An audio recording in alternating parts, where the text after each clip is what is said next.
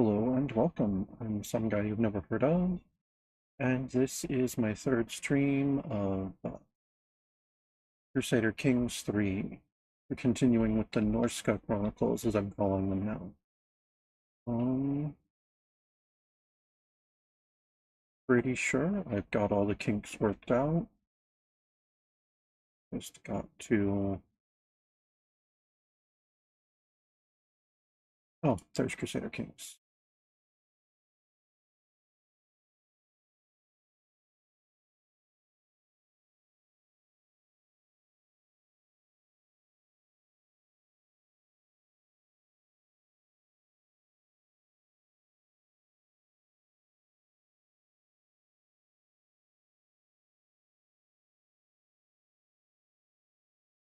Oh, did I? I accidentally closed it.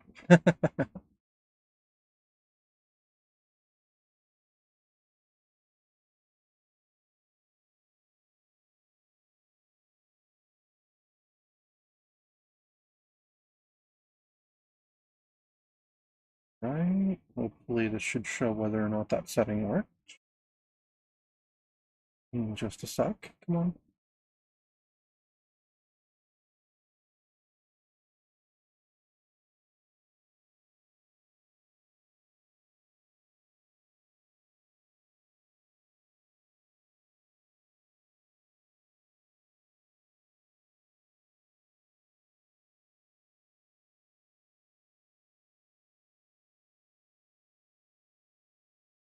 Oh, come on, OBS, don't do this to me. Oh, there it goes.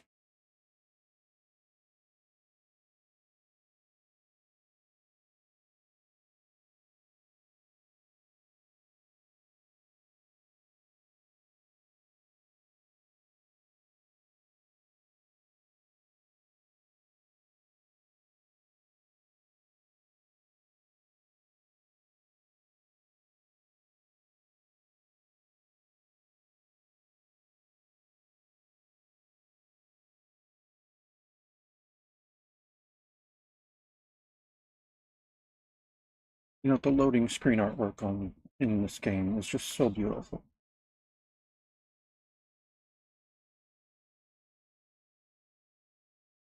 I just wish I didn't have to quite stare at it quite so long.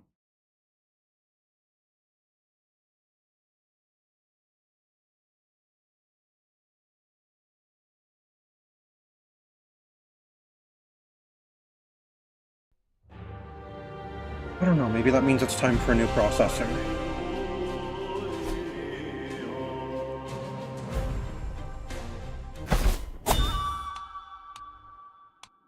Alright, so we had moved to the papacy. We're not in the middle of anything right now. Settle a boundary dispute. Settle a boundary dispute. Come on, no, we want to do crimes. That's the whole point of our band. We're not just here to settle disputes for people. What's way back over here? Escort and emissary. Why is it just respectable jobs?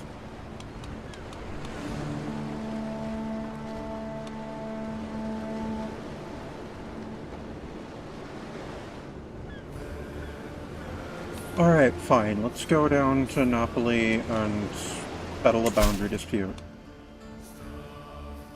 We need money. Not how I prefer to earn it, but...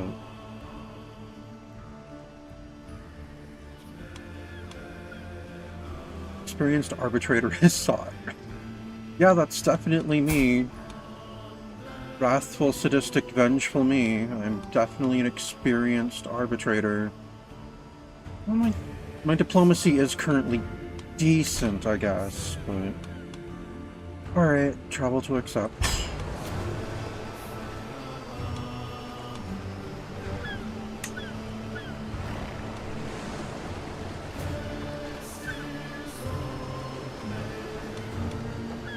Oh man, that's a lot of danger.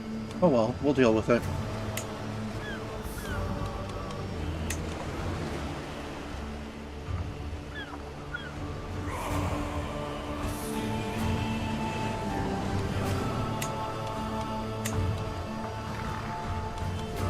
out of curiosity...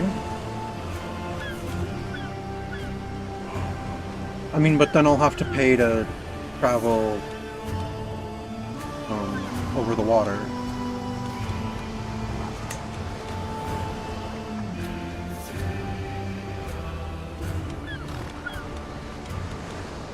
Not sure why it would specifically route through the super dangerous place there. No, we'll just take a boat.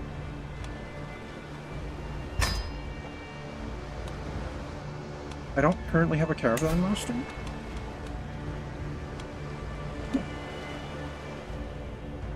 Alright, Galand would be an excellent one, so would Sanyo and Aharon.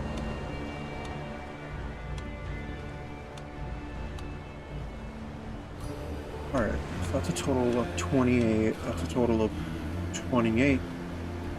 Okay.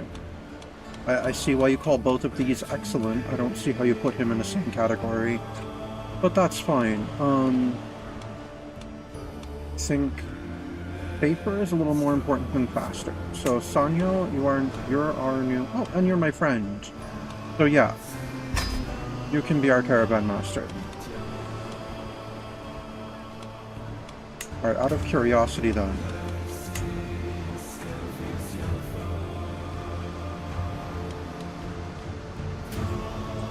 That does reduce the danger. But reduction's not enough.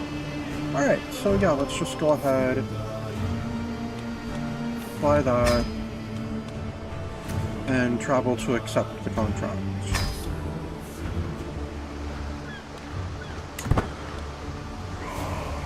Hopefully once we're done with it, there'll be something... Oh, that didn't actually cost us anything. Wait, if I... Oh, because I'm not moving my army. So if it didn't cost me anything to board a ship, why didn't it make that the default? Praise Freya. Leontia has given birth to a perfect little son. Who will you become, my child, and what shall I call you? Oh... Oh, no, he's just pale. I thought maybe he was albino like me. He is beautiful, though.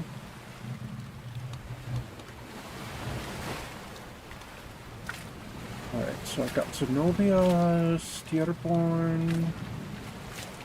Who's my current heir, right? And Tora.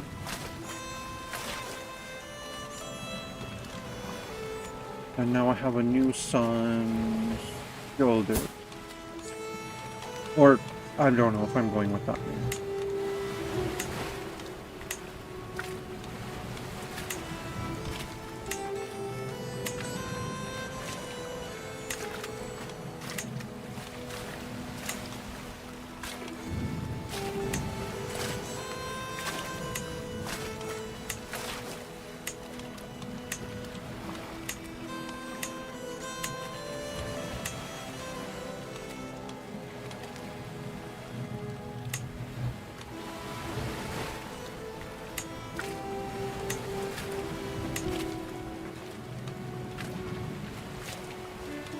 Yeah, I think that's appropriate for my beautiful son.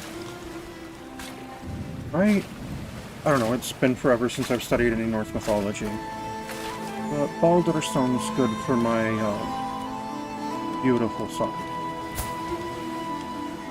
May you grow to be strong and wise, my son.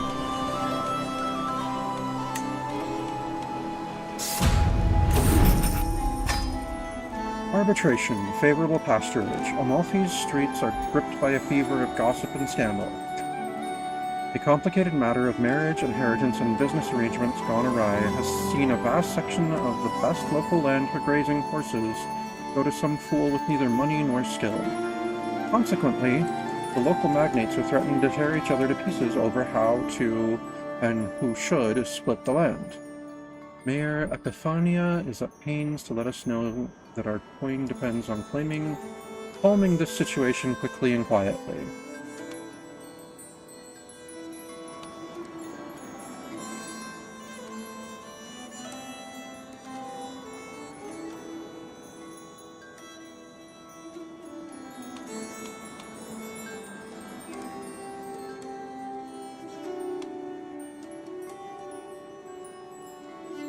I'm not gonna pick up stress, so, pasture, eh? This sounds like my bailiwick.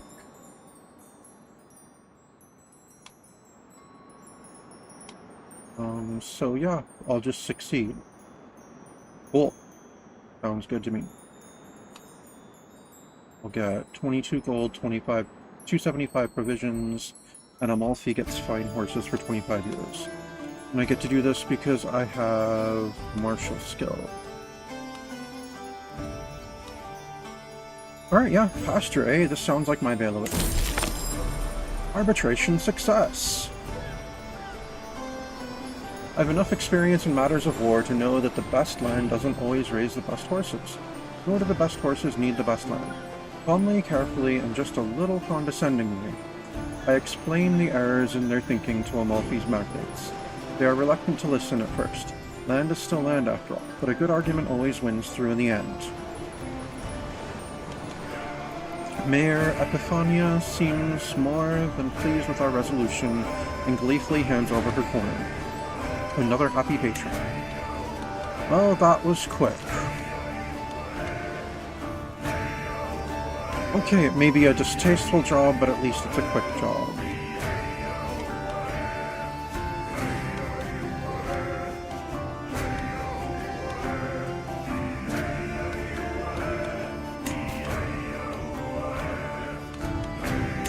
I should get I should have someone teach my daughter.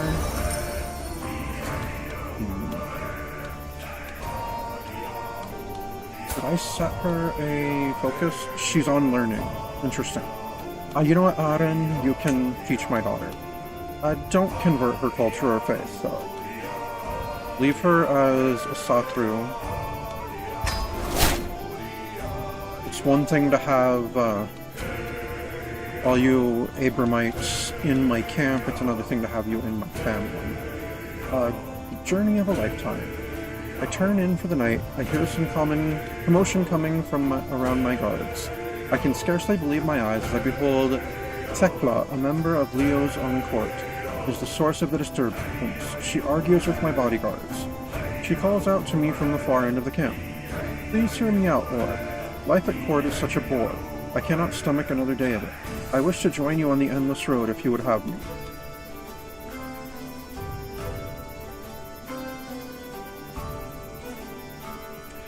Why does the Pope's personal physician wish to join my camp?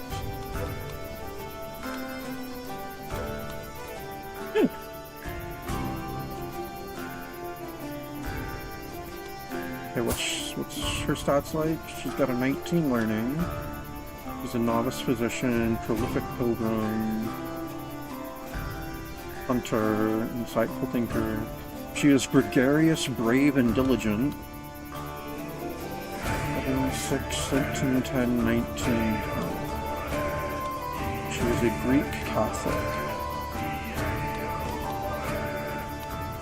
How old is she? 31. All my own concubines right now? I just have one. Alright. You know what then? Come with me. And she becomes my friend.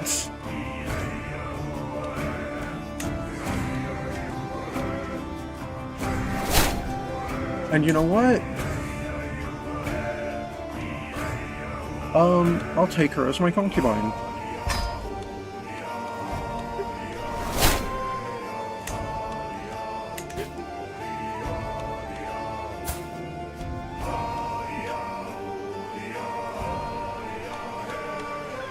From Pope's personal physician to, Norse bandit's concubine. Alright. Oh, a lot of jobs around here. Boundary dispute. Boundary dispute. Boundary dispute. Boundary dispute. Oh my god. And the one that was way up there. Why are there so many boundary disputes in Italy? That was a dumb question. Why so many in the papacy specifically, though? Alright, sure, let's go accept this boundary dispute from Baron Arnulfo.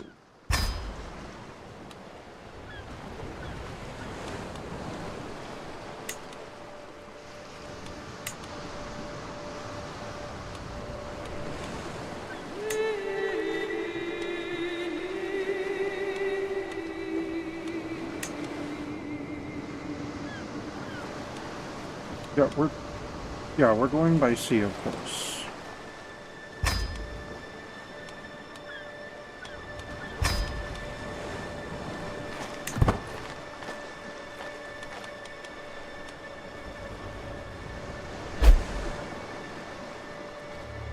Oh, Galland became Galland the Kind. Alright.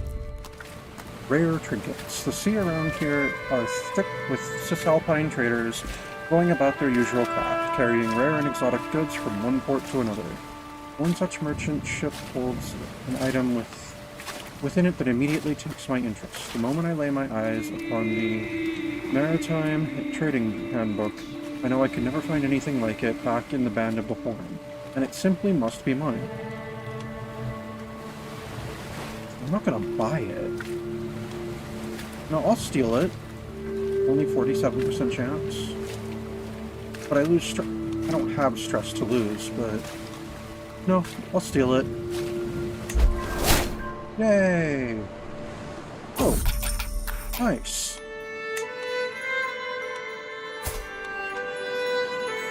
Alright, please tell me it's a trinket. Yay.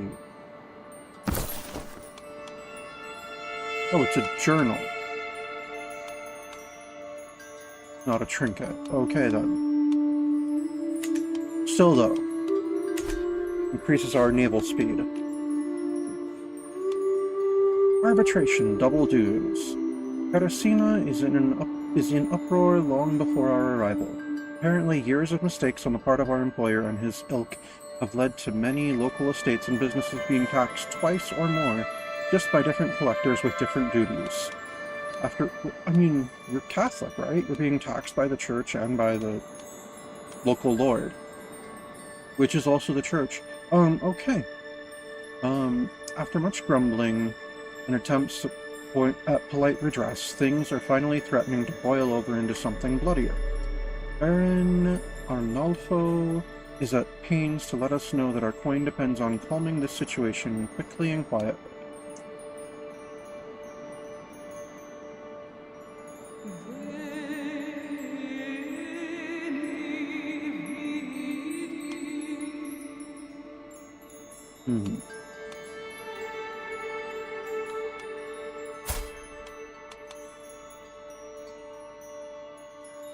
I mean, she's not my most useful. Yeah, okay, yeah. Leontia will stay to work through this dispute. A little distraught at the prospect of being left behind, Leontia nevertheless settles in to begin listening to the 1,001 objections of the people of Caracina. Baron Arnulfo gratefully walks me away, leaving our lessers to their toil. Very kind of you to leave us such a promising servant. I assure you that she will be well looked after during her stay. Now I believe there is a matter of your pay. Another happy patron.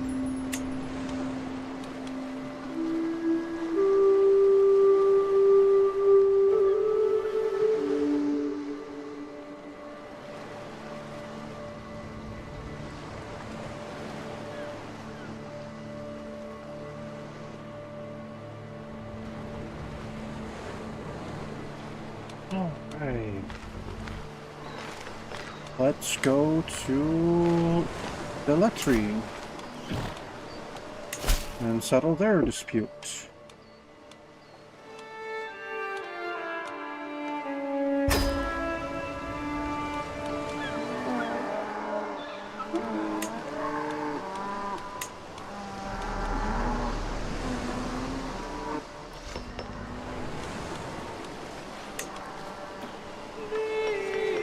Oh, the danger is Velletri itself. Okay. It'd be silly to do that then.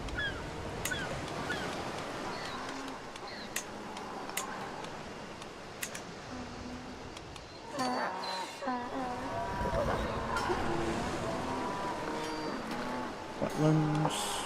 Anything help with wetlands?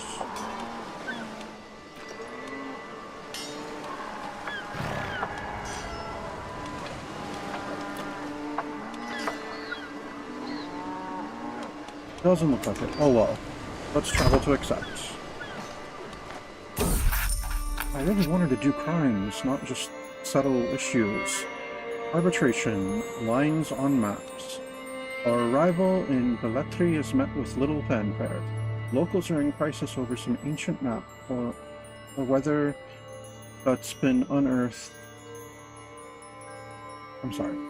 The locals are in crisis over some ancient map or other that's been unearthed and completely redraws the boundaries between two of the city's satellite settlements.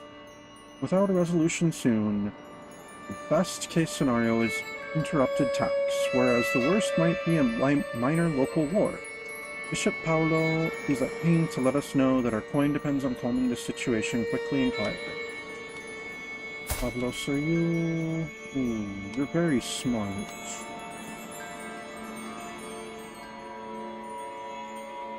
I forgot you're a Komnenos. No. Pablos will stay to work through this dispute. Arbitration success.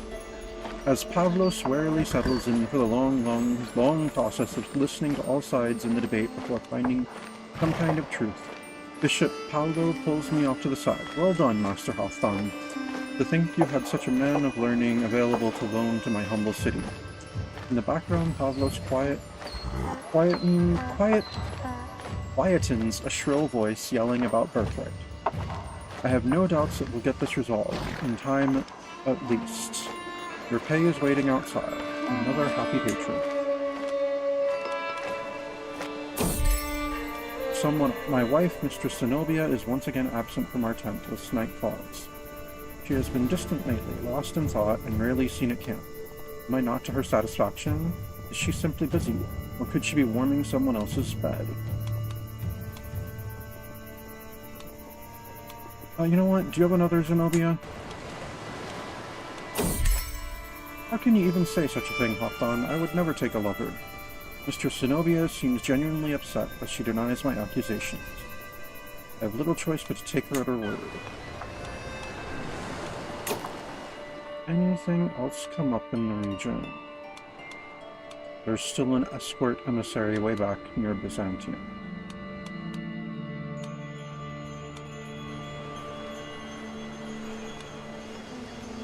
Alright, well there's something right here, basically. Right next door.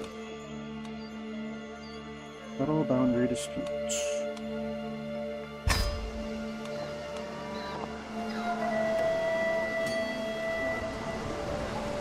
Oh, I've visited Vatican.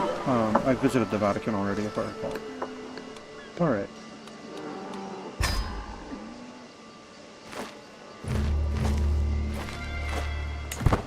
At least my prestige is going up. Oh, I guess I hadn't.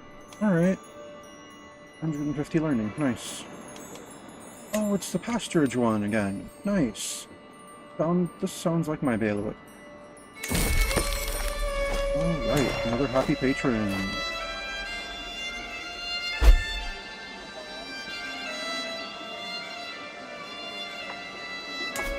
Alright, I guess we're going to Civitavecchia.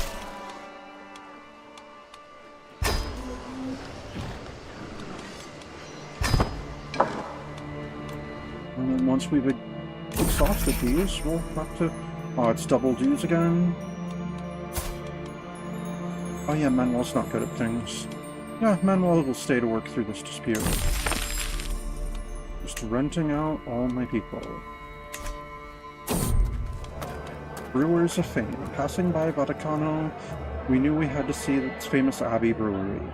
As soon as we enter the building, we see a group of people being served by a small table by the door, while monks are carrying out their work in the back. After waiting for the previous group to leave, we finally get some drinks handed out to us. I swirl it slightly in my cup and smell the distinct aroma of wine wafting from the cup. Seeing everyone else trying it, I finally give it a go myself. Let's see, I could buy some and bring it home.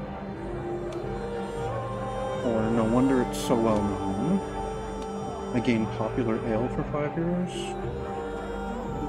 Not really worth it. That's like half of my pay. No wonder it is so well known.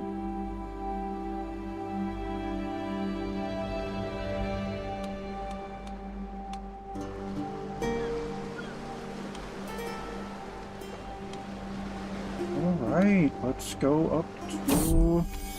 Oh, at the edge of camp. My path back from the central fire pit takes me close to the camp's edge, where the shouts and screams of children at play draw my attention. My daughter Zenobia is leading several others in climbing a lone gnarled tree, standing crookedly in the middle of a farmer's field. The older children have made it much further up, whilst the younger ones dally around the base. After a moment, Zenobia catches sight of me. The girl beams in my direction, clearly hovering between taking her playmates back towards camp or pushing out a little further into the wilds.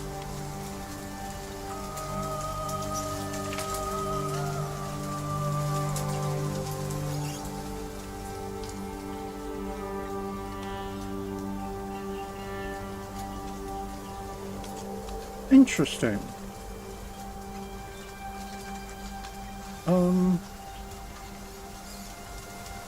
No, go on, explore. Alright, let's go up to... Where is this? Somewhere? Okay, Mayor Elaine. Mayor of Ortona. Alright, let's travel to accept this.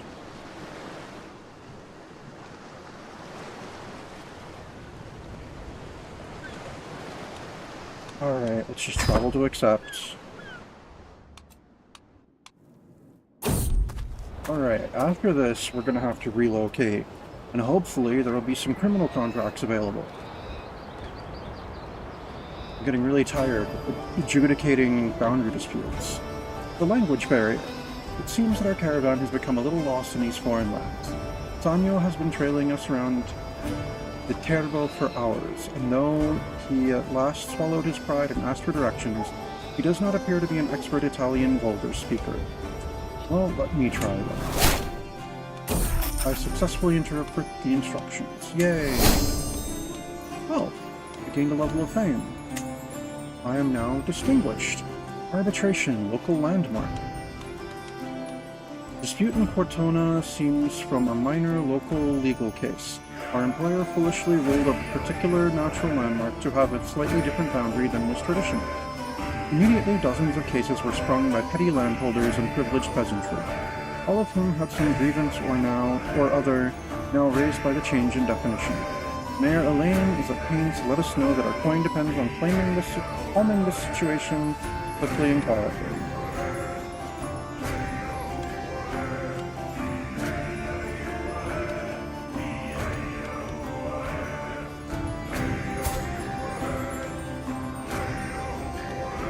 Yeah, Theodotus will stay and work through this dispute. Arbitration success, leaving Theodotus to go about his work with the angry locals. Mayor Elaine and I go for a stroll. The shouts and cries of unfairness recede gradually into the background, and as we approach a small balcony to take in the late evening air, Elaine smiles for the first time since we arrived. Very kind of you to lend us such a skilled orator, Hoffman. Very kind indeed. I'll see to it that this passage back is swift and safe. Your pay is waiting for you at the gates. Oh crap, he's actually super useful. Oh well.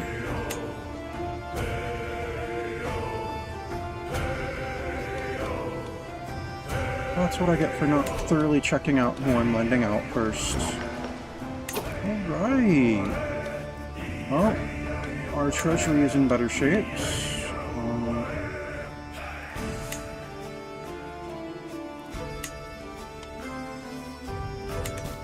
As is our provisions.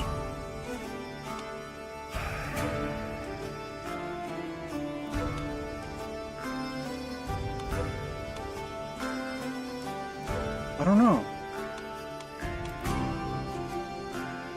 There's all kinds of directions we could go.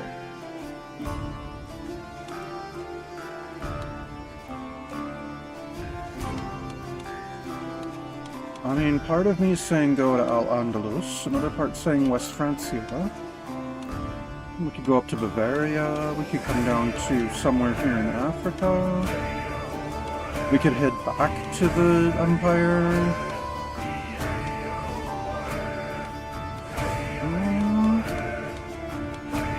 No. And we gotta go somewhere. The jobs here are dried up, and none of them were to our liking in the first place.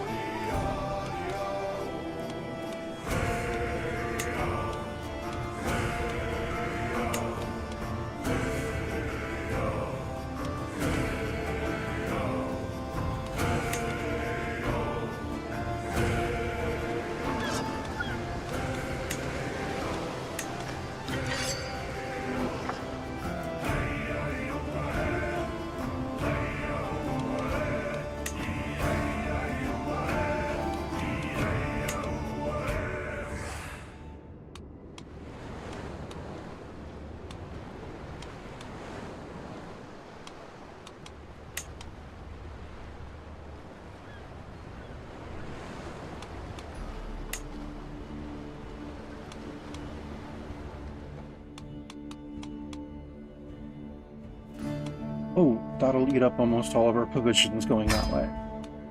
But we'll hit up a whole bunch of points of interest. Not a whole bunch, but a handful.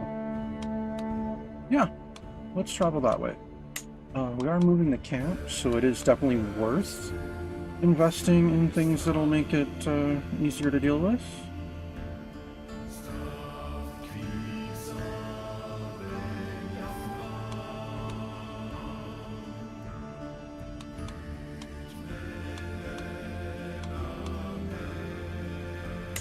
Gear.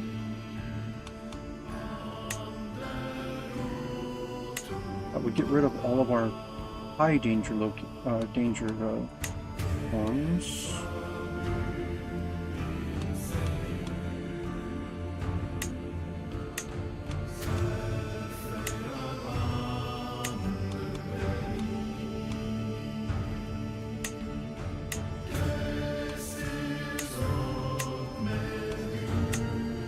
Yep, Pathfinder's gear and mercenary guards. All right, we'll move to Cortula.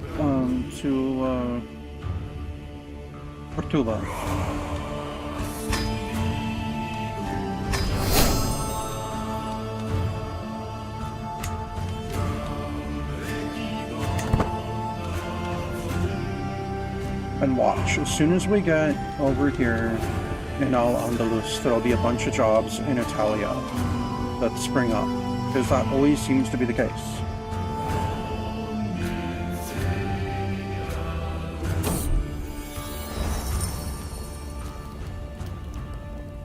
Growing up, father, begins my son Styrbjorn as he marches up to me. I have decided that as I am now a man, I shall have my own tent.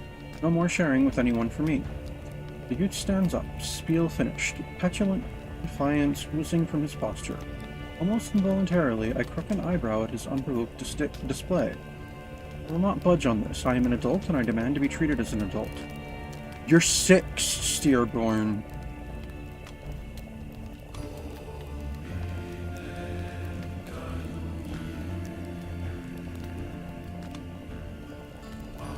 No, you want it? Earn it.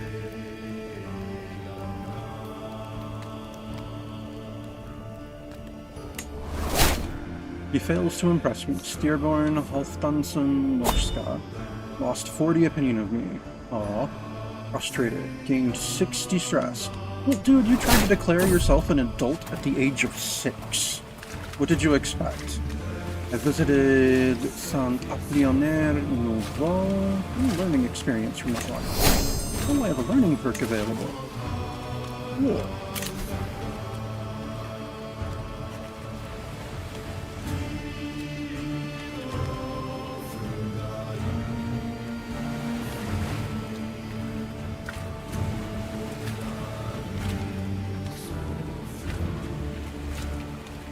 Oh, that helps with my learn language success chance. That's nice.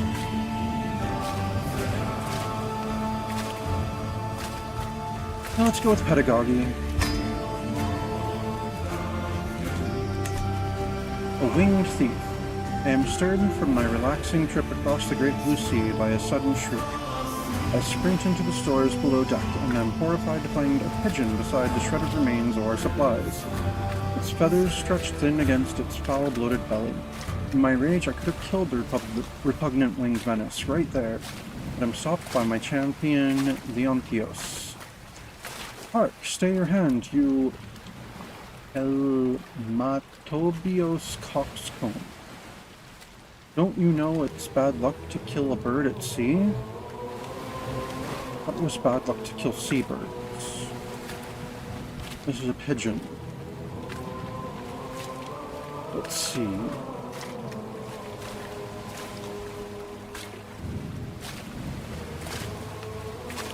Oh, if I show the bird mercy, I gain 85 stress because I'm vengeful and sadistic. Alright.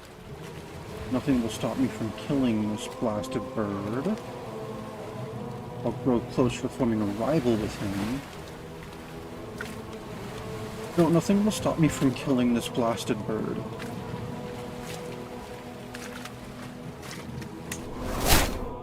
Your entourage is convinced the voyage is cursed. Okay. I visited the capital of the most serene Republic of Venice, 150 diplomacy. I visited the Doge's palace, 150 stewardship. Weird whispers. I have noticed that Leontios avoids me more than usual. Well, yeah, he's upset about the stupid pigeon. He always sits at the opposite end of the table whenever we're invited to a feast, and consistently refuses my company while camping. We may not have the best of relationships, but that attitude is starting to tire me, especially when I overhear him defaming me. Often, as a contemptuous fool, I'd be a way better master than him.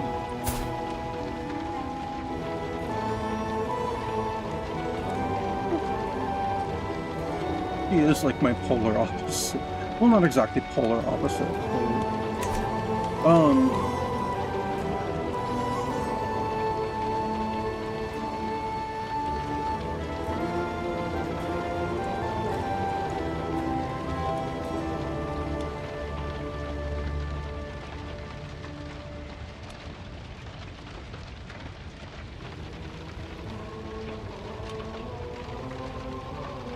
Ooh, these will all seriously stress me because I'm vengeful.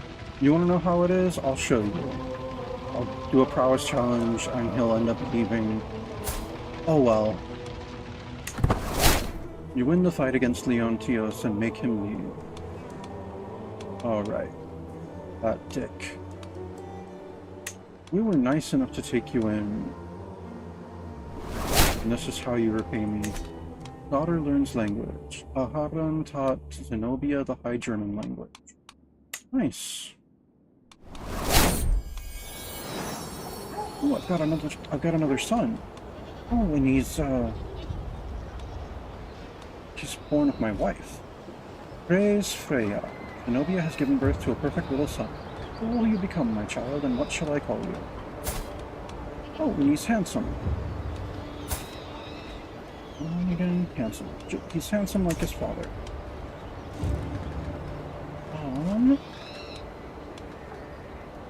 Good Norse name.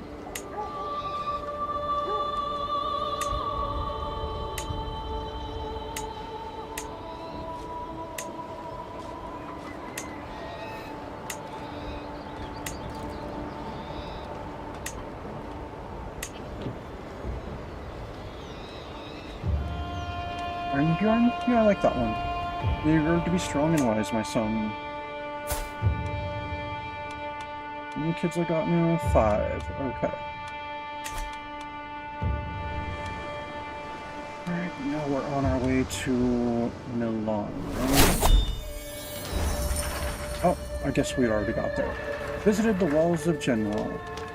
150 martial. Oh, I've got a martial perk already. Nurture. They say children react more than anyone else to the places they find themselves. It's fortunate for my son, Styrbjorn, then, that he finds himself in the company of the most loyal companions, interesting acquaintances, helpful retainers that I've been able to gather. A fine environment for a young boy to grow up in, and one where he seems determined to take its many lessons to heart.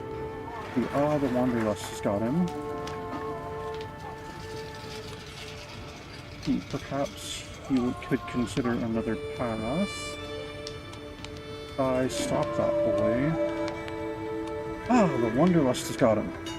See, diligent would be good. Wouldn't be the worst thing in the world. Humble would be terrible. Brave would be great. Eccentric would be something, I guess.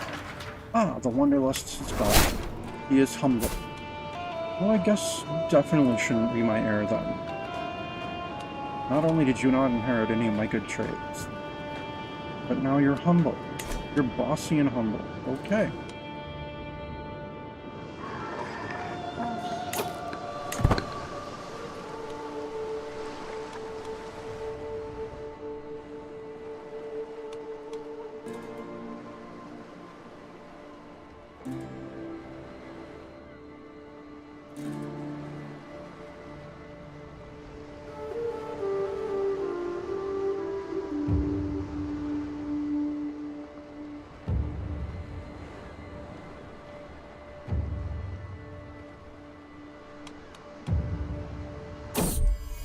Learning from example. Zenobia is an age where a child absorbs everything and anything around her like a sponge soaking up water. Though present circumstances prevent me from giving her the finest of educations, the young lass seems no less eager to learn for it. Instead of the tutors and books that someone of more fixed wealth might feel entitled to, she roams the camp shadowing my officers and eagerly assisting them in their duties. A little nudge towards someone specific would likely do wonders for focusing her effort. Alright, yeah, I'll...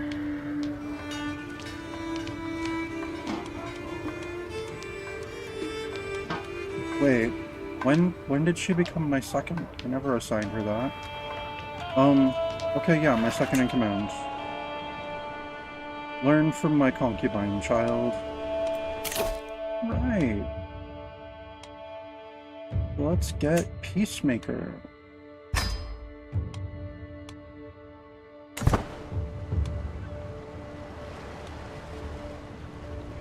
Hopefully we can do crimes in Iberia.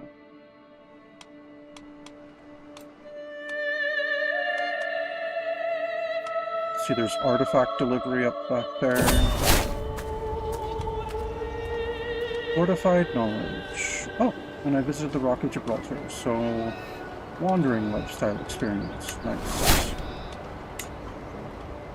The high altitude and the brisk air of Algeciras al-Hadra has a very refreshing quality as we traverse the local hill forts. The soldiers in the valley below appear to be practicing some rare type of training technique I haven't seen before.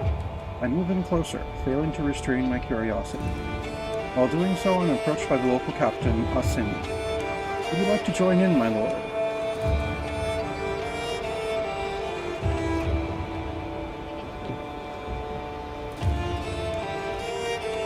I'm always up for a challenge. I don't mind a 7-day delay, with a 100% chance of gaining a commander trait. Wait. Oh, that's right, I have Faithful Blade.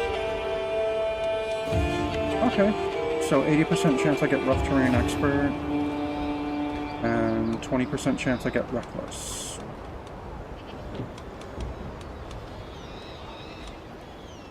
Oh my god, I'm hovering over the Reckless trait, not over my picture.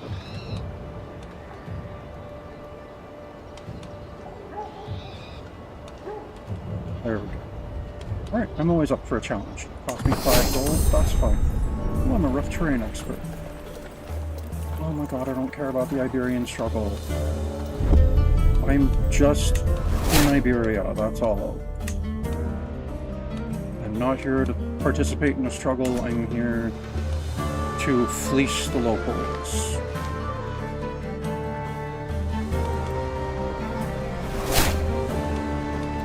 I visited the Alhambra Fortress ruins, more martial experience, nice.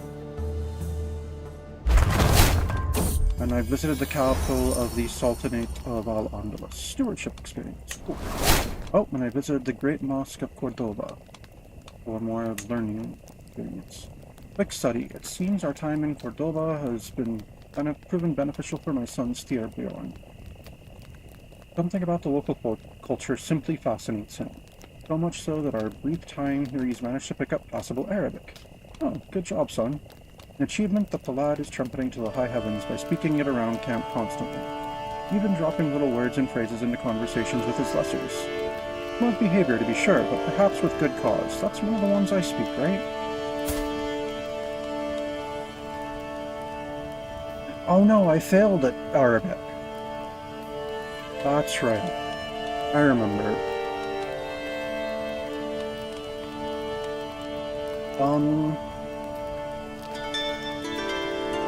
Maybe he could teach me too. I'll take the risk at the stress. Oh, right! That was a gamble, if ever. Alright, let's see what jobs are available around here. Tutor child. Prison break. Okay, there we go. Escort emissary. Tutor child? Really?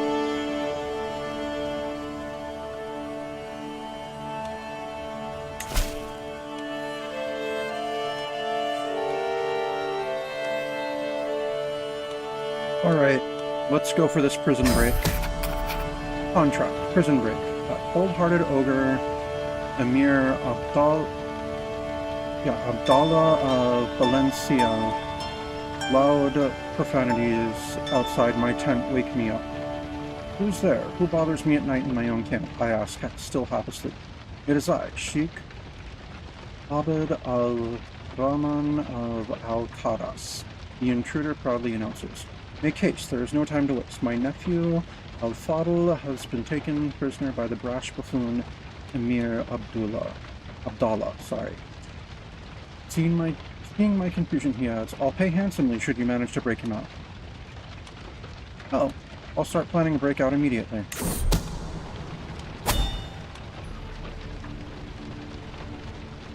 Alright.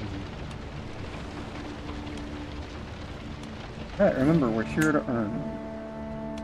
Okay, so Komutos would be a decent thief.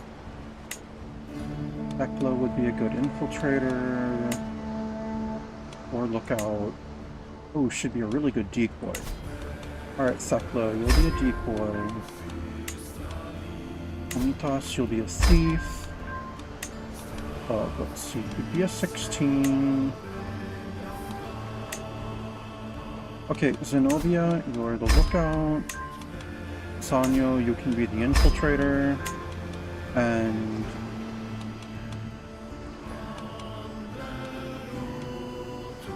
what? Huh? This isn't someone from my camp.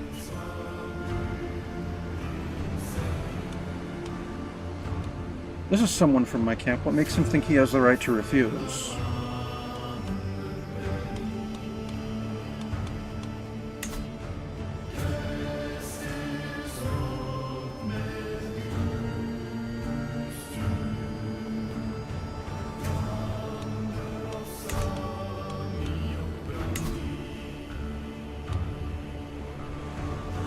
Okay, yeah, I can order him to the task.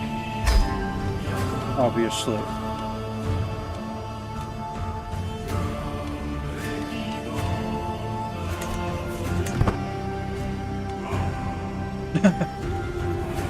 I like our starting chance of negative 5%.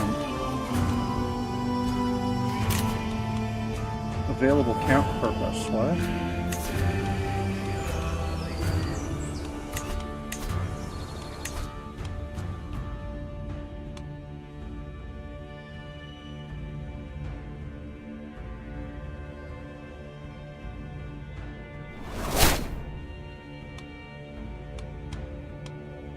Okay, my hook on someone expired.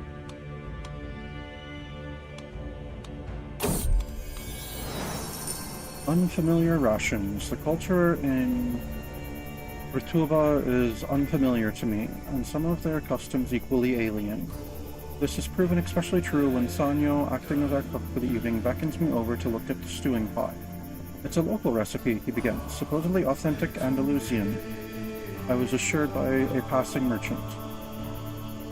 I looked at the substance with suspicion. Is that stewed rabbit? With carrots? Oh, you know what? We'll blend it with herbs from Norse cuisine. We'll lose... Oh, I don't have any stress. Okay. But we gain provisions for that anyway, so there we go.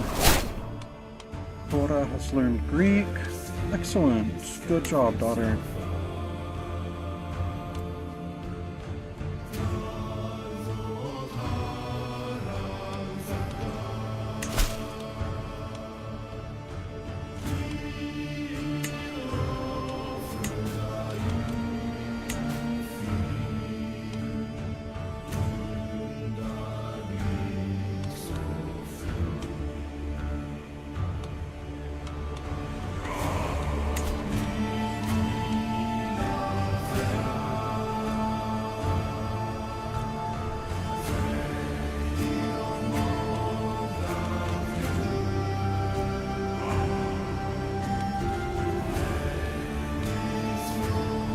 What's this? What? Hunt criminals? No. Come on, I wanna, like, mug people again. That's always fun.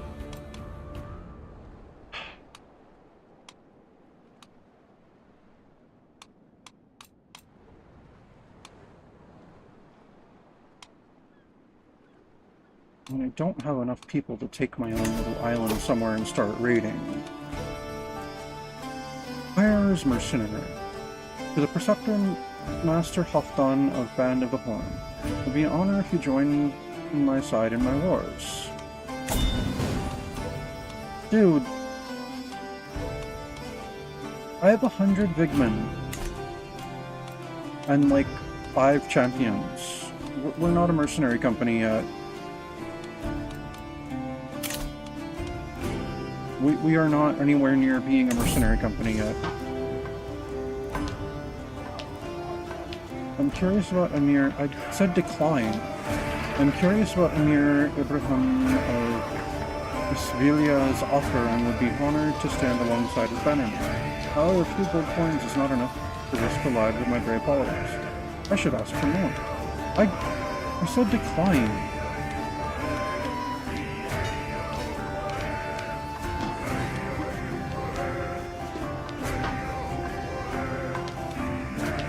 Actually, I do not want to join at all.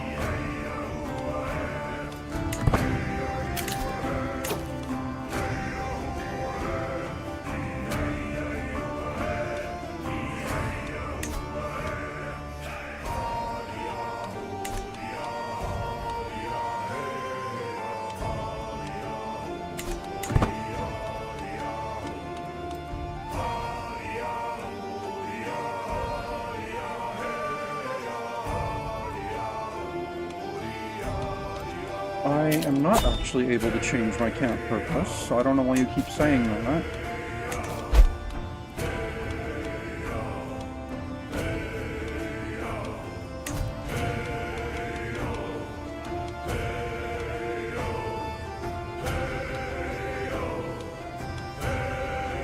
Well, I could determine a personal deity, though.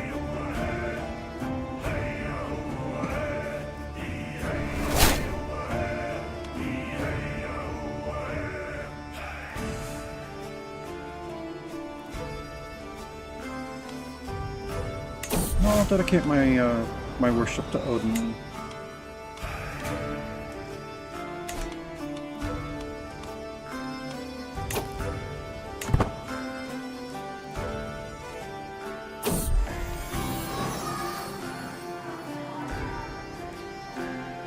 During one of our lessons in my daughter Zenobia's tent, I noticed an impressive amount of rocks neatly displayed on a shelf. One of the stones stands out in the collection. Quite rough, but upon closer inspection it is deeply red, brilliant hue contained within. Zenobia notices my interest and she picks it up and hands it over. You can have it, Father.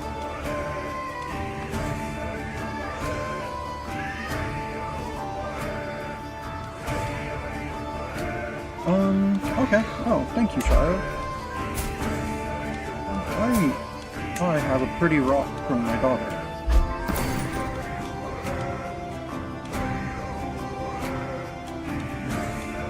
I know I may be something of a monster, but still. That's a pretty rock from my daughter. That's pretty cool.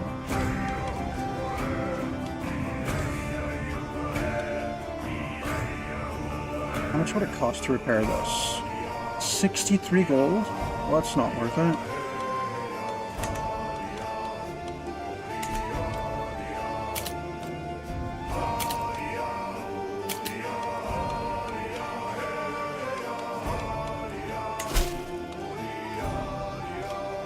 Oh, there's a tournament up here.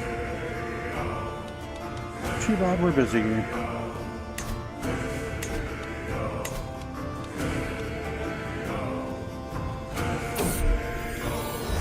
Plenty in common. Life in close quarters tends to magnify relationships, good and bad.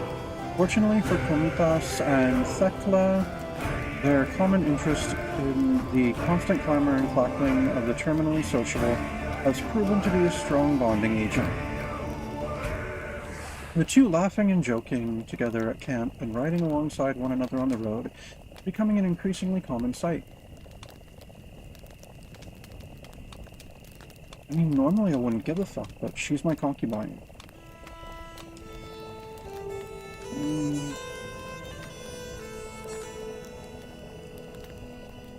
No, I'll try to break them apart. I don't care if they dislike me more because of it. Oh, I'm an overbearing leader. Oh well. Dude, that's my woman. Stay away. Learning on the job. Of course, I've chosen... Of those I've chosen involved in this little contract, Daniel is probably not the best, the absolute most skilled. He's not, but he's definitely not the least skilled. Still, he's clearly applying himself, determined not to let my efforts go to waste, with the aim of improving his skill in Masters of Intrigue. Bettering yourself is costly, but helps us all in the end.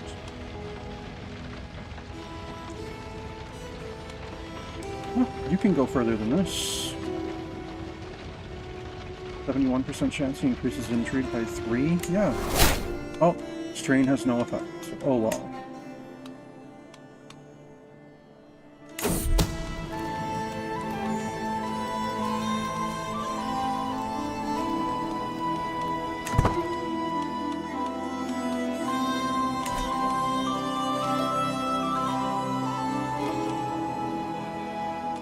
Alright, out of curiosity...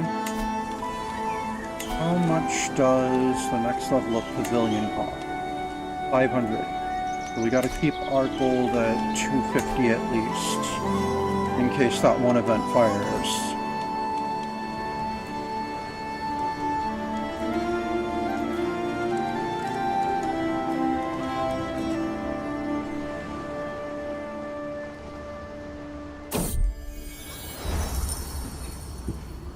An unexpected fare. Though not every place welcomes a camp such as ours, it seems that Kurtuba certainly does. Or at least Muhammad has made it look like it does, organizing an impromptu fair to trade goods and drain my followers of their coin. Cynical, perhaps, but it's hard to deny what a smile it puts on the faces of most. Sometimes that's enough. Let's see, what a welcome surprise...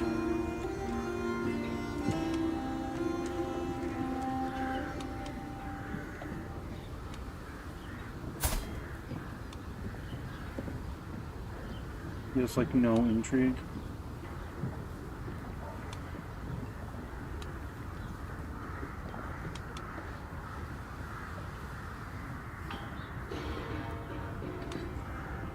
No, pick up some provisions whilst we're here.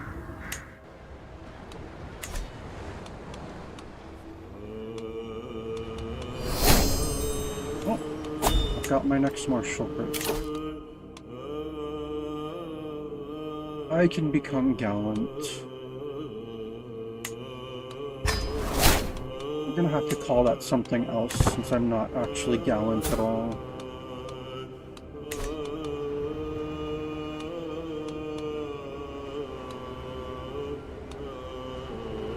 Fight corruption. I want to fight for corruption. Escort emissary. Another boundary dispute? Ugh.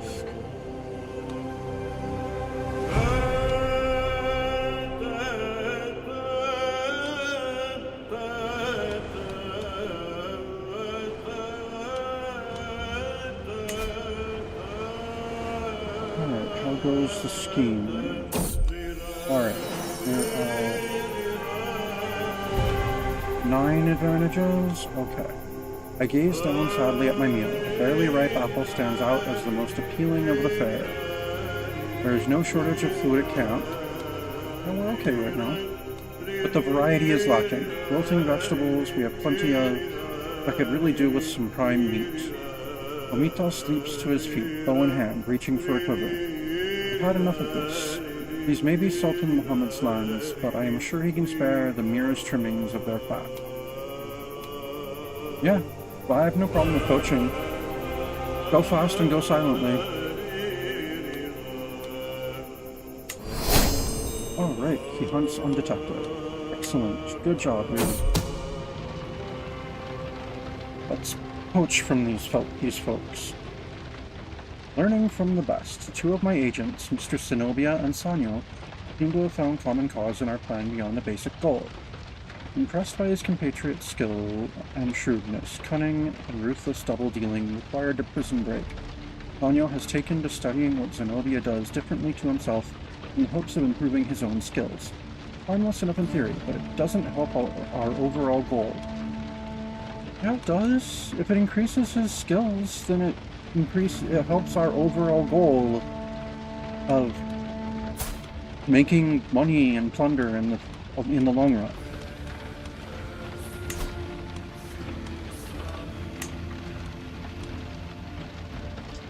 That would get me an unlock.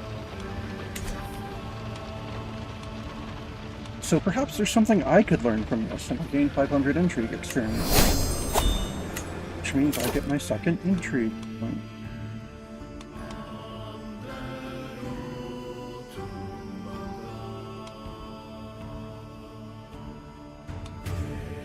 Dreadful or Divine Retribution? Let's go with Divine Retribution for now.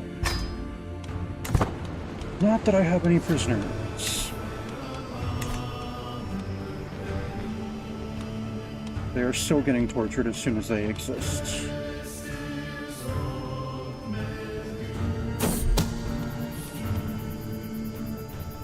Burning at both ends. It's clear that my concubine Thekla is sincerely putting her all into my prison break contract, dedicating sleepless nights and long days to our goals. Perhaps it is cruel of me to use one who is dear to me so. Certainly I cannot say I would like to be used so. Still, she is effective, and it's for a good cause.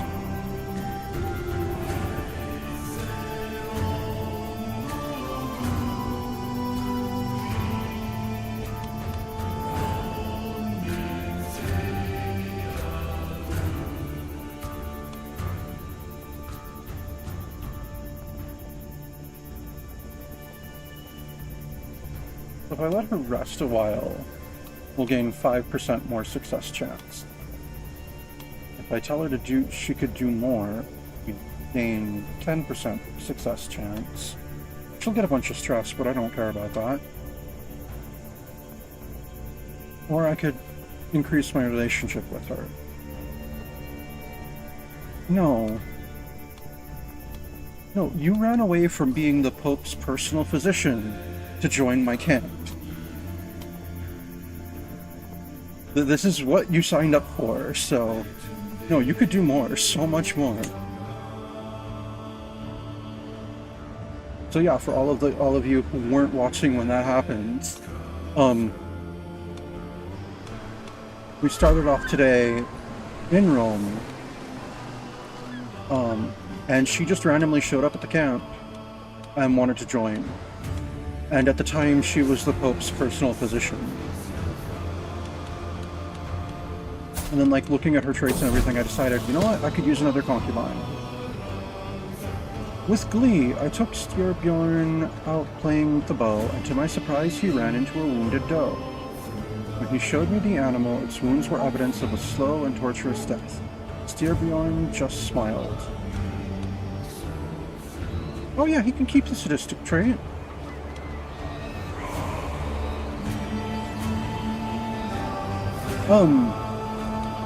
Or he can become ambitious. Then show me you could have felled an animal yourself. I'll take the stress hit to have an ambitious child. Even if he isn't my best child. Oh, that's right, he's humble and ambitious. Foreign fruits. In my wanderings outside of camp, I come across a clearing in the forest rich with all manner of colorful berries adorning the bushes. They are unlike any I have seen before, and look so tantalizingly delicious that it would take my followers, less than an hour to pick them all. Could these be the much-needed gift from Ymir, or a trick from Loki meant to test us? Life is an adventure, even for the stomach. The fruits were delicious. We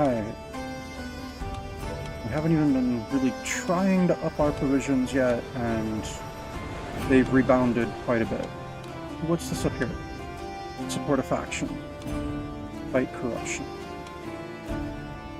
I'm not a good guy. I'm absolutely not a good guy. Maybe one of my children will grow up to be. Styrbjorn seems to be going that way, but I am not.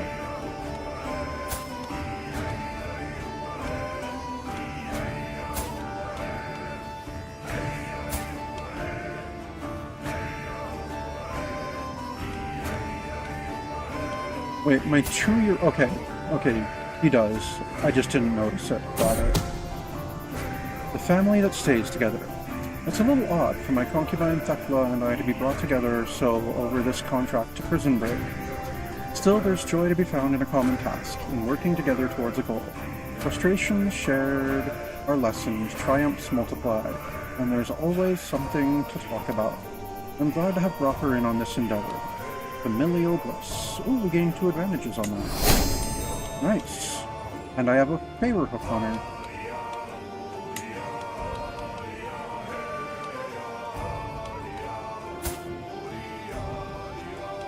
Alright, on Bjorn's only handsome.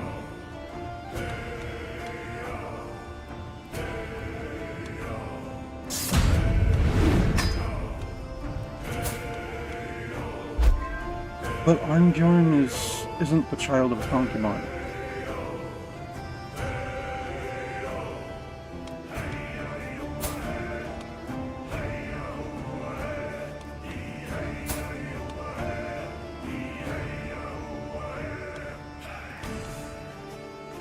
Tora's albino, like me. And then Styrbjorn is ambitious. Oh man. Alright, I'll put off choosing a different heir till later. Oh, he speaks Arabic and Greek? Good for him. The tides of battle. I've seen how it happens. That slight lull in the middle of combat. The brief moment when neither side is pressing into the fray, and the melee breaks like waves parting around a rock. Yeah, I will always be pressing the attack.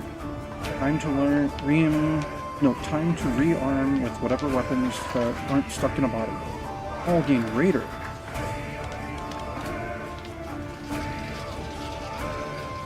No, I'll go with that one then. That is one of my personal goals. If I can ever manage to scrounge up enough coins to build a decent enough sized army.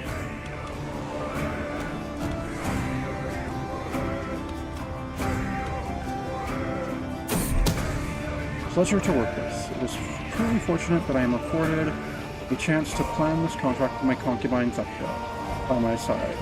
A better, more observant aid no man could ask for, always willing to go the extra mile for our needs, always focused on how best to advance the contract. Most recently, her work has resulted in a shortcut that should save us a significant amount of time. Excellent news. Okay. Well, I don't have a thug anymore. Autumn, you're supposed to be my thug. No one said you could stop thugging.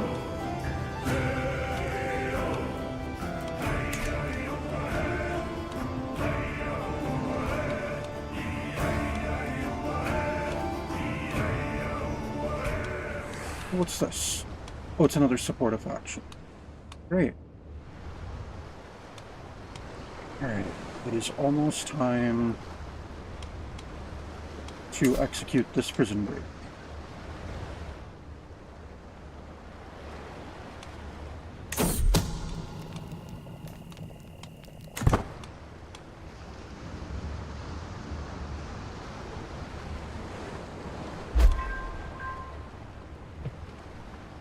Alright, let us cover every angle. Oh, that'll put it at a 95% chance. Nice. Success! Prison break scheme. In the dead of night, I slink into where Al-Fadl is held. Clever Komitas swiftly picks the lock, keeping us from Al-Fadl. Watchful Zenobia signals that we're in the clear. I shush Al-Fadl, guiding him out into the shadows. Back through my place of entry, a window left open by Sonia. We go. We sneak to our horses, leap into the saddle, and spur hard. You saved my life, truly, Al-Fadl says when we at last slow. And what a thrill it was. Sheikh Abd al-Rahman eagerly awaits me. Alright. He's returned to his core. Oh, we get a strong hook on the dude we rescued. That's cool.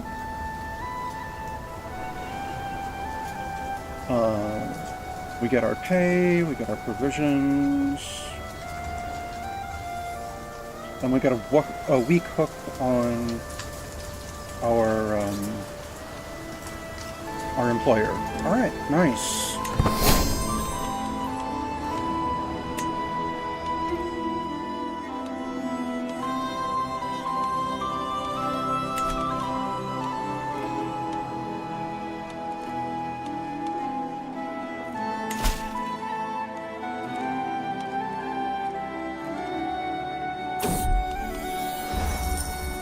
Love at first sight.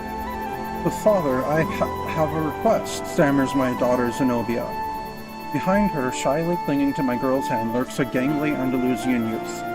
This is Sa'ib Jatir. I really like him, and was wondering, could he come with us? His parents, too. He can't leave them behind. Okay, let me look at this family. Not great. Not great. He's more promising than either of his parents. Why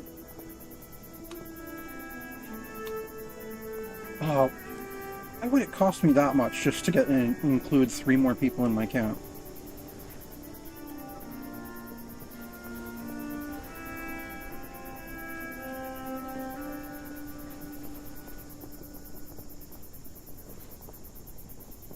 No, I suppose we could accommodate another family. That's fine. More fodder's more fodder.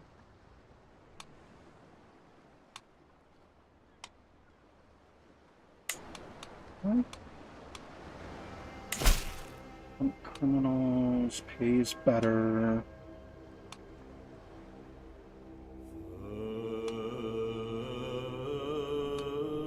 Fine. We'll hunt this criminal. The money's right. This band of Prince Hashim wrinkles his nose distastefully. Malcontents have been harassing my private estates. They burn, kill, and steal with near impunity, slipping away before my retainers can clap them in irons they so richly deserve. I guess that's why there's no criminal stuff around, because someone else is already doing it. I nod. The gang must be slippery to warrant such a private bounty. Their leader is one Shawab the Evil. Bring me her head before she can slip away for good, and you'll have your payment.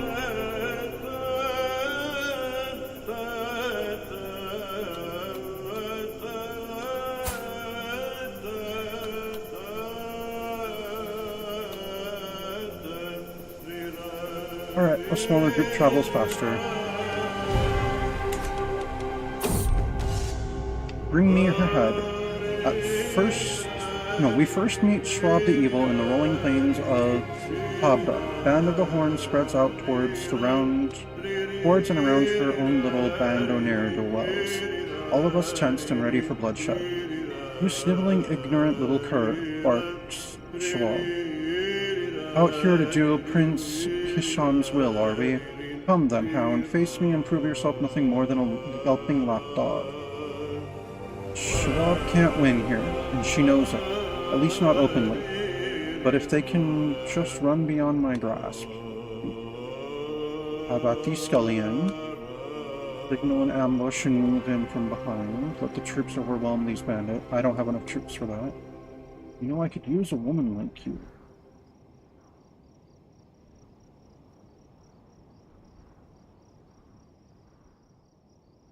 It's only a 69% chance.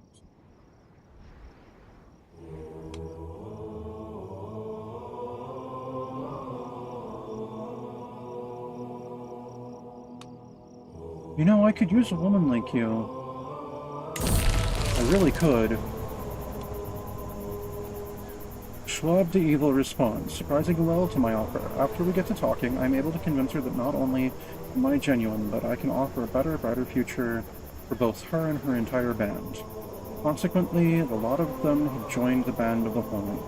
Of course, Prince Hisham may not forgive me for betraying his trust, but ultimately, I solved the problem my own way, did I not? Yeah, Hisham can go hang for all I care. Alright, I got some bandit experience. She joins my camp. Let's see, she's callous, vengeful, and paranoid. Intricate web weaver, schemer. Oh, and she's loyal. Oh, she's got poacher up to 3. Okay, good for her. Alright, yeah. Hisham can go hang for all I care. Hey, Shalab! Why don't you come to my bed?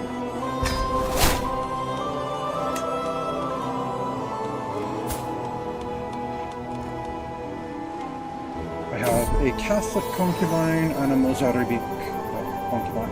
Oh, and Freya has given me... I'm sorry. Zenobia has given me another son. And he's albino. Excellent.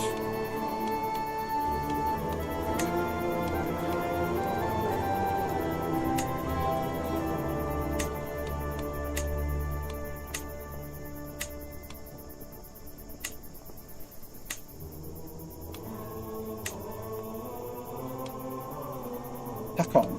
Alright. My son Hakon. Halfdan's son.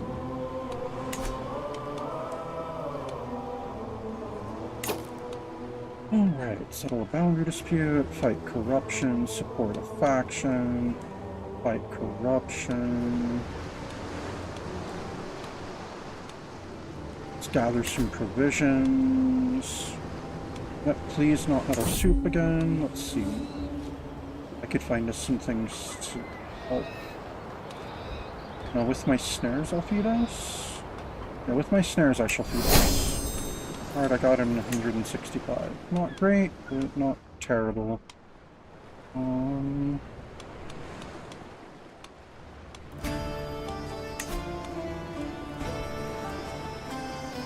So I have special soldiers now, so that's cool. Oh, it said I would get 100. I got 150. Ooh, they're cavalry too. So I've got my 100 Vigman and my 150 Gallows Bait Scum. Of course, those won't reinforce. So.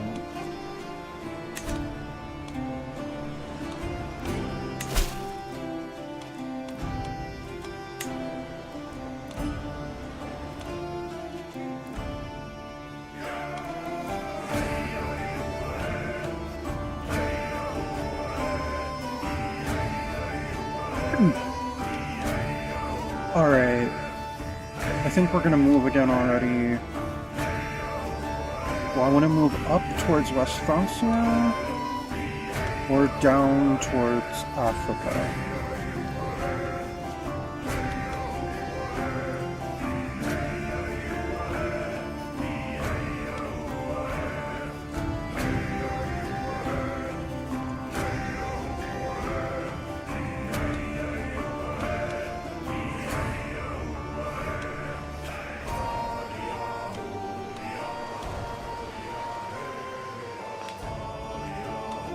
Alright, what do y'all think? Should we go up to Navarre or down to Maghreb?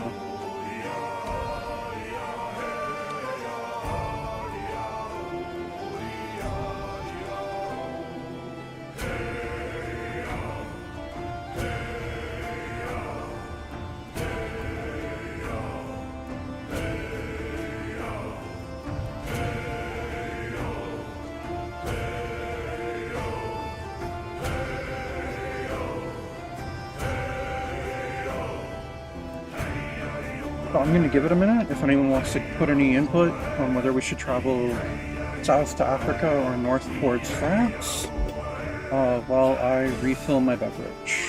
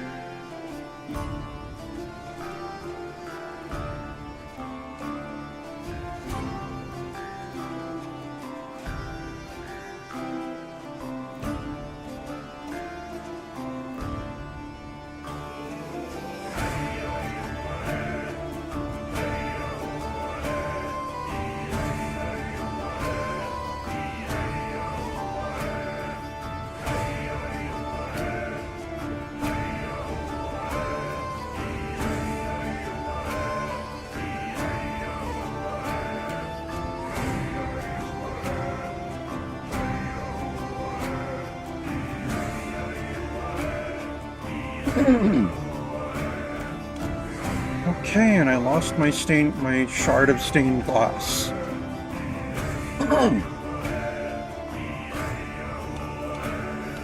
Alright, we're gonna go south.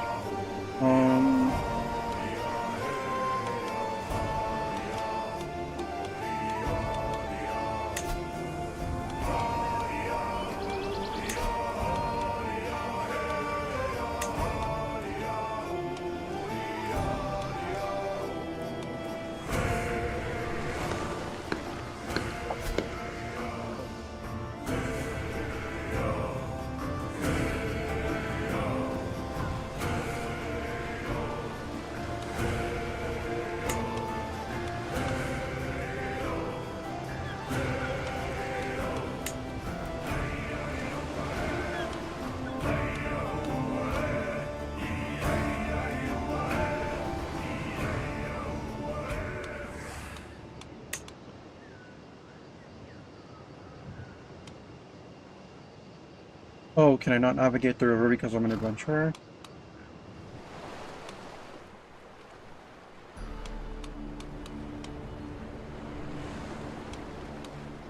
Alright, that's the route we'll take. Oh, that cuts down the provision cost. Cool. Alright, let's head down south. See if there's anything interesting to do in Africa.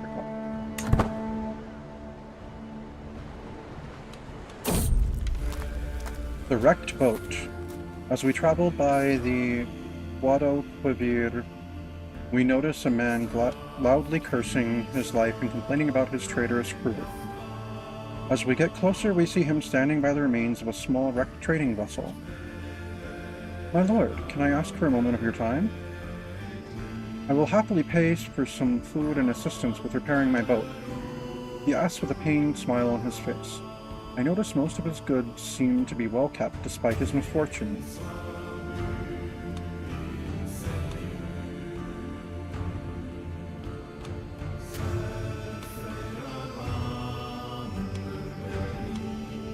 Oh, you know what? How much did you say you have again? Yeah. We'll murder him and take his stuff. Well, obviously. It's only available because I'm sadistic? No, we'll murder him and take his stuff. 36 gold is 36 gold. And 11 dread is 11 dread. Puts me up to 96.5. Good. Danger. Bandits on the bridge. The soft rumor of the river we've been following for a while becomes stronger now. Some members of the entourage talk about making a short stop. Get some fresh water. Rest their feet. There's a stone bridge where when the path turns. A couple of men rest with their backs against the parapet. One hits the other on the side and points at our group. A third man comes up from the shore. Another looks up to us after spitting into the river. You know, he said, this is actually a toll bridge. You know, I said, there's like 250 plus of us.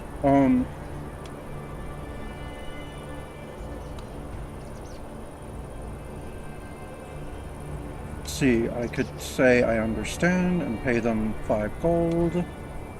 I could also, I'm not gonna have Comitas fight them. No, who do you think you're talking to? I am the master. Combined intrigue and prowess challenge? Oh, I would only intimidate them, not beat them up. But I'll lose stress because I'm wrathful. Or at least there's 100% chance that I'll get that one. So yes, who do you think you're talking to? I am the master. I intimidate the bandits. Lost 10 stress because I'm wrathful. Good.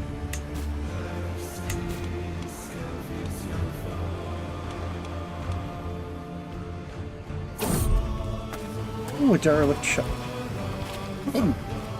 The sea is calm and forgiving today.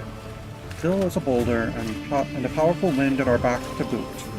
It seems it'll be an easy day for the rowers below, but then I spot the mangled corpse of a ship buried nose first into some jagged rocks just ahead. There doesn't appear to be any survivors, and the rocks would be no trivial thing to navigate. Yet I feel compelled to go and investigate this mysterious wreck. No, let's investigate.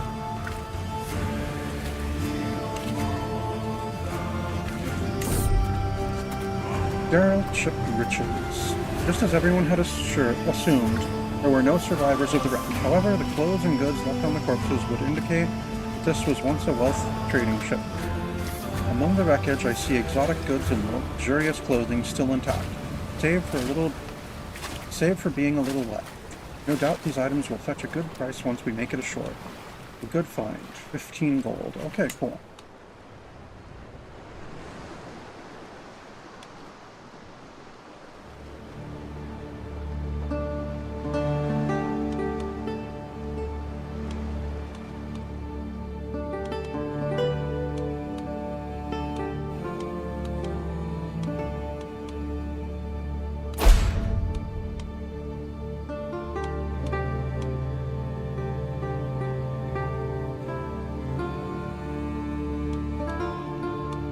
Oh, someone is expelling me?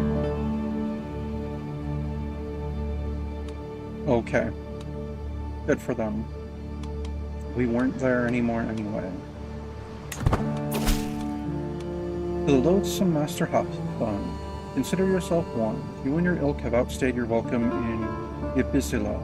If you do not take your camp elsewhere, I shall be forced to consider you a fugitive and make you leave. This is not the first time this has happened to me as a player. It's like they expel me after I've already left. That's just weird. Alright, visited the capital of the Sultanate of Maghreb. Got 150 stewardship experience. Let's see. Reclaim artifact. Instructor of Knights. Do a passage of arms. And nothing down here in Africa.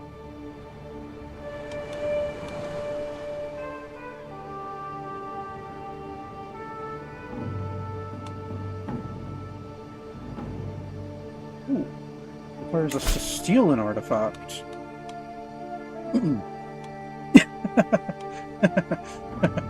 It'd be for Hisham, or is this a different Hisham? No, I think this is the same Hisham.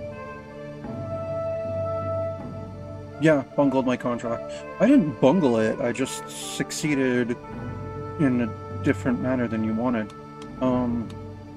Yeah, let's go travel to accept his contract here.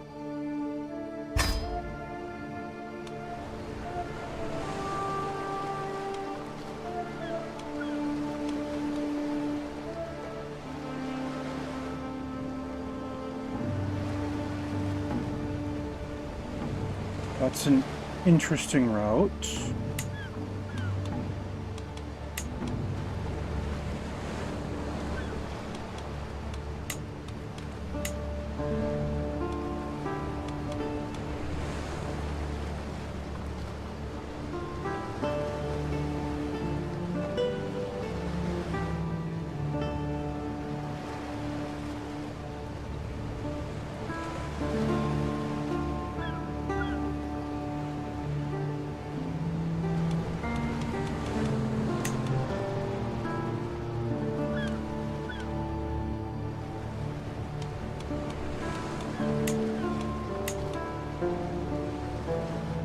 Yeah, we'll sail back up to Iberia to take this contract.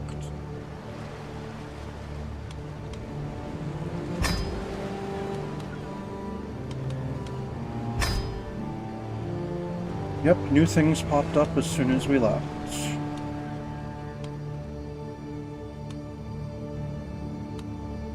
It's one of the reasons we didn't travel too far.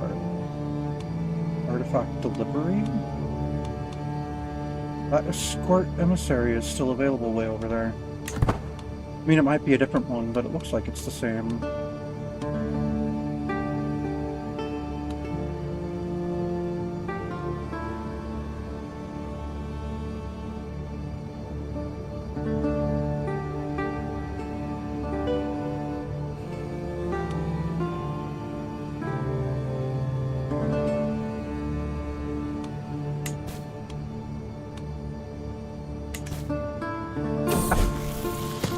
Watch us be able to just keep whatever the artifact is for ourselves. To do that twice to the same man. Let's see. Toil and hard work. My daughter Tora has been impressed with one of the household champions for a very long time. After finally meeting in person, we're not that large of a camp. She has been repeating the warrior's words to herself. Work hard and you can master anything. Oh, yeah. You can become diligent, my child. Excellent. Yeah. Be a diligent little girl. That's fine with me. Danger, sticks in the wheel.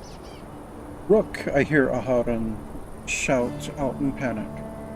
Soon thereafter I hear a loud cracking sound, like that of wood breaking, or of my patience finally snapping. I step out of the grass to see splintered remains of a wagon wheel. My wagon wheel! Damned wagon. I'm sorry, every time this one happens, I'm just picturing Cicero outside of Whiterun, lamenting about the broken wagon wheel when he's taking the Night Mother to the new sanctuary. I'm sorry, my leader. It was my turn as lookout and I fell asleep at the reins.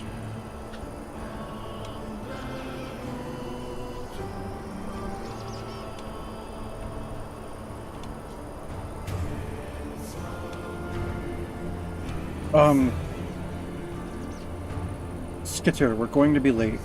Oh, well.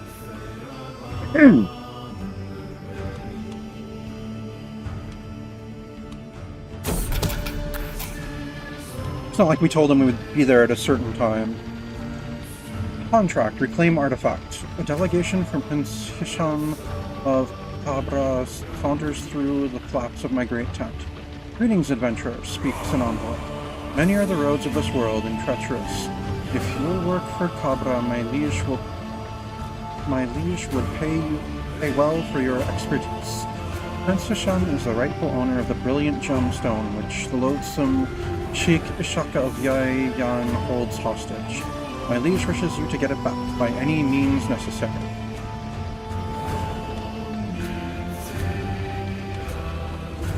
Clever, no one will ever suspect me.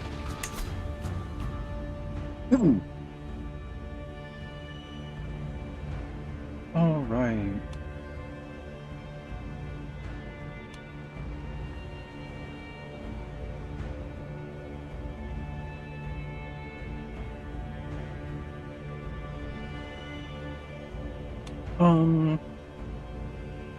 Let's go with focusing on agents decreasing scheme phase length.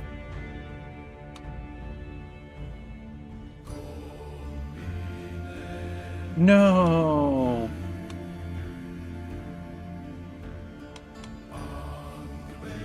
To the perceptive Master Haftan of Band of the Horn, I must inform you that my predecessor, Prince Hisham, is dead. As your new employer, I rescind your obligation to reclaim artifact contract. Worry not, have some golden compensation. Alright, sad news, but a few coins is better than no coin. Alright then. Almost home. I've granted a few Isbilia landholders an impromptu audience on the road. A few moments to exercise their manners while eyeing me nervously. I find myself distracted by Saib Jatir.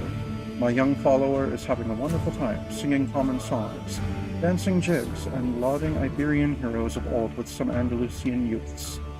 Being escorted in my court, ensconced in my court, seems only to have deepened the boy's interest in practicing his own culture.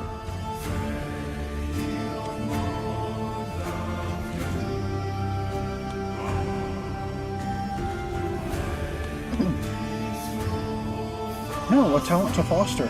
I gain prestige, and he becomes a poet. Excellent. My daughter's boyfriend is a poet. Cool. Danger, a quarrelsome lot.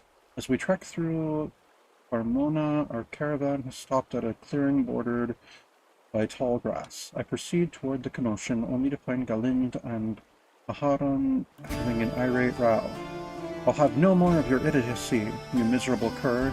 Galind stamps his foot in the mud. You're the one who has whined on this entire journey. Squealing, are we there yet? At every crossroads, Aharon retorts.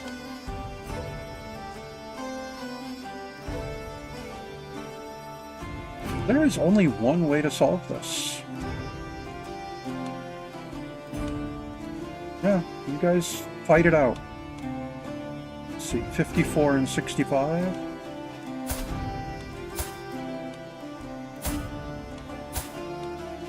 The younger man's got a slight advantage.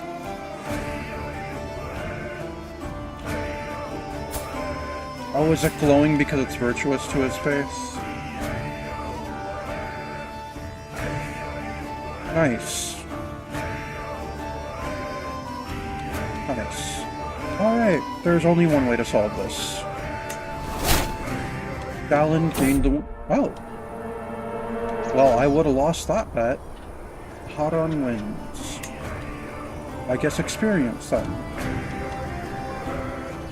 See, he's like 10 years young, 11 years younger than you, and has higher prowess. I figured he had it, but okay. Danger, flawed fare. Sanyo is in charge of our food supplies and sheepishly revealed our provisions are now all but useless, having been poorly stored. Patches of mold cover the bread and produce, and we have quickly used up our remaining dried food. The party grows hungry as dusk begins to fall.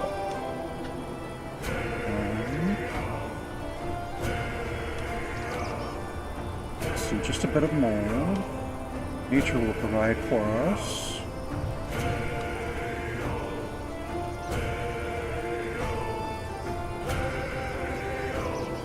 Well, the locals around here must have something.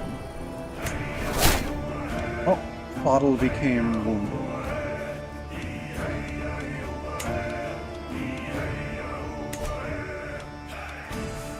Let's see, do a passage of arms. Structure of knights. Oh, that pays... Well, that's exceptional success. That still pays decently.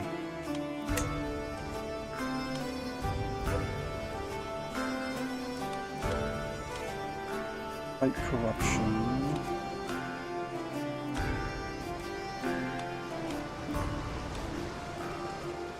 I can't gather provisions again yet. Oh, I get a new martial perk.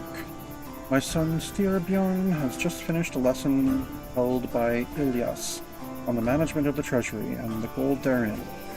Styrbjorn seems to have taken the lesson somewhat to heart. While he understands the role of the lower classes, he also insists that if a peasant stops paying their taxes, they are of no more use and should be discarded. A very callous view on human life.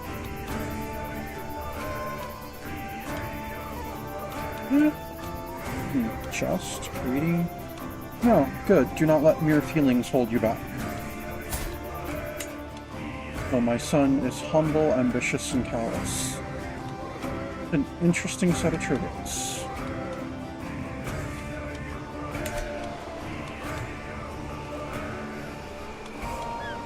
Alright, what about Passage of Honor? 65? Missing follower, Pavlos the Heathen. It has been years, and now it is now clear that my absent follower, Pavlos the Heathen, is not coming back. Something about the lack of news tells me he has died during his sojourn, though I cannot quite say why. Only stop looking for his coming. To think we shall never see him again. Oh, that's right, I loaned him out to someone to help solve border disputes. Yeah, let's travel to accept this passage of arms.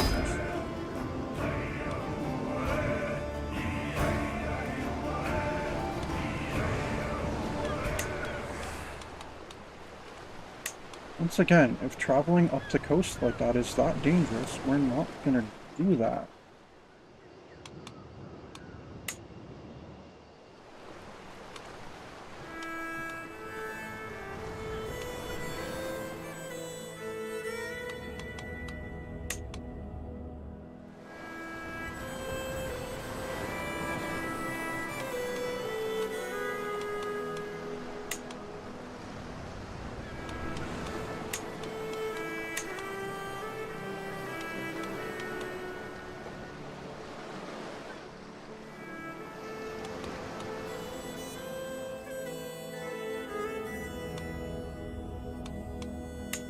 You know, we might as well hit up the capital of Sinzir on the way home.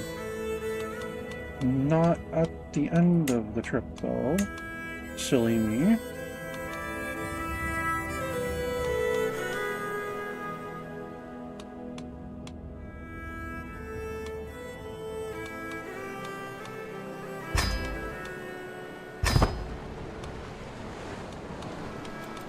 Alright, let's go do a passage of arms.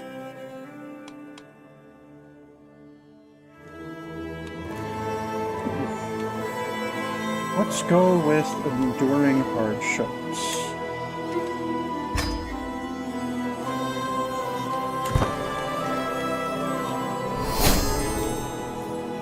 Pedagogy. Oh, Tora's martial skill increased. Nice.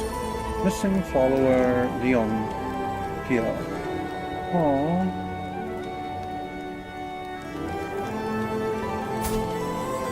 Oh, that's right. She's the one that was my concubine.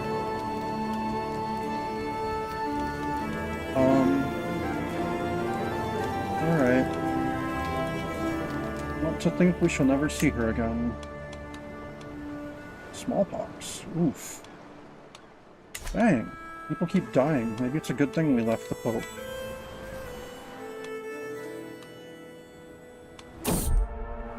Danger, a quarrelsome lad.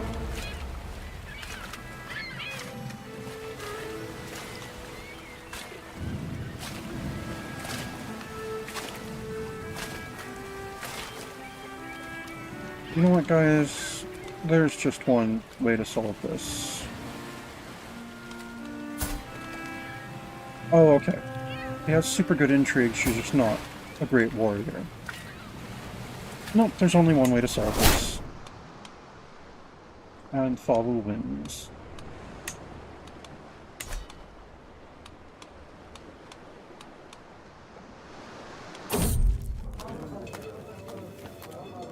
First pursuit. As I am looking through the market stalls in Almonte, I feel my purse strings cut. Despite my immediate reaction, the thief disappears in the crowd. Only through pure coincidence, one of my guards sees the man as he heads into a back alley. "Stop or I'll have your head," one of my guards shouts at him. The thief turns around, giving us an angry, shifty stare.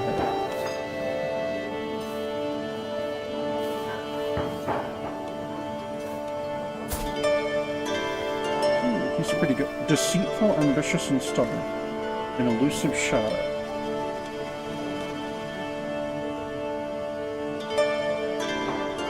I mean, I'm not getting any of the criminal contracts that I want, though.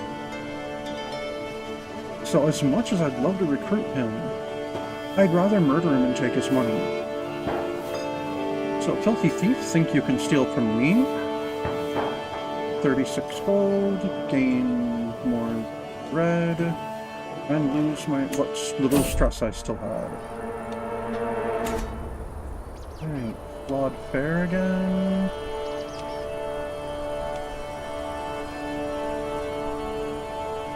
Alright, the locals around here must have something.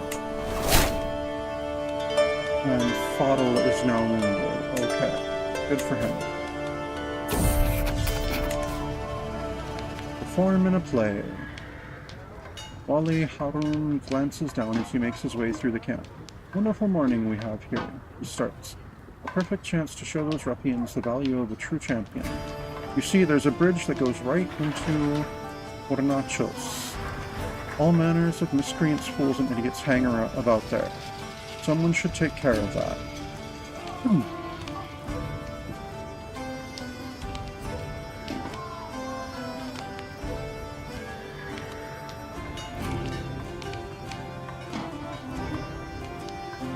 Alright, it will take a couple of days. Alright, let's see.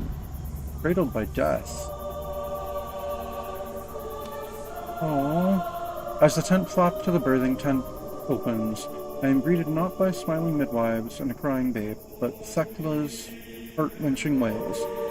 I'm so sorry, my lord. The midwife does not look me in the eye. In her arms is a tiny covered bundle. Your daughter. She is in Valhalla now. My daughter? In Valhalla? Aww. I didn't even know you were pregnant, Thekla. That's so sad. Well, you're only 38. It's still possible you could give me a child. Aches and pains. Oh, I find myself making such noises when sitting down at the campfire in the evening now. The elders always talk about how that happens when you get older, but I'm only 44. Only. No, such is the wear and tear of life lived rough. I can see the toil it takes on others too. Mr. Sinovia of Band of the Horn winces as she winces a bit as she slumps down next to me. My poor back demands more luxurious furnishings. We upgrade our pavilion for half the cost, and that's why we've been sitting on so much gold. And now I don't have to sit on so much gold anymore because that maxed out our pavilion. Nice. Okay, so PP at 18 is strong as the muscle. Schwab would be a 33 lookout. Okay. What about footpad? Be a 17 footpad. Okay, Schwab, you are a lookout. Ikla, you are a lookout. So my concubines are the lookouts. My wife is a footpad. Komitas will be the muscle. And then Muja will be the other footpad.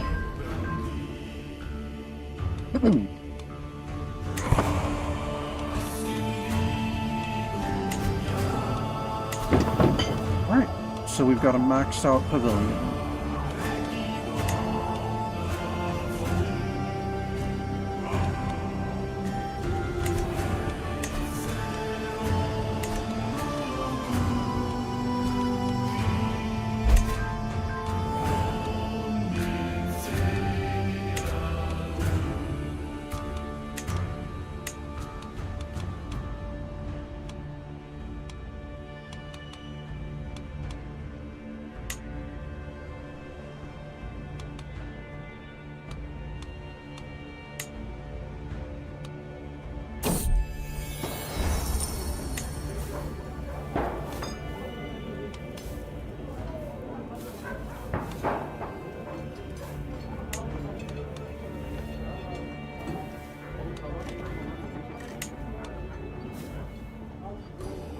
The distant shores. I stroll through the market of this strange land. Vendors beckon in an alien tongue. I am lost in a sea of foreign scents, but strangely this all feels like home. I hear the sweet melodies of drums echoing through the market, dogs crying in the wild, and feel myself starting to belong. My feet rest on alien sand and strange birds wheel in the sky, and at last I feel satisfied. A man walks through Rob, but is he still Hothban the Hawk? Can a man not be both Norse and Barinus? Let's see, whoever I am about to be, he will have to be wonderful. Perhaps all North should find a home here. I gained preparing invasion for 15 years. Ooh. Minus 15 gold recruitment cost. I mean 15%. Perhaps all North should find a home here. Right as I'm about to do some recruiting too. That's perfect.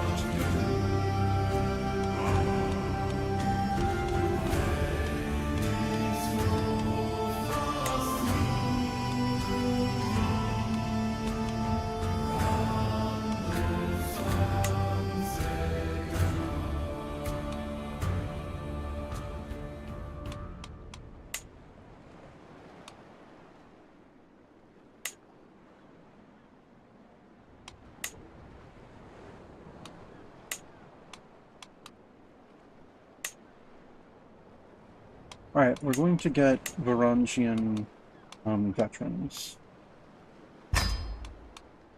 Being a Varangian veteran myself, I'll attract more of those folks.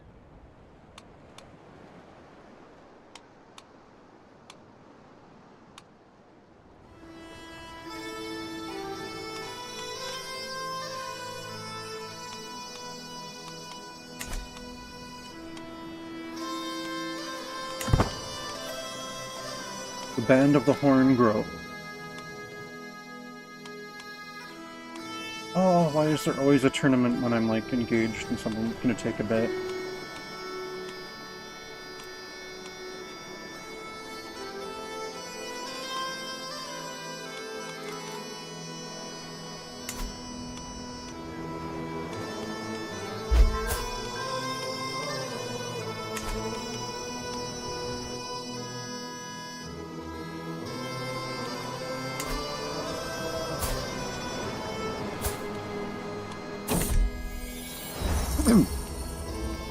Follower returns, improved Theodotos. Master Halfdan, cries the semi-familiar voice of Theodotos, excitingly entering the camp after some years away from the Band of the Horn. I am returned, and I have not been idle during my ouster. Indeed he is not. It seems this time at Mayor Elaine's court has given him ample opportunity to practice his skills, something he seems keen to put to use now that he is back with us. Oh, he increased his intrigue by 3. How you've grown, Theodotos. Why would I reject him?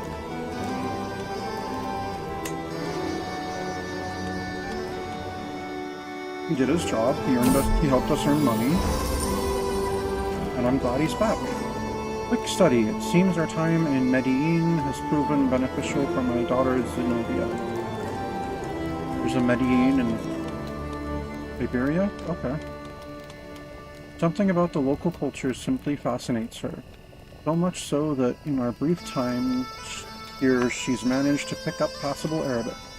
An achievement that the lass is trumpeting to the high heavens by speaking it around camp constantly, even dropping little words and phrases into conversations with her lessers. Smug behavior to be sure, but perhaps with good cause. Smart girl. Alright, that's 2 of my children that speak Arabic now. And myself as well. I mean, if we're going to stay in this general part of the world, it's a good language to know.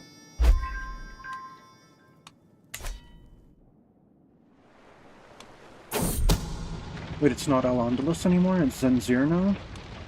Interesting. Conclude contract. Limits of opportunity. My scheme to do passage alarms Wali Harun has progressed well, perhaps too well. There are many avenues I could develop it down, should I so choose, but further opportunities are unlikely to present themselves, while I have taken advantage of some of those I have. I should execute it immediately. 78% chance? Oh shit, we already have 20? Okay. Oh no, I shall execute it immediately. That really did go by quick. Oh, we failed. Alright, I feel to my knees, blood coming down my elbow. Leave him there, I hear one of the bandits mutter before they take their leave. No use fighting a champion, someone will come to pick him up. My head, it all fades so fastly. So slow, it all fades slowly, back to the wilds. Okay. Lame. Very lame. Alright, we visited the capital of Sultanate of Zanzibar. Got 150 stewardship experience. Danger, sticks in the wheel. Our wagon wheel again.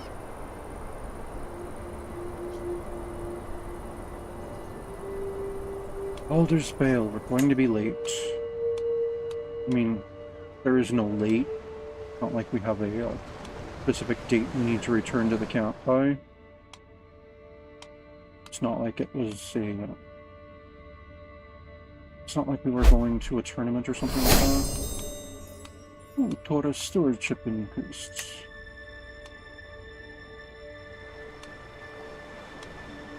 Right, corruption... Danger, you are debtors told. Sharp gusts and lingering squalls have kept the ship tipping and rolling for hours as I stand on the deck, clutching firmly onto the mast. I see the chest carrying my morsel of St. David has come loose. I'm too far to save it myself, but Sonya was within reach. However, he would be at risk of falling overboard. Oof. It still bugs me that they decided to word it as morsel. Oh. That's all it does? No, it's not worth the risk. Yeah, Sonya is more valuable than the morsel of St. David.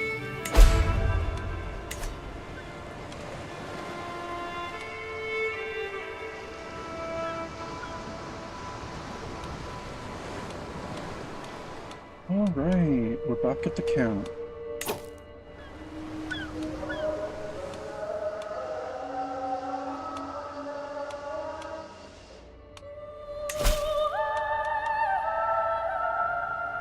Alright, ooh.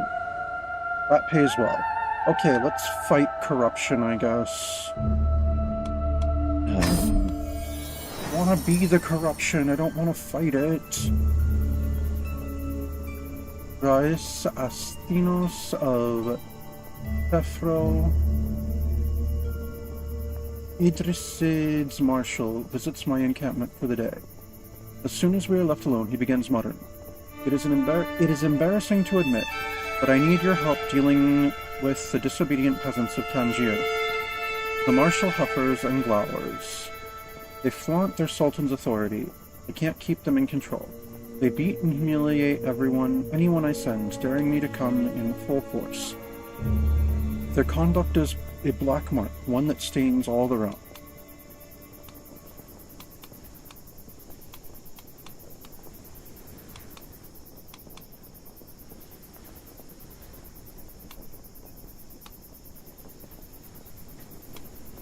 Yep, let me deal with them.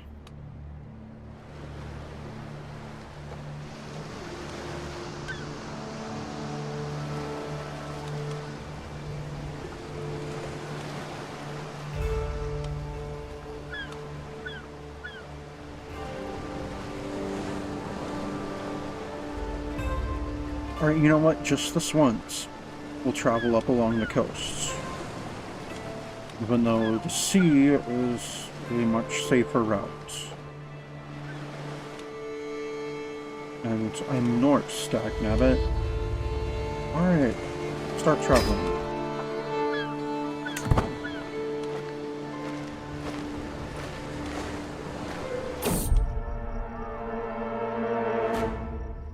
Danger, life or death, stranded. Traversing the drylands on the outskirts of Qasr al-Kabir, we are suddenly attacked by a swarm of bandit riders, out for blood. We are so close to the holding, surely Wali Adnan will send help. As time drags on, we are chased by the scoundrels, for the longest avoiding battle. It becomes painfully clear that no help is coming. How could a ruler let malicious riders like these inhabit his borders? My champion Fadl rides up next to me, a solemn look in his eyes. We both know the tactic that we have practiced in the past. Let's see, we stand as one... Ooh, 67% chance I gain flexible leader. 32% chance I am slain in battle.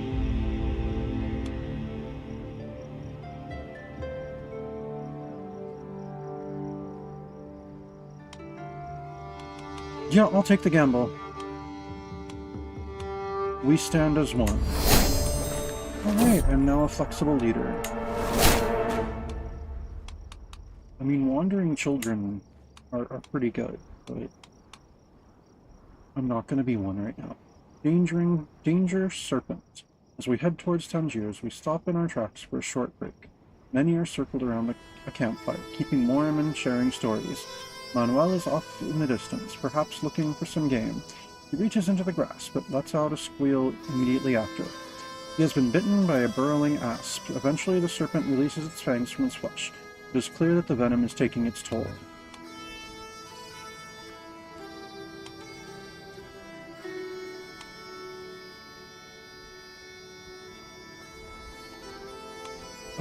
No, Aharon is a skilled healer. Contract, fight corruption. When we arrive at Tangier, I am quick to round up the worst of the rabble-rousers, and demand they explain themselves. Ifni, a peasant of some reputation, speaks for the rest. It is our place to be ruled over, but Sultan Al-Qasim does so unjustly. With chaos rife in the land, while we can hardly hold... Sorry. Oh, nabbit.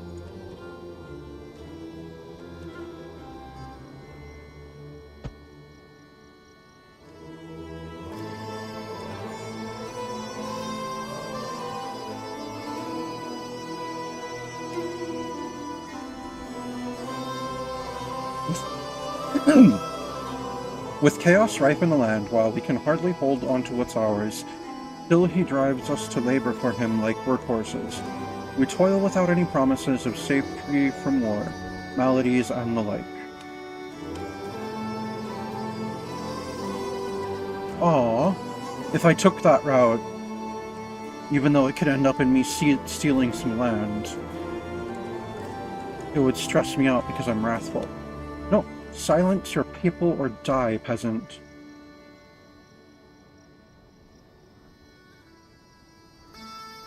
Ooh, 37% chance that it'll decrease the size of my Vigman. Okay. Contract, fight corruption. When the clamorous ordeal of bending each peasant leader to my will is complete, we take once more to the road. Bais Anthenos of Serfrau speaks of our next destination. We shall go to Tlemcen, for better or worse. The local mobs are a grave concern. I can't keep them in control. They beat and humiliate anyone I send, daring me to come in full force. Their conduct is a black mark, one that stains all the realm. Alright, let us make haste then. Wow, way over there?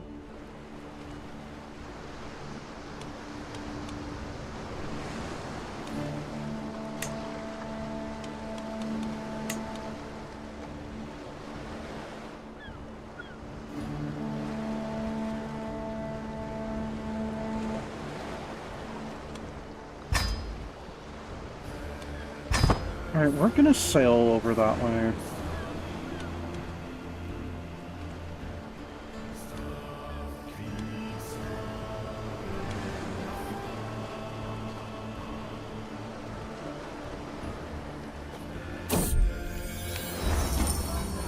Nurture.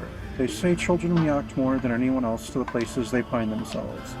It's fortunate for my son Baldur, then, that he finds himself in the company of the most loyal companions, interesting acquaintances, and helpful retainers that I've been able to gather. A fine environment for a young boy to grow up in, and one where he seems determined to take its many lessons to heart. The Wanderlust has got him. He also gained humble. What is with my kids being humble? Contract, fight corruption. No, it's pretty much the same spiel. Okay. Silence your people or die, peasant. Alright, so now they want us to go to Sapta. Let's make haste. Where is that?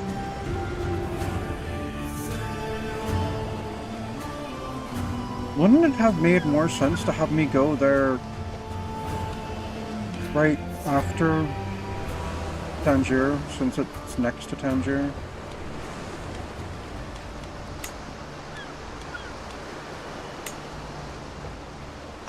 Well, I'm gonna sail back over there.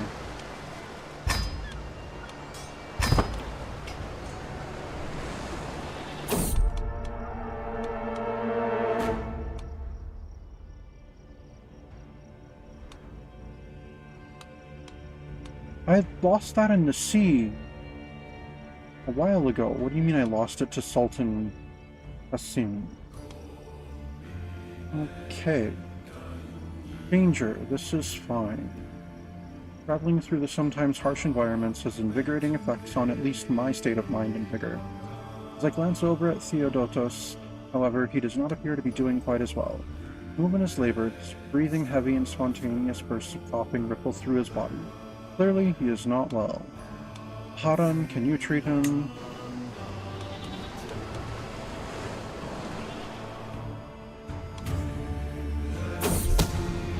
A creeping suspicion. There's something odd about my personal physician, Aharon, but I cannot quite put my finger on it. Perhaps it is just my imagination running amok. Nevertheless, that ominous feeling is keeping me up at night. Alright, what's going on here, Aharon? Tell me the truth. The guards keep a respectable distance to Aharon, but they are ready to seize him at a moment's notice. He seems well aware. His gaze flickers nervously around the tent, looking for an escape route, perhaps. I do not have to work hard to get my confession. He is a sexual deviant.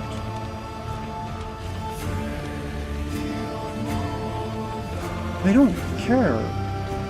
Get out of my sight, you treacherous fopdoodle. Alright, I guess. What's better than throwing him in the stockade? Although if I throw him in the stockade, I could torture him. But it's also an act of tyranny. Okay. No, get out of my sight. I don't care if you're a deviant. What good physician isn't?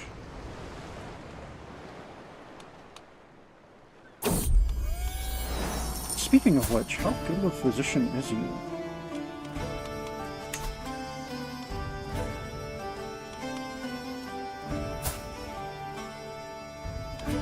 Oh, he's still at... Oh no, he's past, Alright. He's hit the first tier.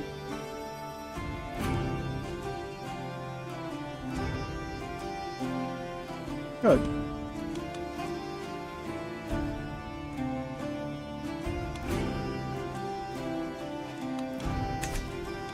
I don't have a stooge? What does the stooge do?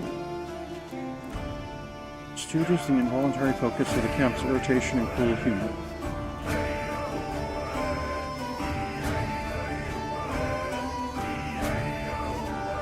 Oh, no, I don't need a stooge, that's fine.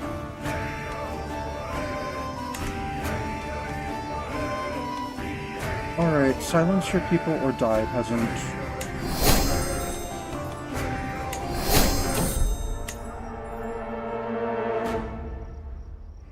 Danger, quarrelsome lot. As we trek through Assia, our caravan has stopped at a clearing bordered by tall grass. I proceed toward the commotion only to find Thekla and Aharon having an irate row.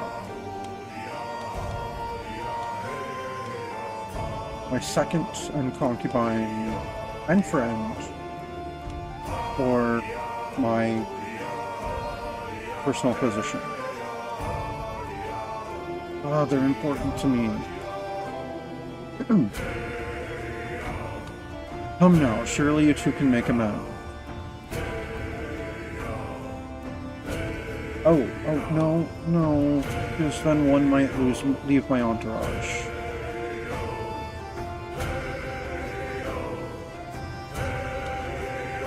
No, I'll make them fight. There's only one way to solve this.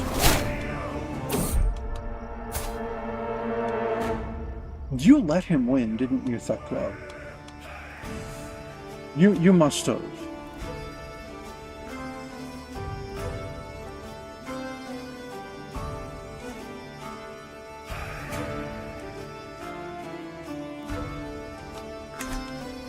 Danger. Let's see, more flawed fare. No, the locals must have something right here. And back at our camp. So we made some nice coin. Fighting corruption.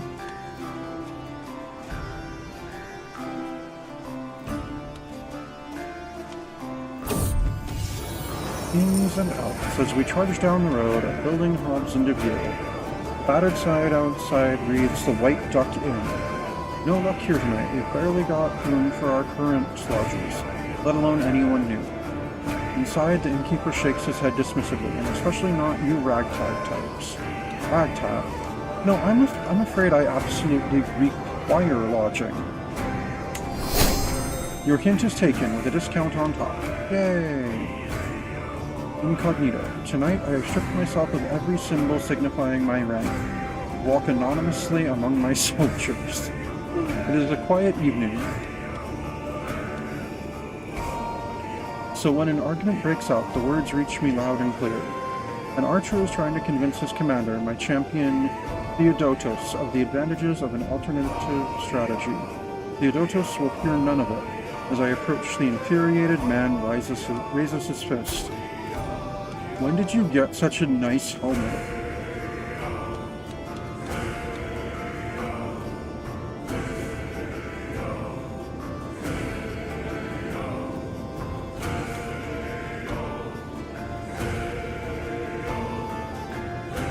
No, 17. I'll gain stress, but there's a 96% chance I gain a martial perk.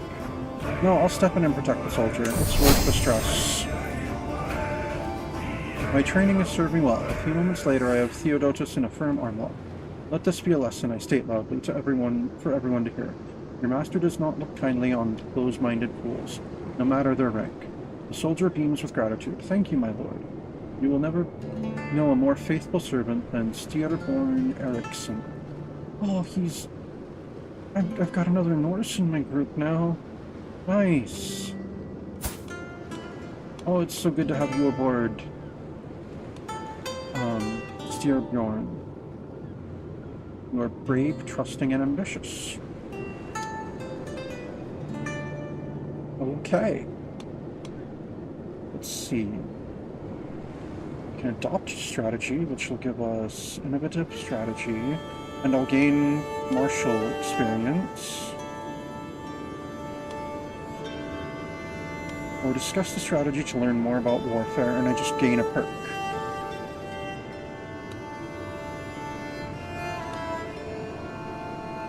No, I'll gain the perk. That was the whole point.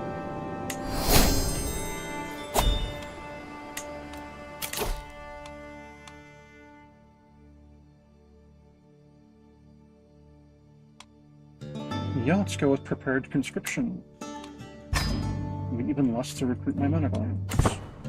Nice, and we have some money right now, so I think we will.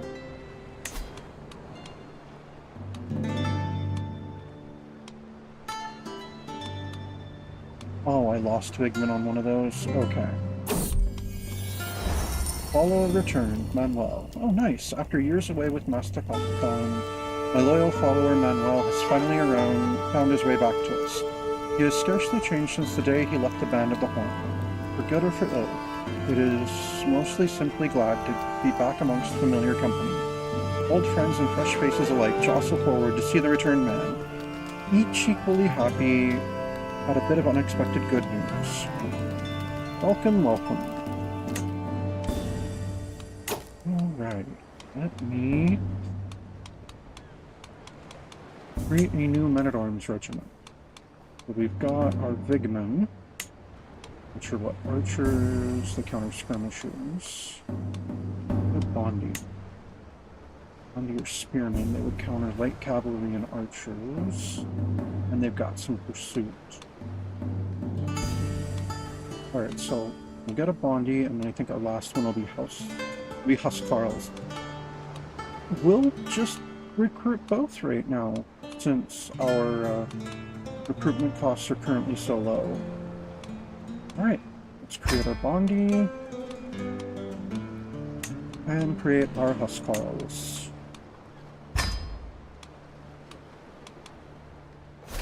filling our men-at-arms. How much would it cost to recruit with gold? 157.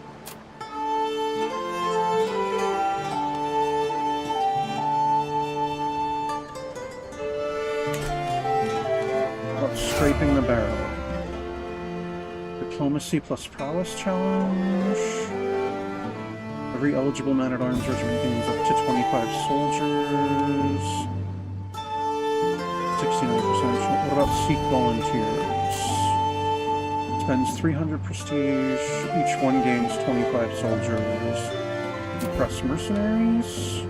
I would lose... I lose dread for that one? Interesting.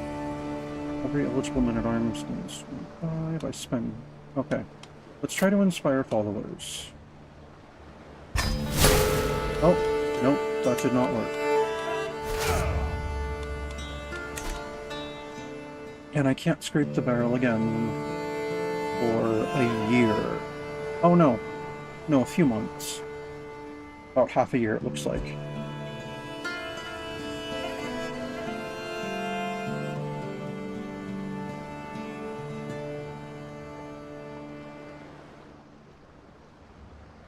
Oh, is it? Okay. Thanks, Mark S. I will try adjusting that right now.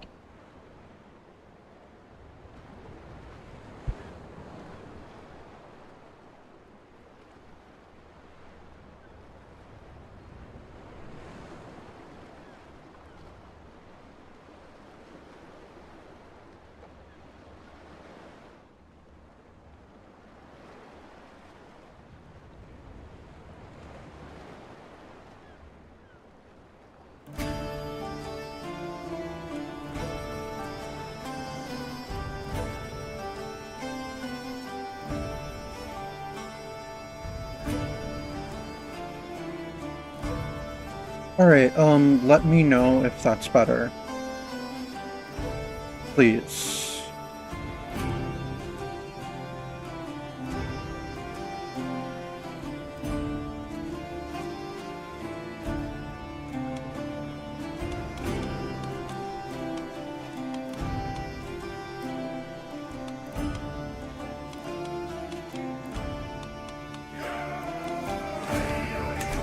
Alright, so we need more provisions before we decide to move on. What about Instructor of Knights? How does that pay? That pay is okay. Alright, let's go instruct some knights.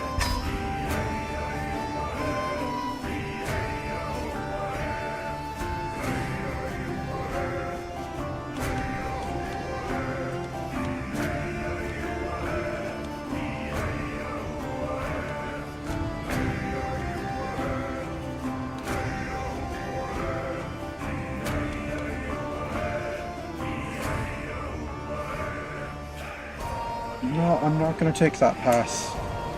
Not again.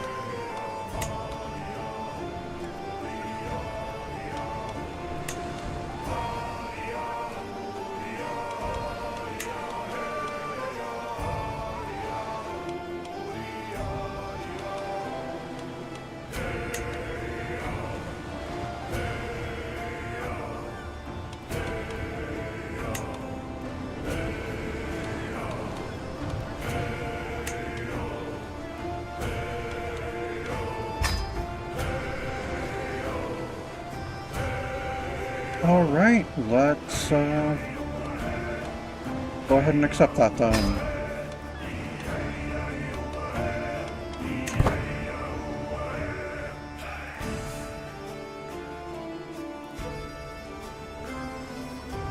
So Mark S was saying that my mic volume was a little low, so I did make an adjustment to that. So please let me know if that's better, if you'd like me to adjust it up a little more, or whatnot. The Young Mediator. There was a commotion among the children today. Styrbjorn was attempting to preach among his fellow youngsters, and become the target of a small fight. Oh, and became the target of a small fight.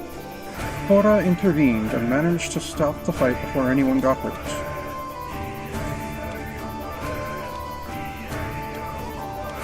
Alright, she's already diligent. No, she can be calm. That's fine. I mean, she's not the heir. I really can't... I mean, she's one of my favorites because she's albino like me, but... remaining calm in the face of pressure is incredibly important. No, you can be you, my daughter.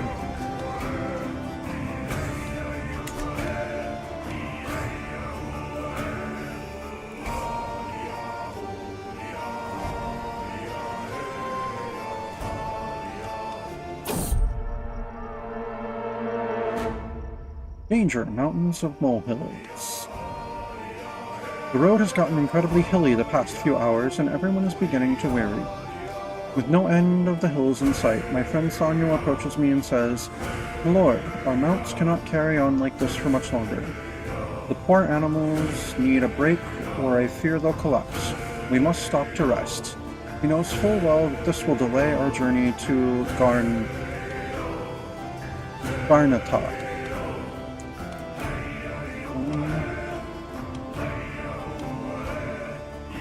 Fine, he is right. It would be wise to rest.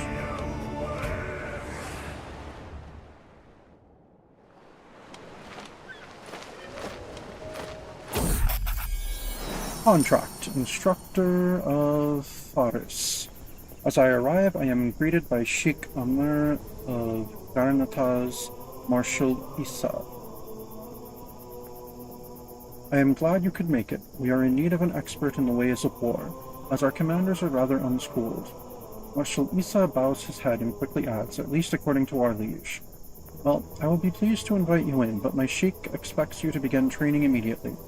Pick whomever you wish and have them armed. Alright, let me see those men.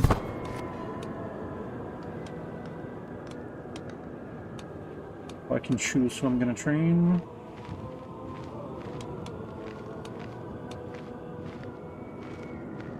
I guess we'll start with the Imam.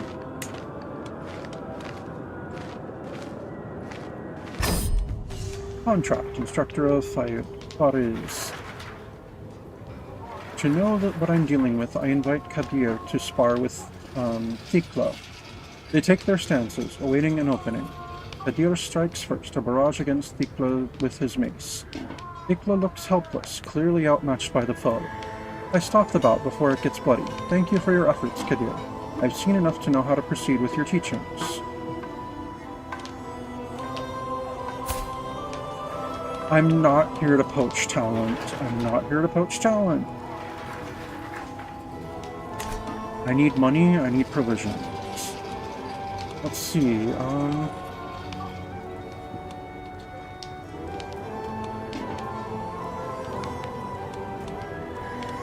no, teach him rough terrain expert should be easy. 71% chance he gets it? Okay. Alright, he learns it on the spot. Excellent. Alright, I guess next is Murad. I invite him to spar with Tikla as well. Okay. Pretty much the same outcome.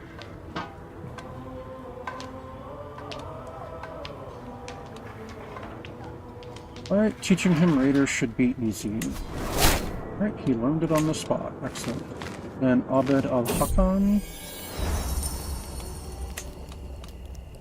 Alright, plenty in common. Life in close quarters tends to magnify relationships, good and bad. Fortunately for Styrbjorn and Fado, their common interest in avoiding all the complexities of intrigue and suspicion has proven to be a strong bonding agent. The two laughing and joking together at camp and riding alongside one another on the road is becoming an increasingly common sight. I don't care. Good for them. Alright, so now we'll trade Abed. Contracts. Let's see.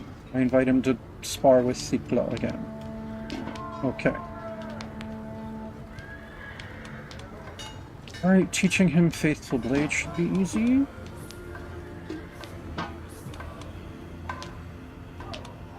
Yep, teaching him Faithful Blade should be easy. Oh, he can't keep up. Oh well. Contract completed. I got 59 gold. Cool, cool, cool. And a hook gained. I can use the make request interaction with some folks. Oh, okay. Oh, the Sultan of Idrisid. The gold would be 83. Nice.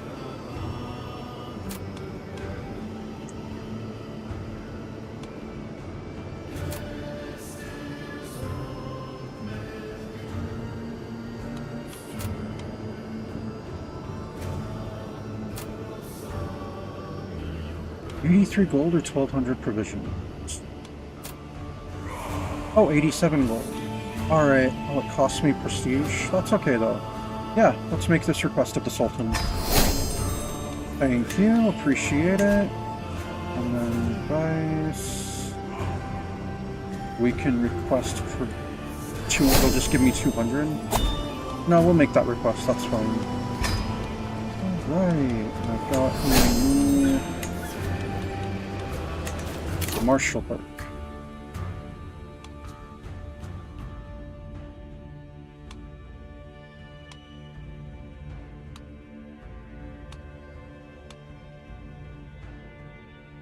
Well, let's go with loot and plunder.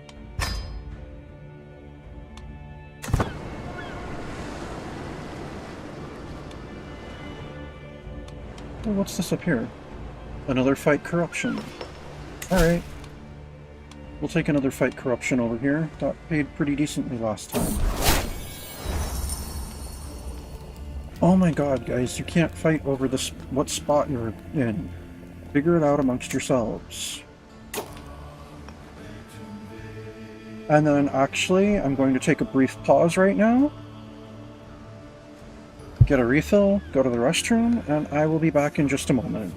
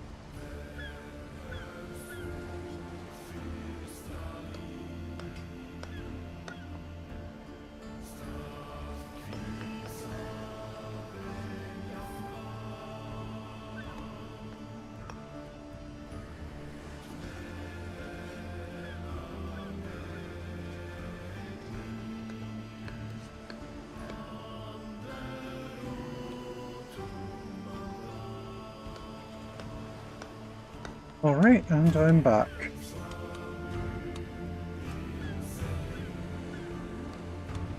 So yeah, let's go ahead and take this fight corruption contract.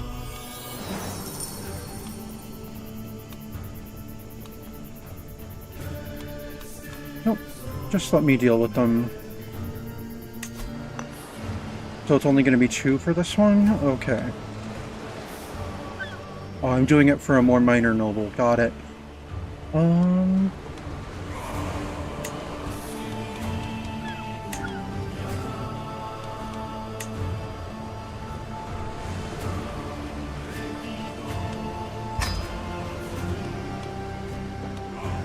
Because we might as well sail there.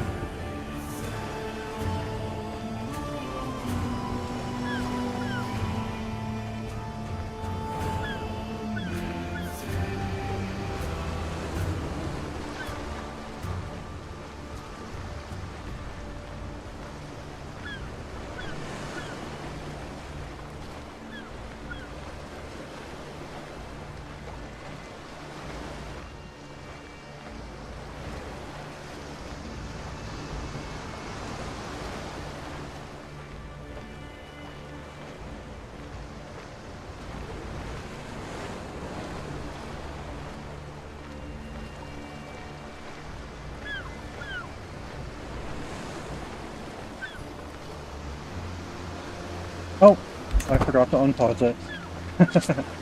Sorry about that.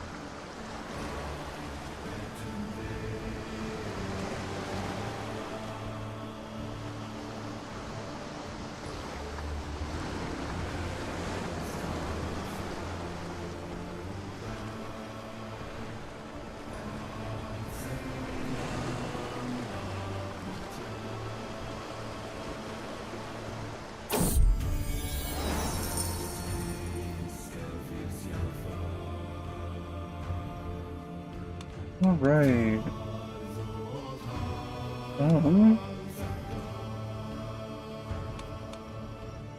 Yeah, silence your people or die, peasant.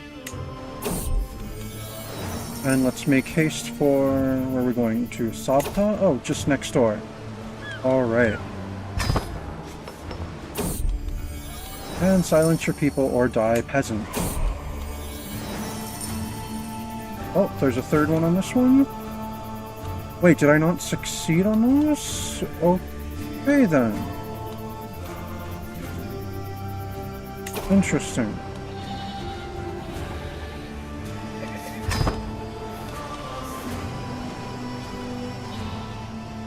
Oh, I forgot to customize the route. Danger, this is fine. Oh, okay, someone's sick. Well, my physician can definitely take care of that.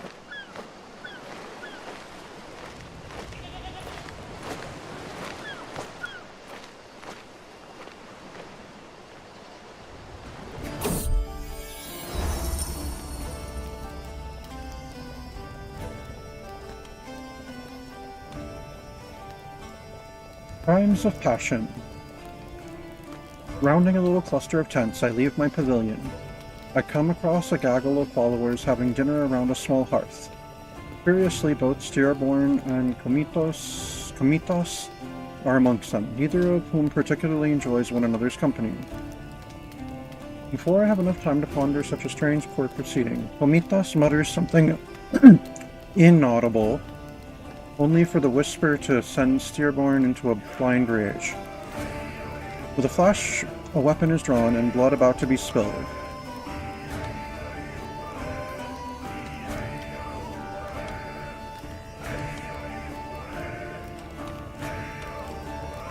No, I'm just going to intervene. I don't want to lose either of them. Well, just some blows were thrown. There we go. Contract fight corruption.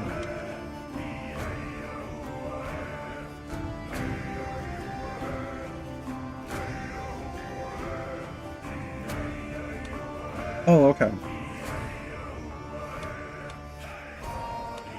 Oh, silence your people or die, peasant. Alright. We excelled at contract. Excellent.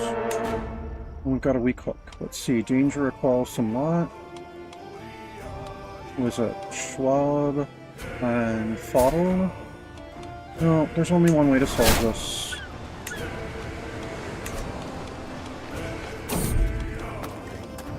The martial contest. As we pass through the market in Taza, we hear a loud yell and stumble into an ongoing tussle between two men, tightly observed by a group of people. The crowd cheers profusely as one of them is swept off his feet, face planted solemnly in the dirt, thus concluding the match. Who's next? The man yells into the crowd. His eyes land on a group. At my side, Komitas snorts in response to the challenge.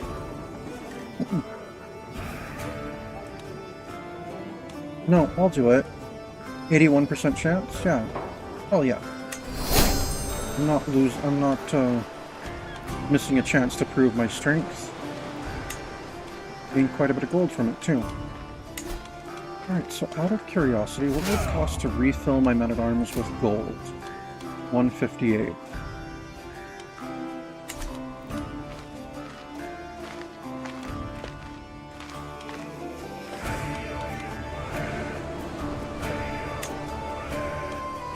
Alright, let's increase the size of our bounty.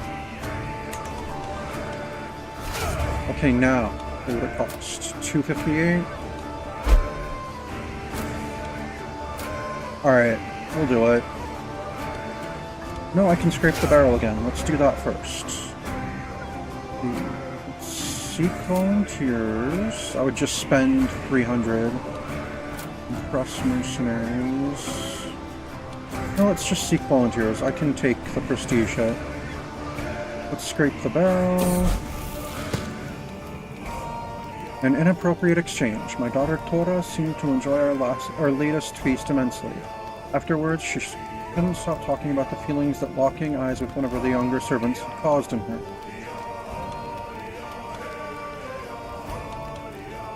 Oh, the young rascal is coming of age, is she?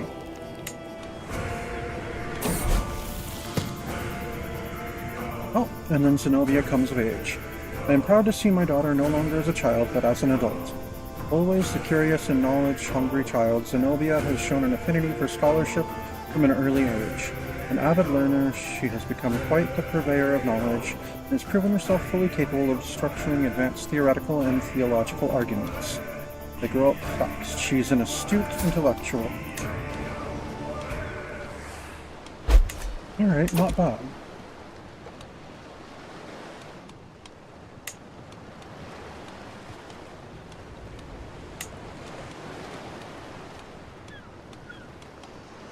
She knows Norse, High German, and Arabic.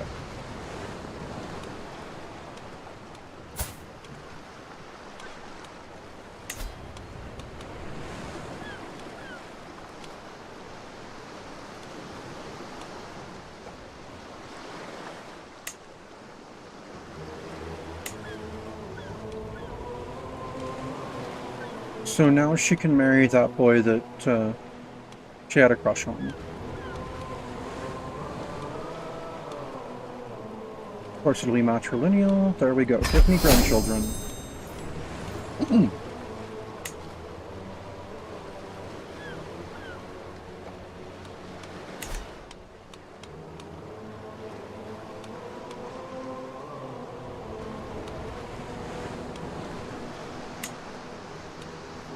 Alright, I'll go ahead and increase the size of my Vigman.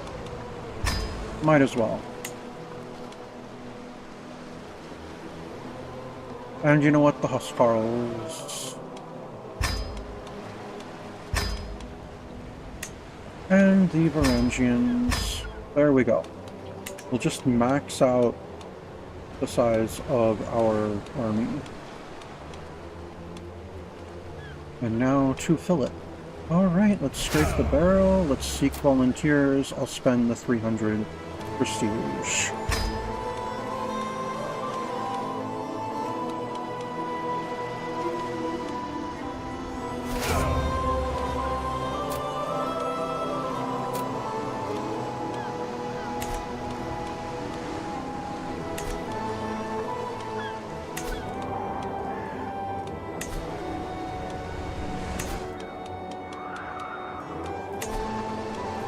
Alright, let's gather provisions.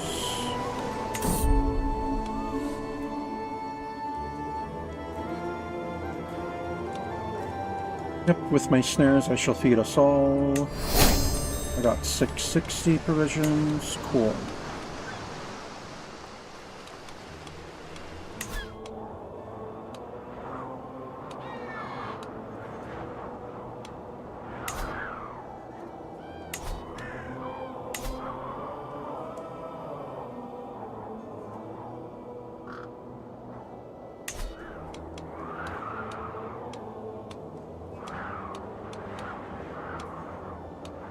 I really should improve my camp. But I can make requests again. I can make another request of the Sultan?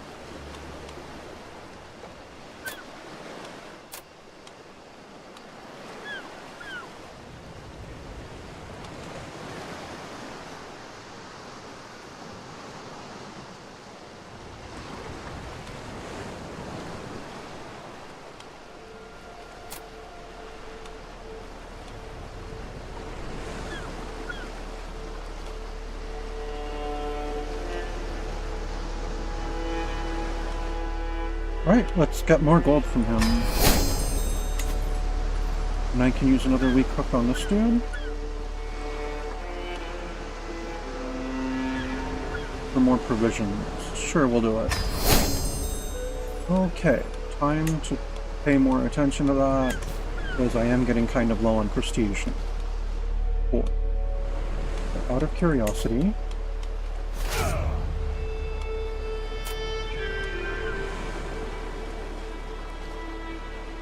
still don't have enough gold to fully reinforce my army. Alright, well I'm not going to right this second anyway. Visit the castle holding? Yeah, let's visit the castle holding.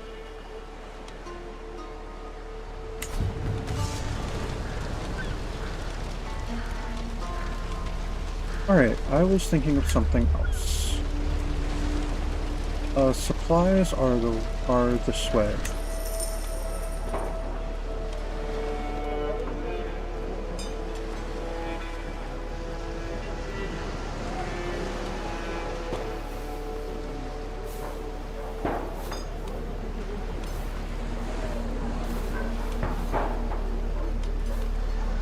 For that much, though?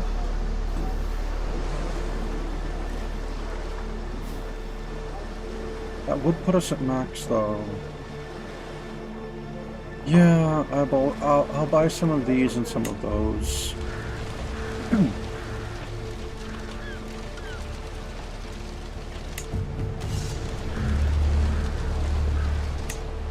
Alright.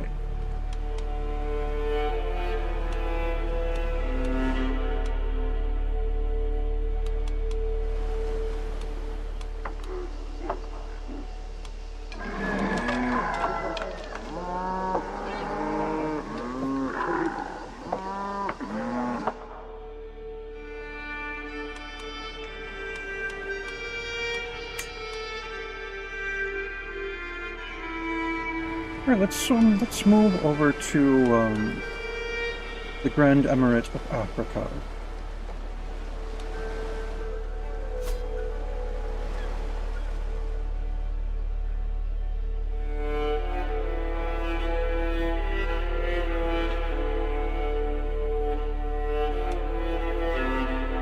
Okay, maybe not that specific spot.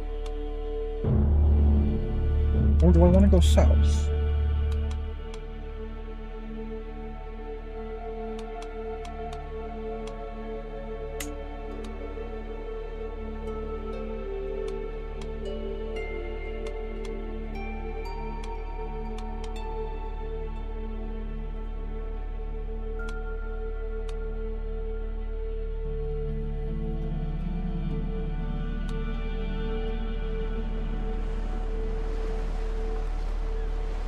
No, we'll go east.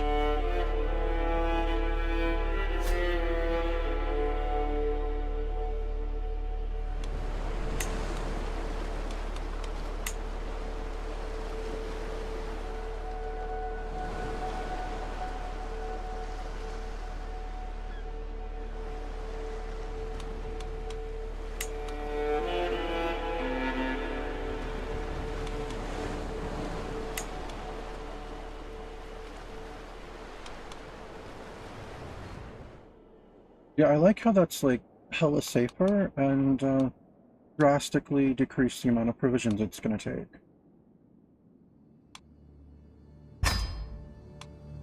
Alright, let's go travel to Susa.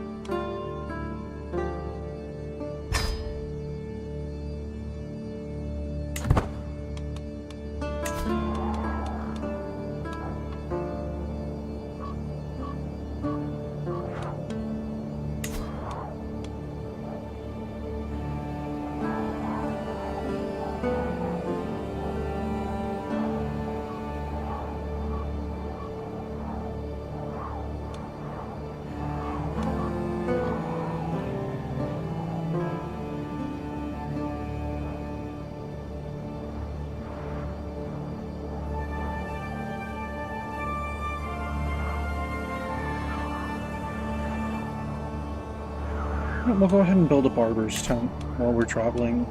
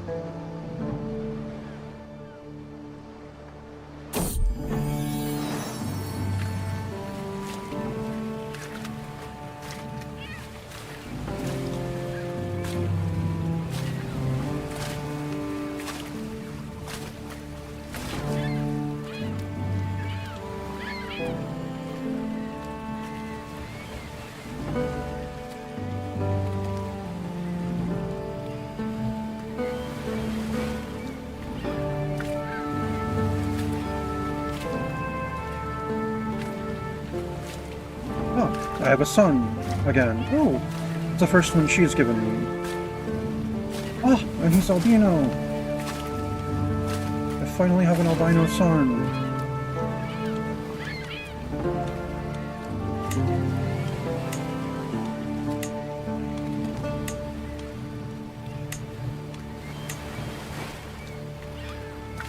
Alright, Gandalf, there it is. May you grow strong and wise.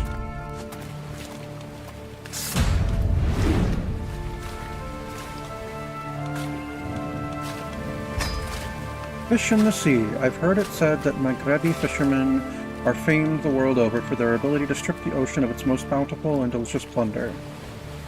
Today, by the shores of Mahdia, I am fortunate enough to come across a Maghrebi fishing fleet. Our entourage sails close to a stray member of the fleet, and I am greeted immediately by the pungent odor of its captain. An honor, me lord. Can I interest ye in our finest catches of the day?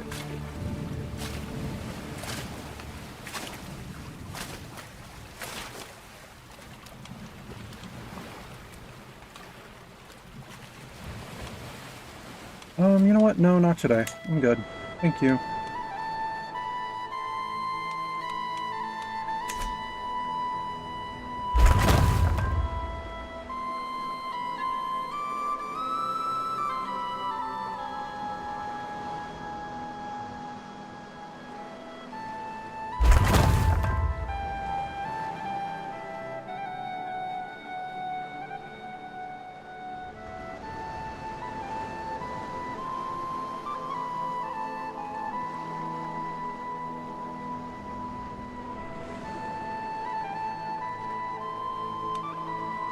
Alright, we've arrived.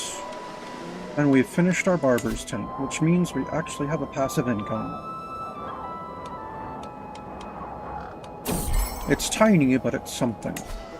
Follower's heart. Master Halfdan, my leader.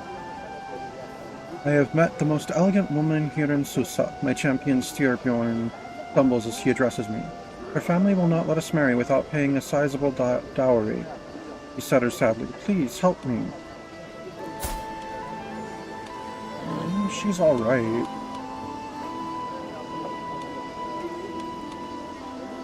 Now let's see if she's willing to run away with you.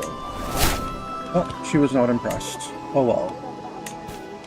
Yeah, dude, if she's not, it's not worth it. Burn property. What? Oh, it's a criminal contract. Way back over there.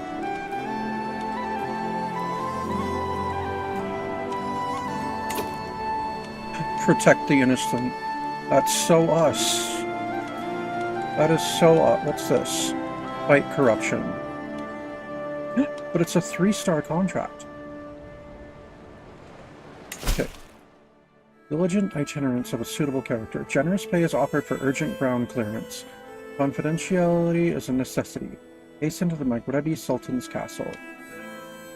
Sultan al-Qasim ibn Yahya of the Idrisid Sultanate pays 411 gold to me, and I'd gain 275 provisions. 411? I want to get some bandit experience. Yeah! Why does that always happen? You leave and immediately there's like new contracts as soon as you get to your new place. There's new contracts at the place you just left. Like almost every single time. Thanks, someone's still looking for someone to escort an emissary over here? Dude, it's been years. I don't think your emissary's ever getting there.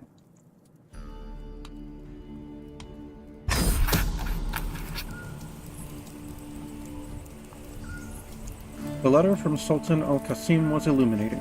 He seems incandescent with rage over some petty slight from Bukas, a real or imagined, and eager to put the man in his place, but not yet prepared to spill too much blood.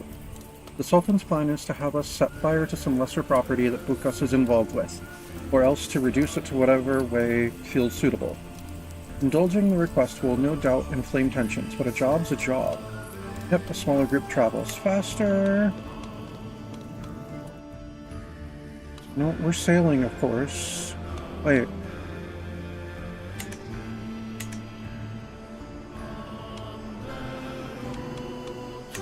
Am I not given the opportunity to change the path for this one? Okay then. Well, that sucks.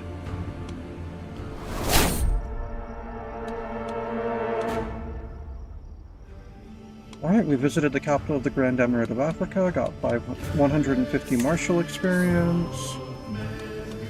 Danger, flawed fare. The locals around here must have something. This is gonna take forever to get there. Danger, a quarrelsome lot. Again, who is it this time? Bottle and Shalab. But there's only one way to solve this.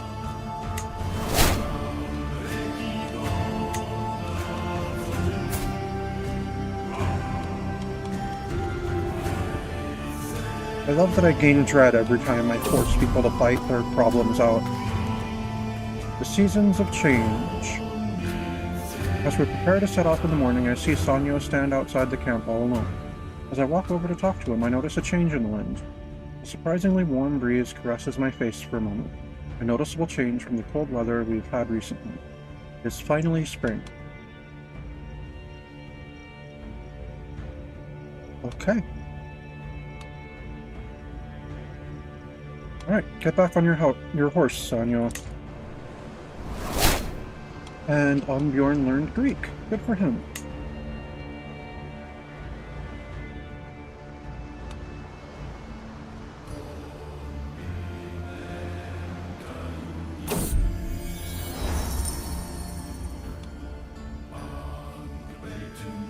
Pounding hooves. Ugh, my head, moans Manuel as he rides alongside me. I raise an eyebrow in silent inquiry at the man's exclamation. In response, Manuel simply slumps down across his horse, whimpering and clutching at his temples. Clearly someone had a good night last night.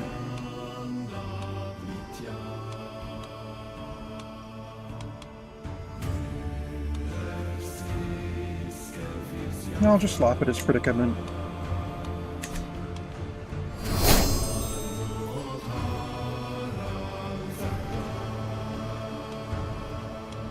Gained level of devotion.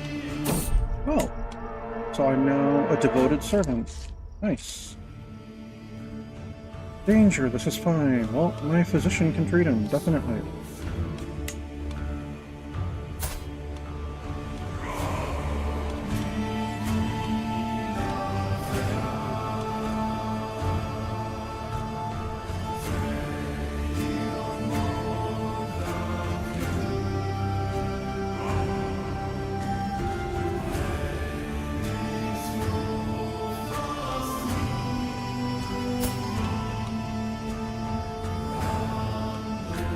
Oh, Hakon was, albino. I forgot that I already had an albino son when I got so excited about Gandalf. Okay. And Hakon's trueborn.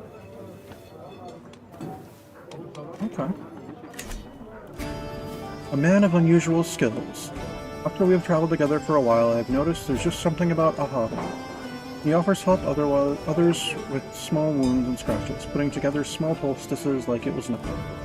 When we pass through Walila, I see him suddenly run into a small peasant kid struggling to breathe and turning an unnatural color in a back alley, and before you know it, the kid's face returns to normal. How did he do it?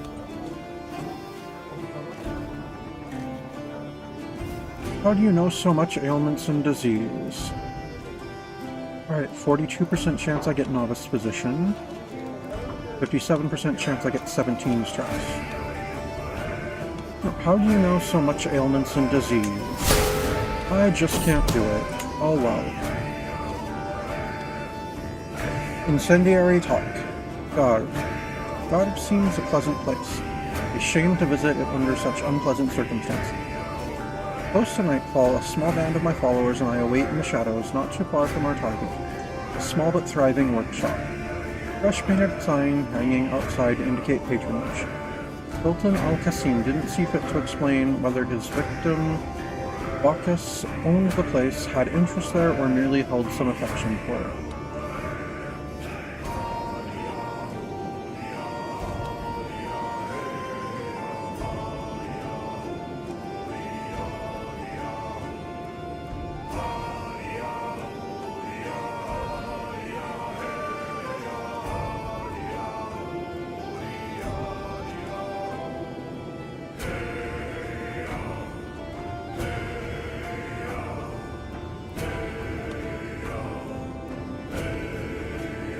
Let's see, stay quiet, we're away as soon as the fire's taken. Only 57% chance of success. Okay. Usual pairs all. Cover the exits, keep your nerve. This method will reveal your identity, increasing the gallows bait gained, but it is easier overall. Okay, I'll just succeed. Okay.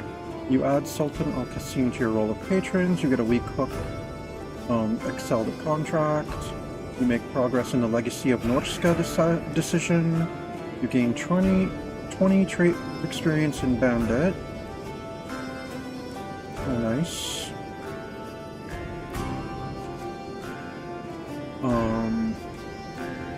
And I'll lose 5 stress because I'm sadistic.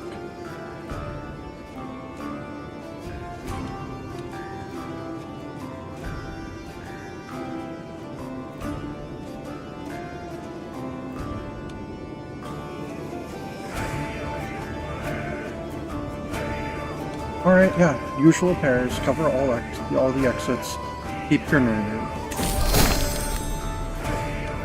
Incendiary talk, success.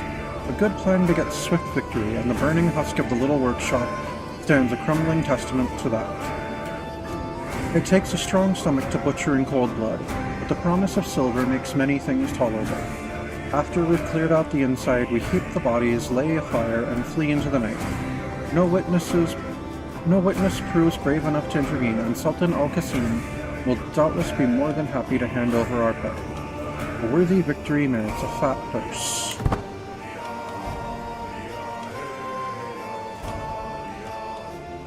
Alright. Oh, I've got another martial perk. I guess I'm going with hard rule.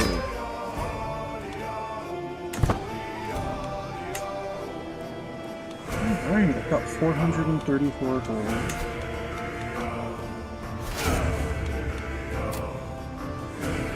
Alright, let's impress mercenaries to scrape the barrel. Yay. Stierborn comes of age. With his coming of age, my tuition of Stierborn is at an end. Stierborn's energetic nature was thought to be a sign of an affinity for war and combat, perhaps, but it was simply unruliness.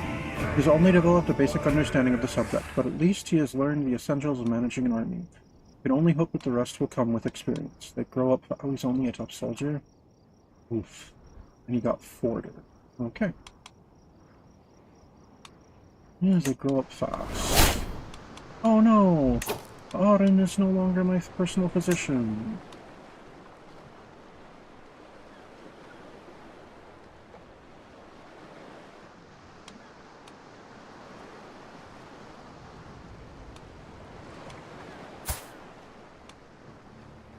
He's humble, ambitious, and callous, and a tough soldier.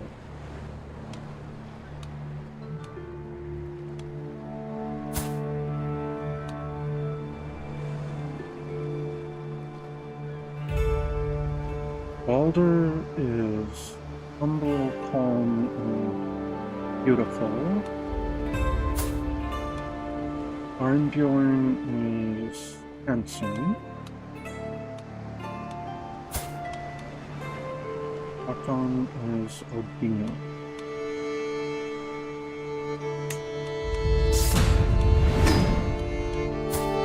As is Gandalf.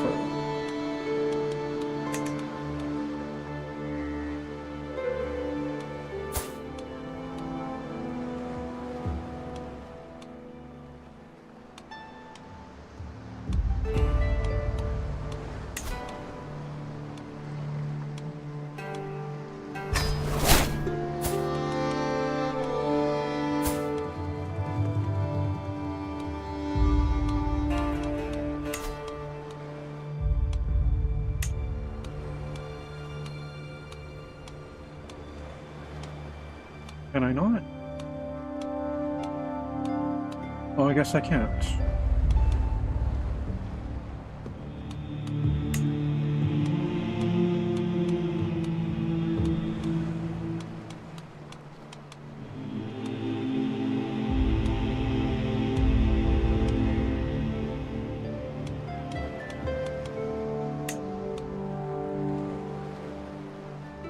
Alright, Sonia.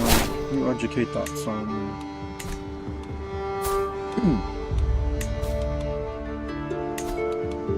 Alright. Boulder. You study with Styrbjorn.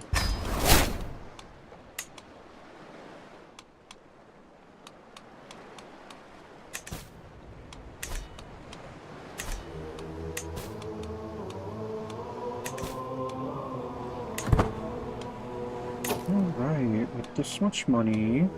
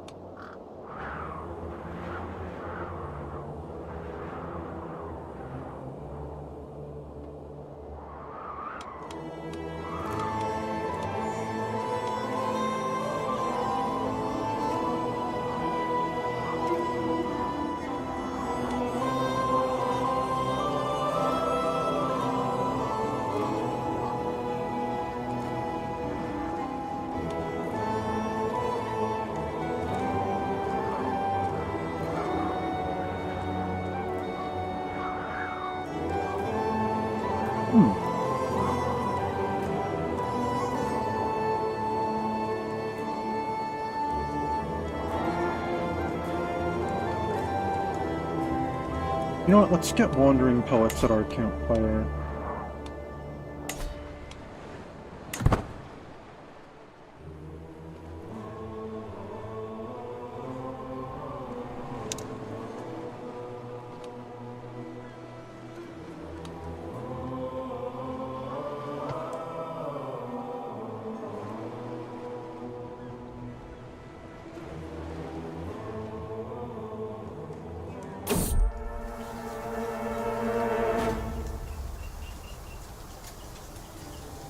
Ooh, toll collectors.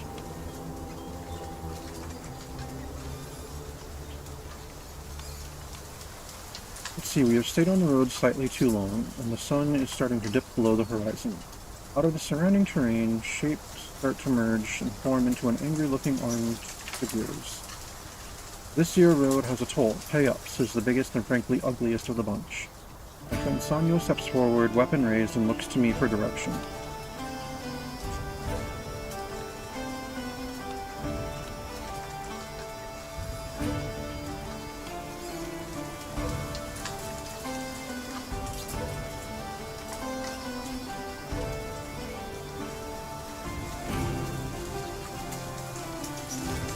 Tolls are for peasants, and I am a master. A faithful visitor. Oh, it's been a while since we fought this one. The campfire crackles, illuminating a figure entering our circle. He moves with vigor, despite the lateness of the hour, hand wrapped around a walking stick. Those standing guard are already intercepting, but I wave them away. Give a place for a man of the law. He smiles at me, hopefully. Dirty clothes rustling in the stiff breeze, a wandering goatee. A goatee maybe, but not a goatee of a saw-through face. Not much I can tell. A few of my fellow believers shuffle their feet uncomfortably as they make the same realization. Like, aside from my children, only one of my followers is of the saw-through faith. Well, I guess my soldiers probably are, or...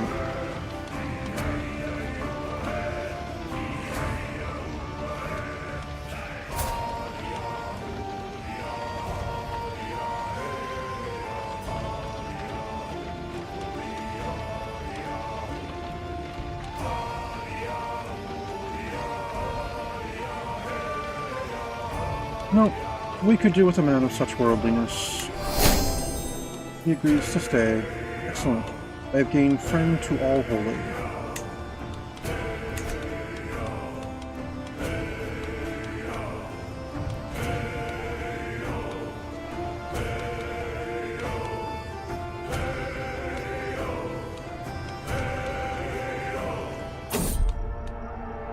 Danger, flawed fare. The locals around here must have something.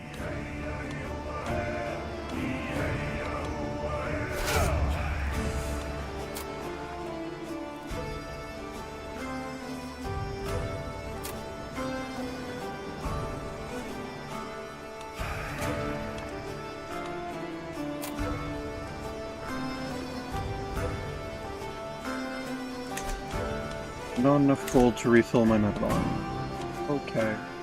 Not enough provisions either. Alright, let's see, there's a fight corruption over here.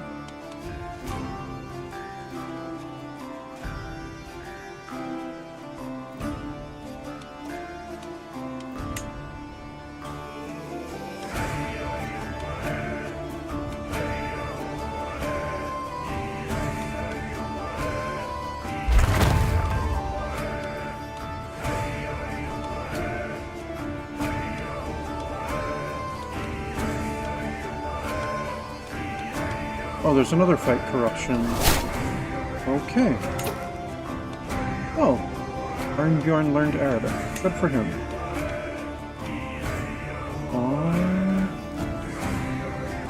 No, I think we're gonna go to Egypt.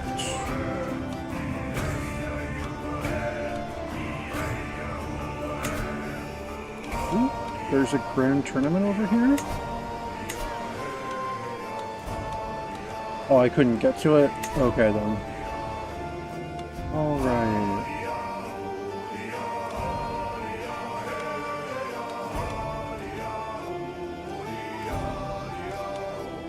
Yeah, let's pick up and go to Egypt. Actually...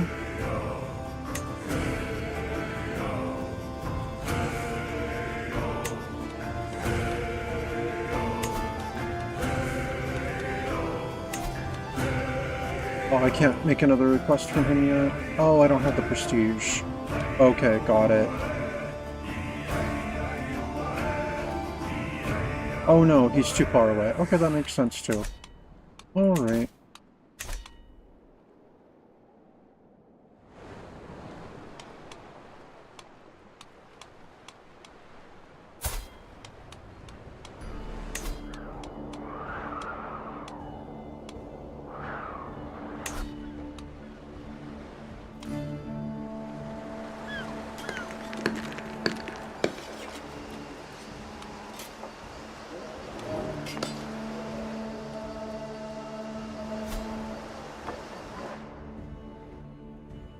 Hey, it's taking a more logical path to begin with this time.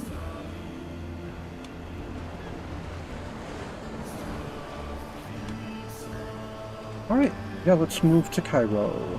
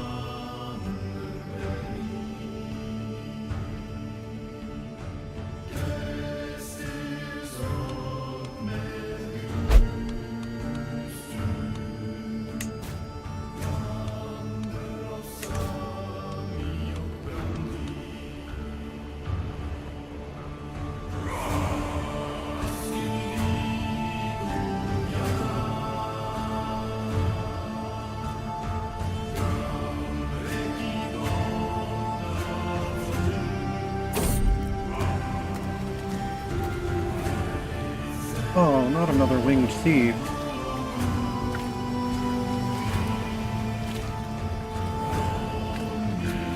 Oh wow. Showing mercy to the bird would, kill me. I mean, break me this time. Oh, it's a stork. Okay. No, nothing will stop me from killing this blasted bird. Oh good, I got the stress loss one. That worked out better than the time I killed a pigeon.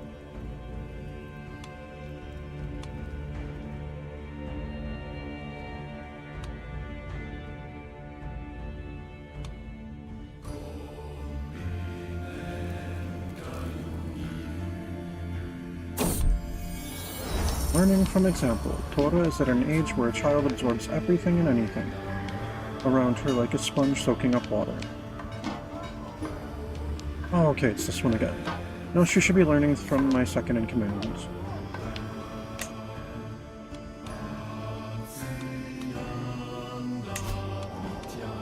We finish our...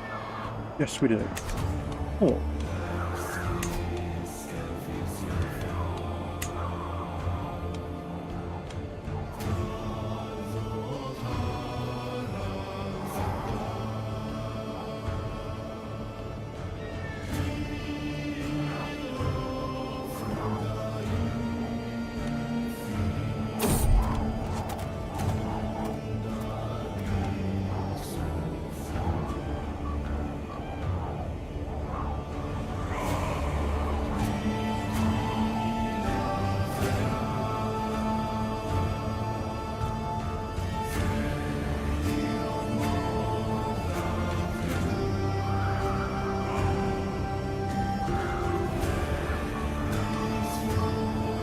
I kind of want to get Torturer's tools just to give me the increased natural dread.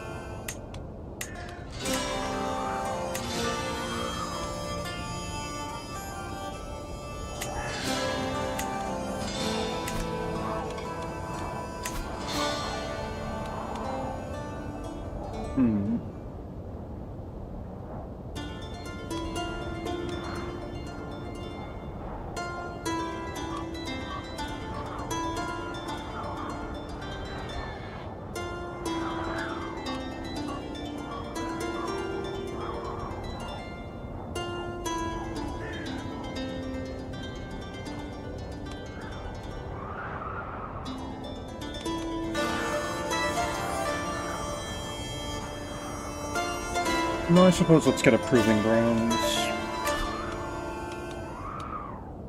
Okay, won't be missed. As we continue through Samanud, my eye catches an elaborately decorated tomb amidst a network of common graves.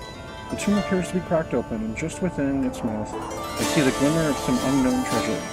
None but my party appear to be around, and surely whomever once owned the contents of this tomb would not cast judgment on me for taking what would otherwise go unused.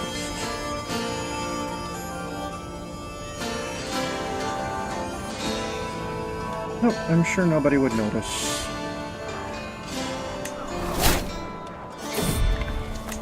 A snapped twig. The warm breeze caresses my neck as I wander around the orchards of the Kalha. The trees stretch gently towards the sky, colored by a mixture of new shoots and fruits taking shape. Oh, and sorry about that. That probably picked up on my mic. I am getting over a cold, and it is now time to take more medicine. Suddenly, a high-pitched shriek pierces the air. I quicken my step, only to find a peasant child below a tree, in shambles and sobbing violently. It would seem as if she made an attempt at climbing the tree before slipping and falling to the ground. One of the bone pipes are protruding at a strange angle. Be there. Girls will be girls. Girls will be girls.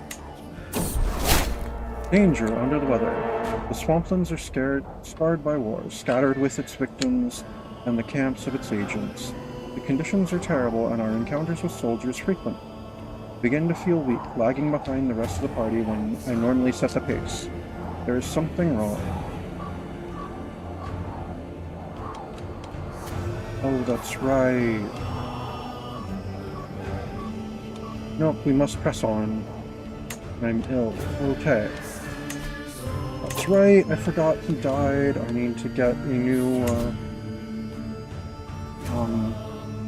what do you call it? Personal physician. Oh, and I have no one who... Oh, wait. It's sorting by rank. Aptitude. Aptitude. Weirdos. No, make it my, make it Thekla the Pilgrim. He actually has the novice physician trait.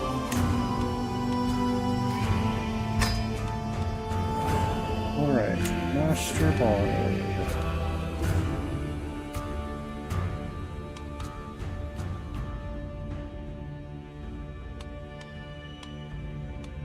Ah yes, Saib can be my Master Bard. He'd be excellent at it. Cool. Oh, and that gives us prestige. Perfect.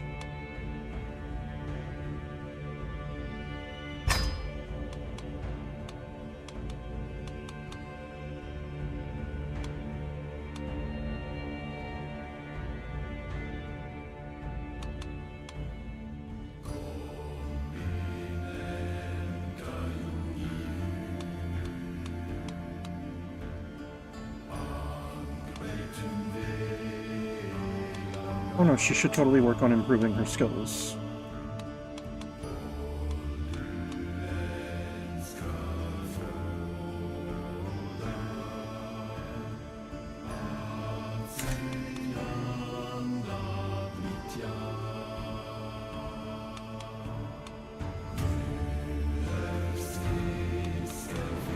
Alright, we're almost there. Oh, I visited the capital of the Sultanate of Egypt. 150 stewardship experience. Out of curiosity, what is my stewardship experience like at this point? 900. Nice! Alright, what do we got here in Egypt? Settle boundary dispute. Improvise spycraft. And settle boundary dispute.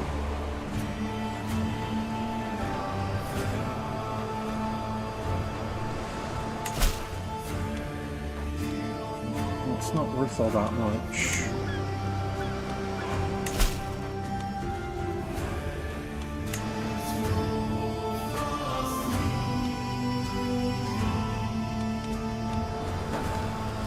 Alright, let's go do this settle boundary dispute.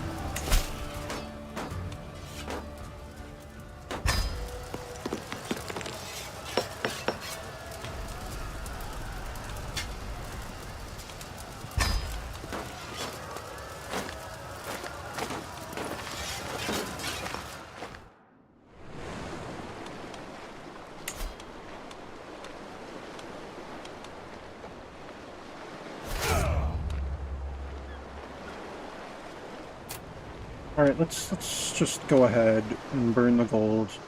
Refill our men-at-arms as much as we can. Oh. It said that wouldn't complete it, build it, but okay. It did. Cool.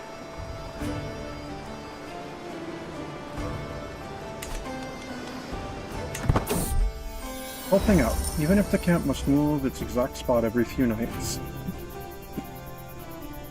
There are some travels that entail longer transits, and with them decidedly more packing. With most of my quarters taken of dealing with the aftermath of a part last night, I am left to pack most of my things for a change. A lamentable state of affairs, and one that's drawn more than a few sighs from me already. A sudden tugging at my sleeve alerts me to the presence of my young son Gandalf, holding up a bunched tunic in a poor attempt to help me out. What are you doing there, little lad?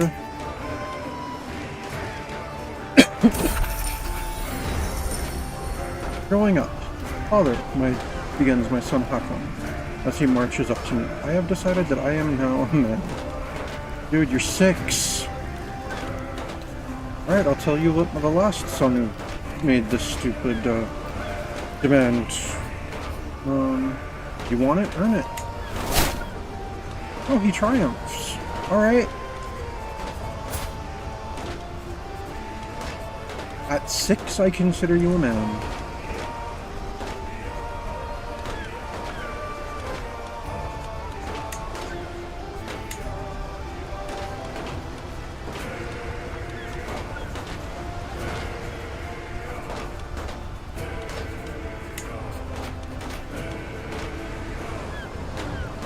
Oh, I can't designate him as an heir because he's a child. But no, he's proven himself a man even though he's only 6. Alright, arbitration, local landmark. The dispute in Atfi stems from a minor local legal case. Our employer foolishly ruled a particular natural landmark. Okay, it's this one again. Got it.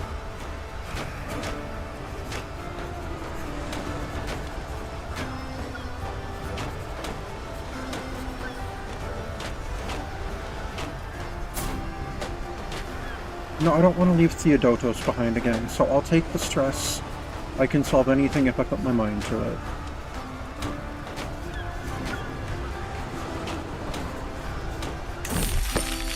Arbitration success, another happy patron. To belong somewhere. Ever since their encounter in Halwan, my dear son Steerborn and Jamila... Jamila? Who's that? Tulinid. With lover's hawks and is disfigured, have been utterly inseparable. I'll separate them alright. The Sultan's daughter is utterly drunk with infatuation. A charming courtship to behold. But we must venture further, and they will soon be separated. Oh, father, I am so weary to travel. I wish to remain here with Jamila. I see the anguish painted on his face and cannot help but wonder if his place is truly with me any longer.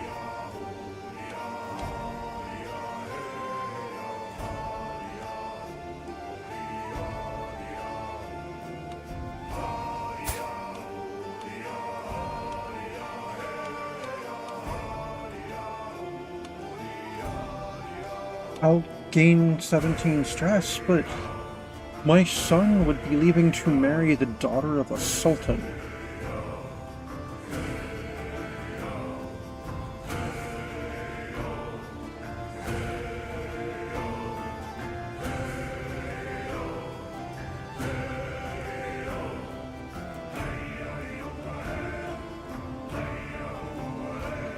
They would marry and become soulmates.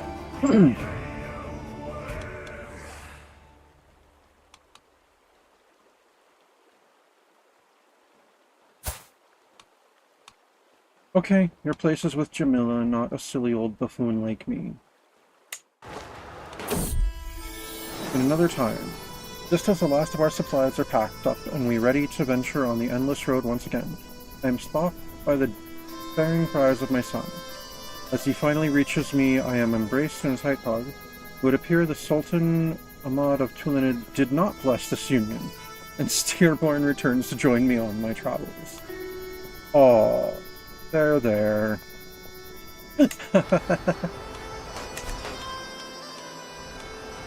Yeah, I didn't think he would. Alright. Let's just... Oh, that one pays even worse. No, let's go do this improvised spycraft.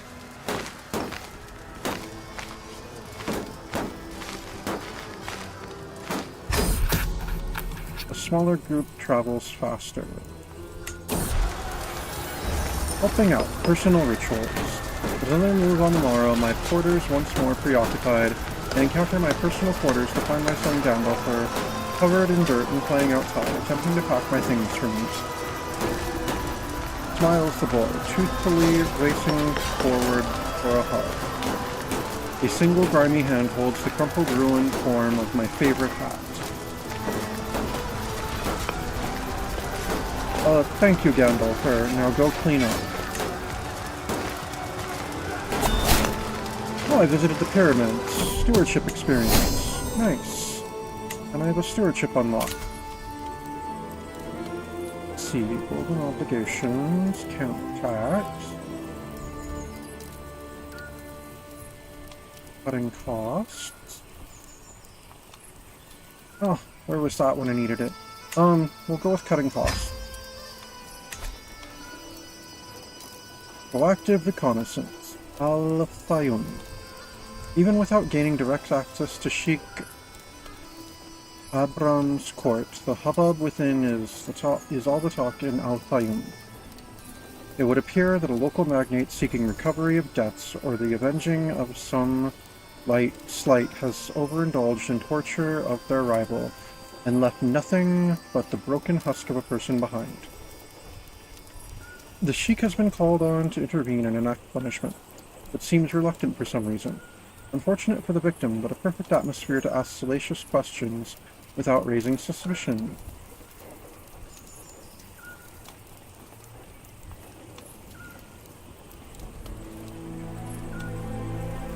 I'll put my ear to the ground. Alright, I gained an intelligence.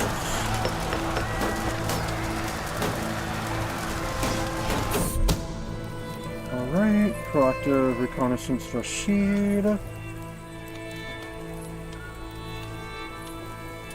Low grumbles and lamentations seem to fill Rashid, the annoyed chatter of the lightly scandalized. It seems a local creditor is calling in various debts all around town, upsetting the locals worse than an unexpected tax. Worse, this is being done with the tacit approval of Sheikh Adnan, the many and unforgiving betrayal. Not the best atmosphere to go asking pointed questions in, but hardly the worst for finding embittered servants with loose lips. I'll put my ear to the ground again. Alright, got another intelligence. At the edge of camp. My path back from the central fire pit takes me close to the camp's edge. The shouts and screams of children at play draw my attention. My daughter Tora is leading several others in a battle of thrown mudballs as tense as any clash of adult arms. Certainly both sides seem willing to lay down their lives for whatever cause they're battled over. After a moment, Tora catches sight of me. The girl beams in my direction, clearly hovering between taking her playmates back towards camp or pushing out a little further into the wilds. No, go on, explore. Tora comes of age. With her coming of age, my tuition of Tora is at an end. With sufficient tutelage, even a child that has displayed little natural inclination towards warfare, such as Tora, can come to truly understand it. It is impressive to see such skill in someone so young. She displays a level of insight that's rare even among veteran commanders. Ooh, she's a brilliant strategist and a military engineer. Nice. They grow up fast.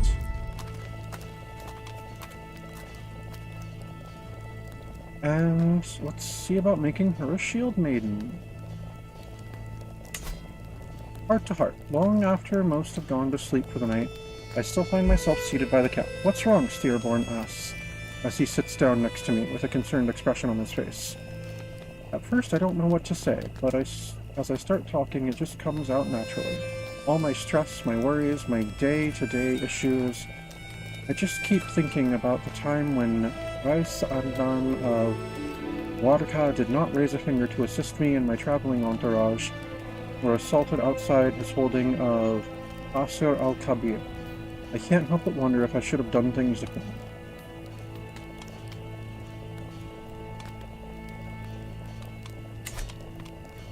Oh no, I don't need to be friends with my son. Not if the alternative is losing an additional 35 stress. No, you won't believe what I have to go through. And that is most of my stress. Danger, huffed on the Outlander. It is known that the Egyptian people are ardent believers in the Ash'ari faith, and do not take kindly to non-believers. Nevertheless, Giza is on our route, so we must pass through. Quickly, though, the villagers' vengeful eyes set upon us like a hyena prowling its meal. Before we have a chance to react, the local imam descends upon us with a mob of raging fanatics. screeching about our alleged heretical beliefs and demanding we pay atonement for passing through these holy lands.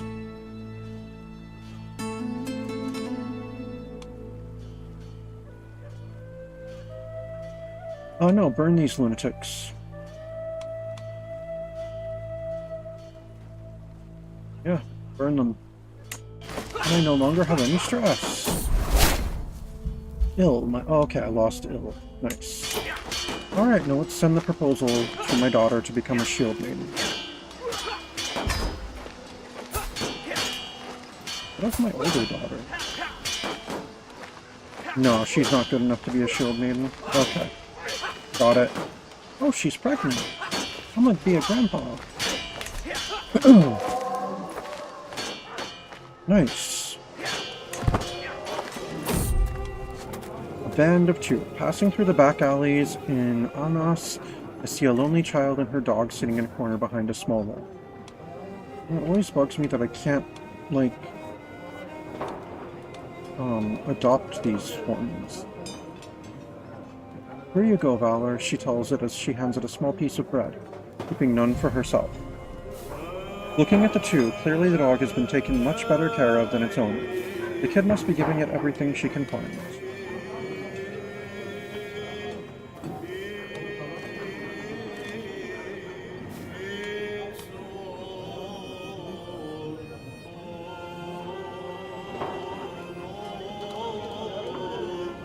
No, here's some food, child. Look, I may be a bit of a villain, but that's a child taking care of the dog.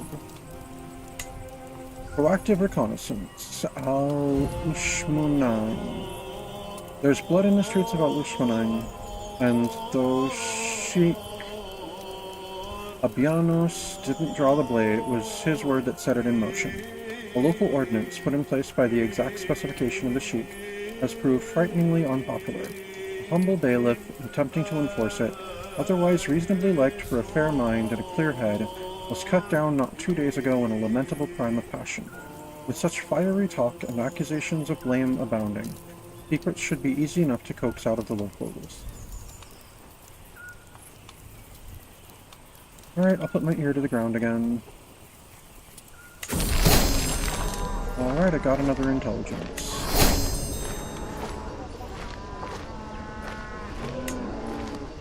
Sheikh Abd al-Haq's agent meets us in Al-Ushmanine, eager to take our report to their lord. It's not much, with our gathered rumors and hearsay being so sparse. There's comparatively little here for Abd al-Haq's spy master to work with. Little, but not quite nothing. A short, grumbled conversation later, the Sheikh's spies bring forth our agreed pay, discreetly, of course. Alright, such a bounty for a few whispers. Oh, decent amount of provisions from it for it, though.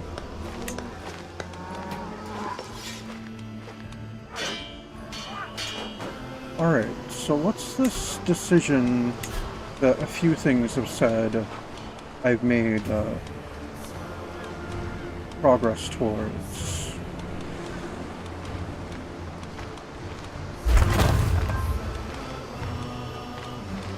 Not something I can actually see. Got it.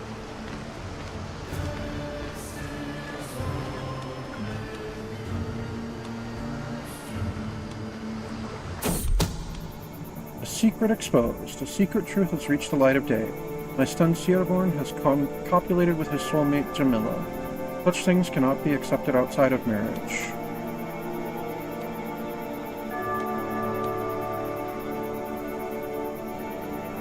I'm not imprisoning my son. I mean, her dad said no, but her dad was being a dick, so... Nope, these accusations are not but malice and lies. Oh, and we completed our proving grounds. Beyond all doubt, my son and heir Styrbjorn has been named as the real father of the unborn child of Jamila, the daughter of Sultan Ahmad of Tulanid. Had he no thought for the honor of his family? What will this bastard child mean for us? That's my boy. You get the Sultan's daughter pregnant. That's my boy. Rescue a fair subject. Settle boundary dispute. Well, let's go rescue a fair subject. Oh, it does not pay great at all. It doesn't pay any money and just a few provisions. And I lose gallows bait experience.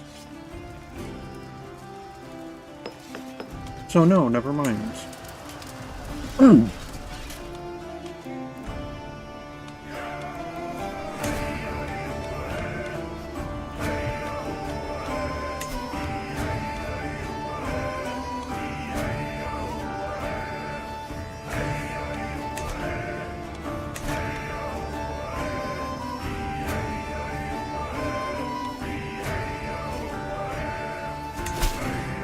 Alright, let's go settle another boundary dispute then.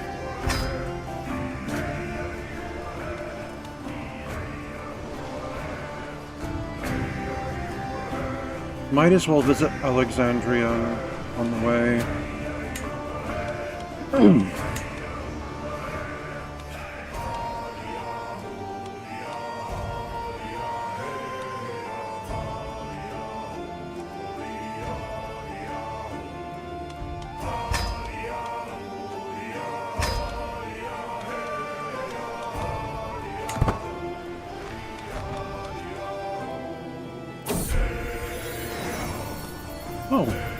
Oh, it's my grandson.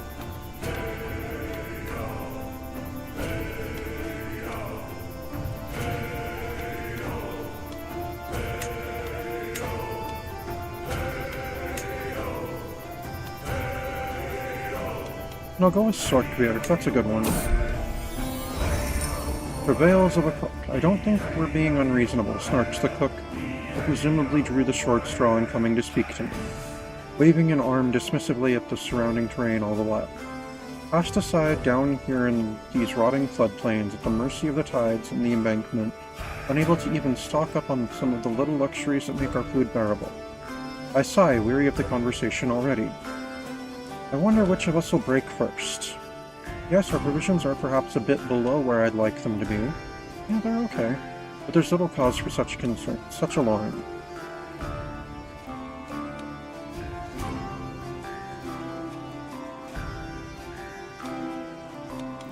No, we can probably find something. Alright, we found 82. That's something.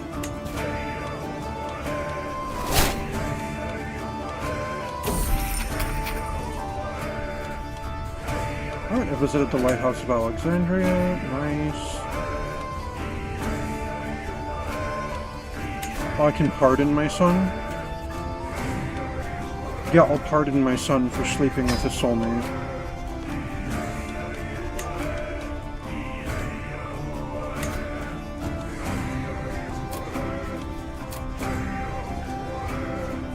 I can request provisions from Sheikh Abd al-Haq.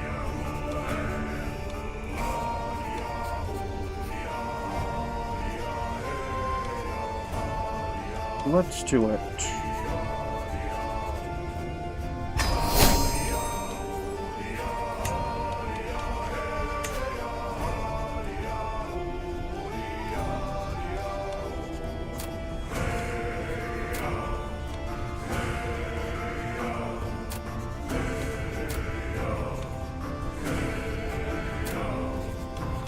You know, let's ask for some money from Reyes Abderrahman.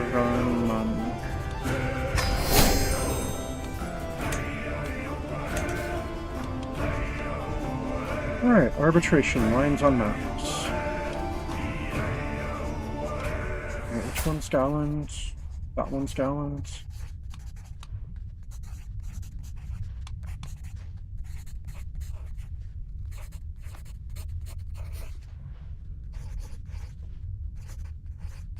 But that doesn't leave him here. But okay.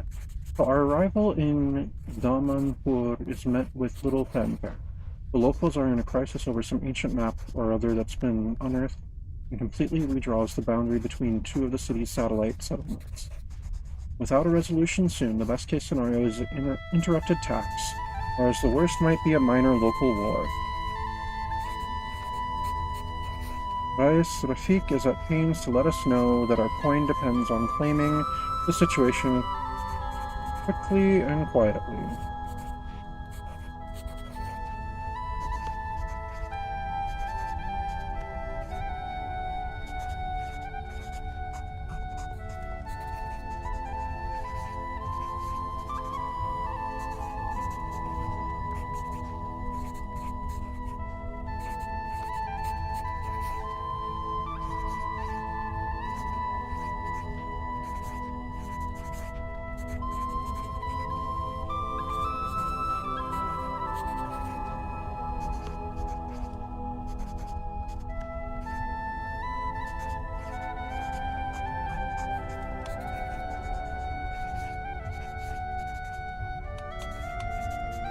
Alright.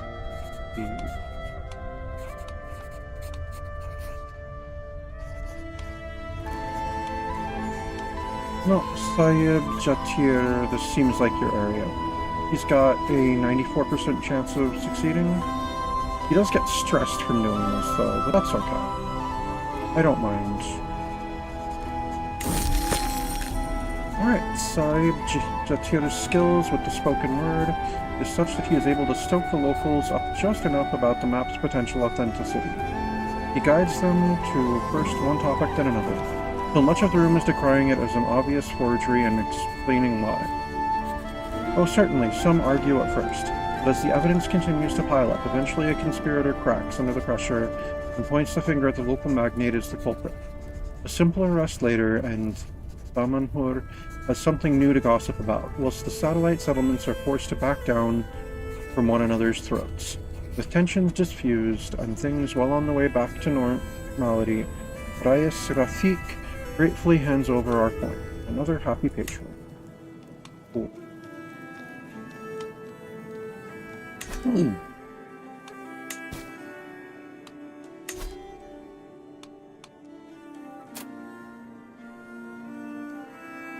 Oh, he wouldn't accept a request. Okay. Oh, what's this new thing that's popped up? Rescue fair subjects. 2 people have fair subjects needing rescues. Okay. I think we're gonna go ahead and move on.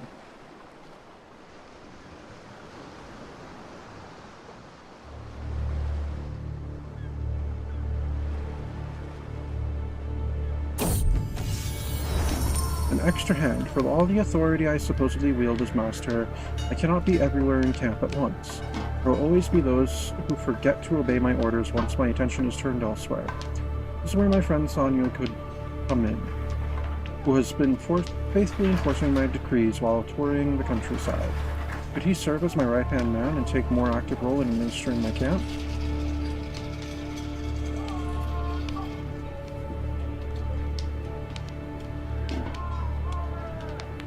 Yes, he will serve me well. He's served me well already, too. Nurture. They say children... Okay, this one. No. Ah, the Wanderlust has got him. Oh. Interesting. It's not a die roll for a certain trait. Oh, because I think he already did that and got eccentric. Okay. But he could get +3 to diplomacy? Or with that one, 78%. No. Oh, the Wanderlust has got him. Increases by diplomacy by 3, that's cool.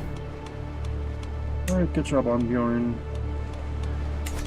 Oh, what's this up here? Hired muscle. Alright, hired muscle it is.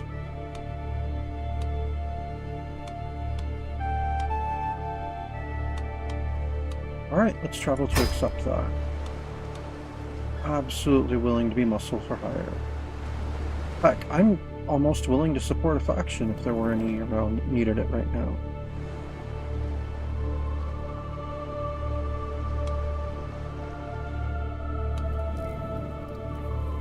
Maybe we should travel again.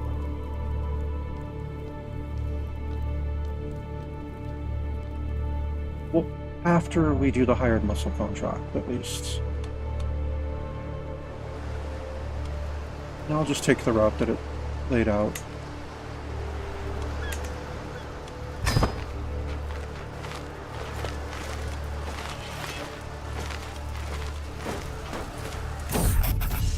Tired muscle. My needs are simple, explains Rafik. There are certain thorns in the rows of Damanhur, and I would have you remove these, prickly characters. I can't be seen to remove them directly, so you're going to deal with them for me. I draw a thumb quizzically across my neck. No, I draw a thumb across my neck quizzically. No, clarifies my employer. No serious bloodshed. Just keep them silent without killing them, till they understand what it is to disrespect the rise. Seems simple enough.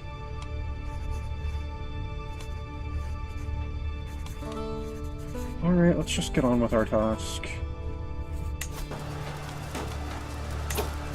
Alright.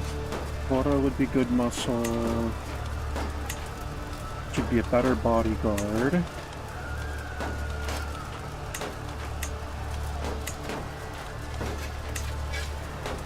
Eudotus would be a good foot pad. Bob would be a great lookout. Okay, so she's going to be my lookout.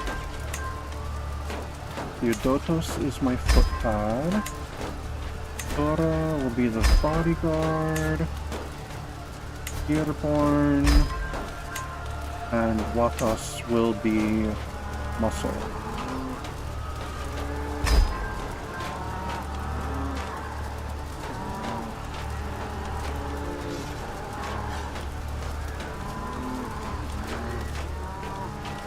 Oh wow, the phases go by really quick on this one.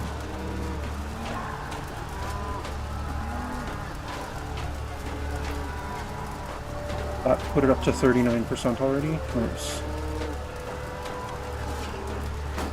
We're going to be at 100% by the time we can execute the scheme.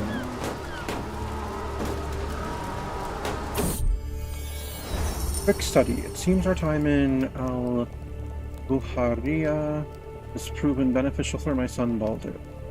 Something about the local culture simply fascinates him. So much so that in our brief time he's managed to pick up passable Arabic. Good for him. An achievement that the lad is trumpeting to the high heavens by speaking it around camp constantly. Even dropping little words and phrases into conversations with his lessers. Smug behavior to be sure, but perhaps with good cause. Smart boy. Alright.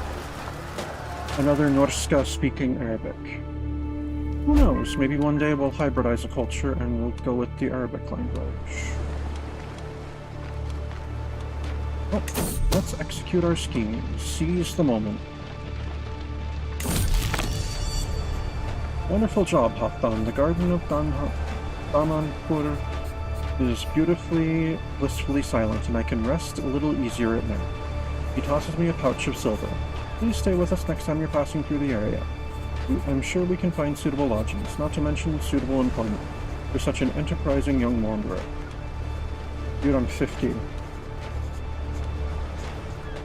I get enough of that patronizing stuff in real life. Like, seriously, who addresses someone in their 40s as young man? That's just some BS. Let's see, a study in martial. Salim, the local captain and a few of his officers greet me as my entourage enter the military camps of Giza. I briefly observe the regiment grounds and then dismount. Groups of soldiers are engaged in battle plans. I nod, appreciating the organized chaos I am observing. Now what would my lord want to do next? Salim looks at me expectantly. See.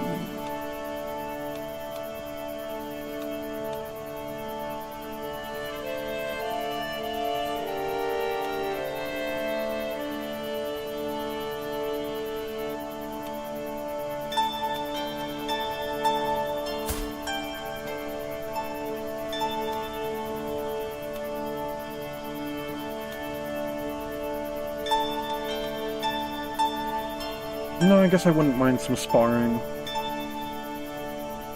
92% chance my martial increases. Alright.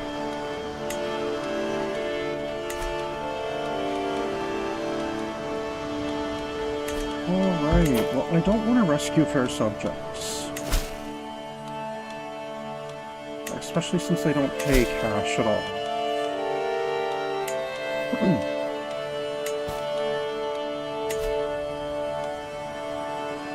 Okay, he dislikes me less now, so that's good.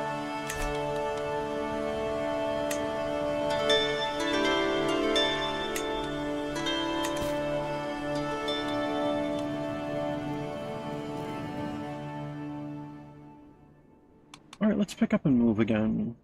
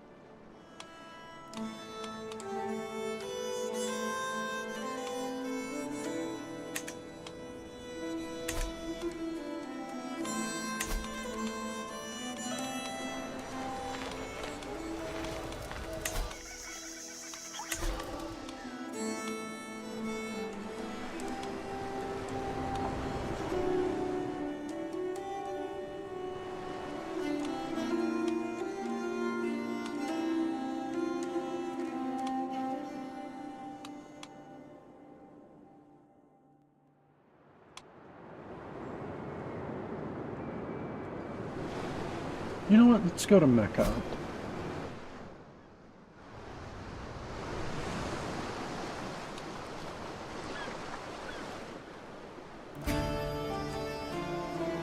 Of course it decides to give me the nice easy route like that. Okay. No.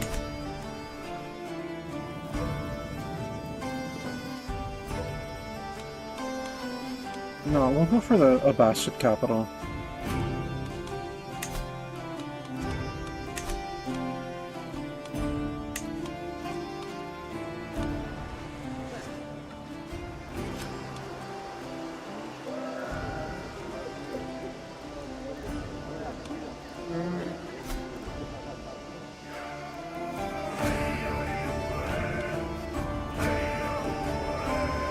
Ooh, that'll eat up almost all of our provisions.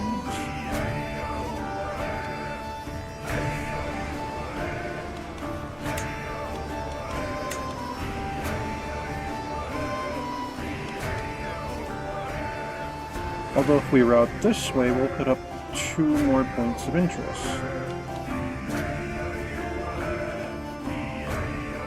Oh, we'll run out. Wait.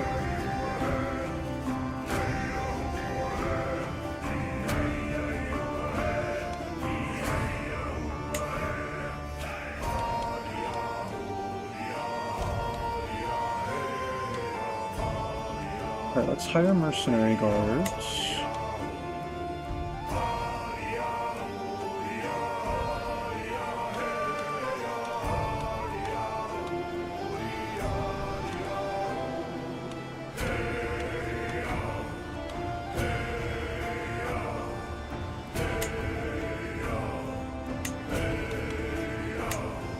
And Arid Explorers pack.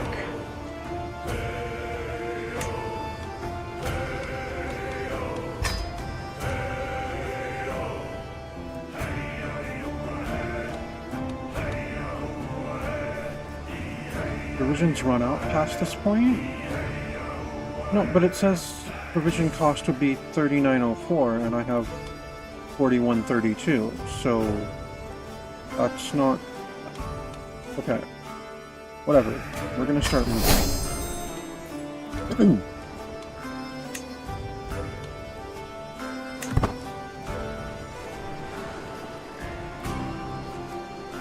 We'll visit the Mosque of St. Catherine.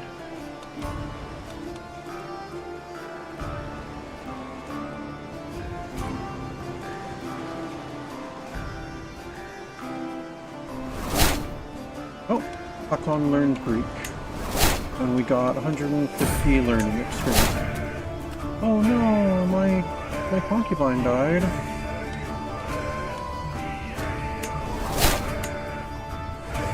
Bedouin Caravaneers. As we wind along the outskirts of Tiron, I see a trail of caravan camels in the distance, and soon we met with their strange leader.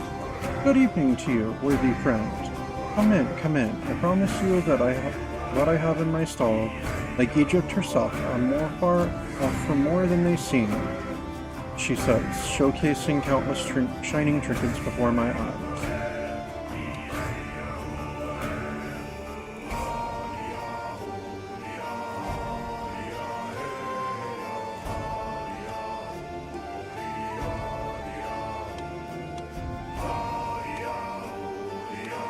No, I'm not interested in Bedouin trinkets. I'm good.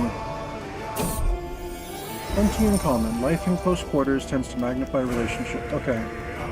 You know what? Good for them. If they want to be friends, good for them. Oh, that's his mom, isn't it? Yeah, dude can be friends with his mom. My son-in-law is absolutely fine to be friends with his mom. Alright.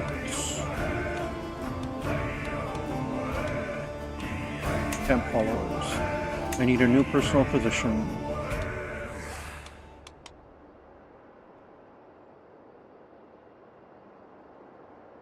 Colin's the kind it is. And I need a new second. Swab the evil. Alright. Don't have a stooge, I might as well get one then.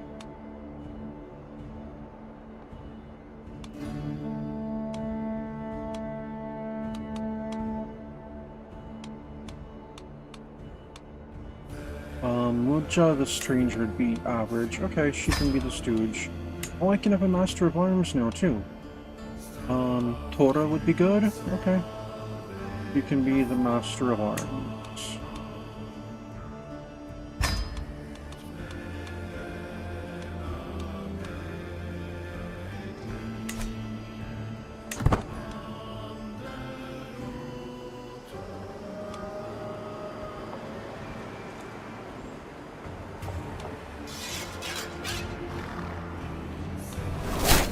Alright, we visited Petra, 150 stewardship, and I've got a new marshal. Soldiers of Lesser Fortune. Reinforcements from Scrape the Barrel, plus 400%. Nice.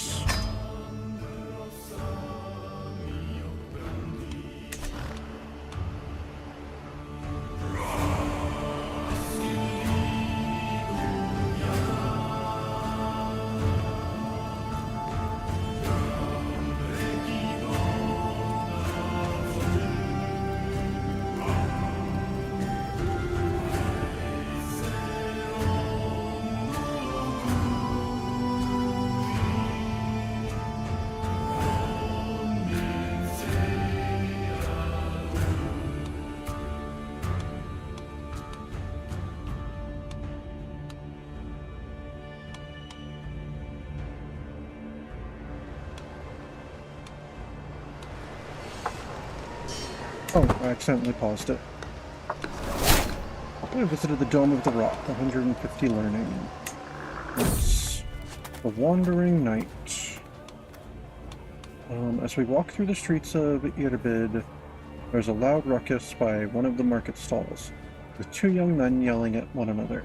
Before we can make our way there, a man has already stepped in between and talked him down. "It will be fine," he tells the man in the stall with a smile, and hands him a coin, and with that simple act of kind generosity, everything returns to normalcy. He turns to us as we approach, no banner or mark telling me of any liege lord, perhaps a wandering knight.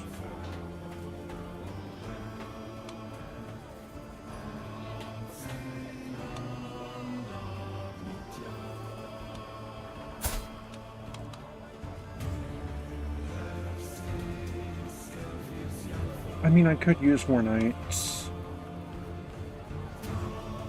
An honorable knight like you should serve a lord like myself. What a crock. Alright. Oh, Battle of Yarmuk. 150 martial. Nice. Ooh, sheep. Cute.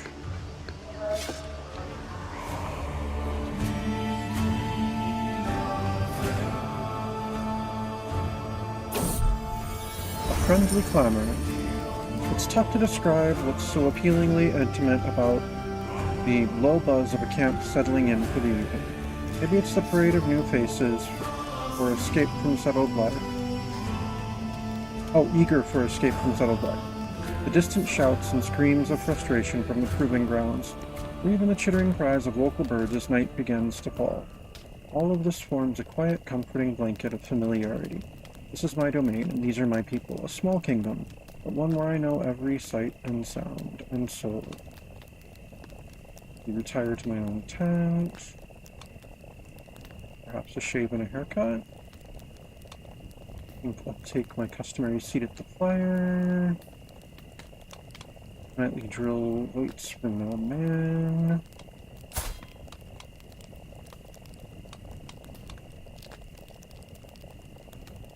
I think I'll take my customary seat at the fire. +3 diplomacy for 10 years? Yeah, I'll take that.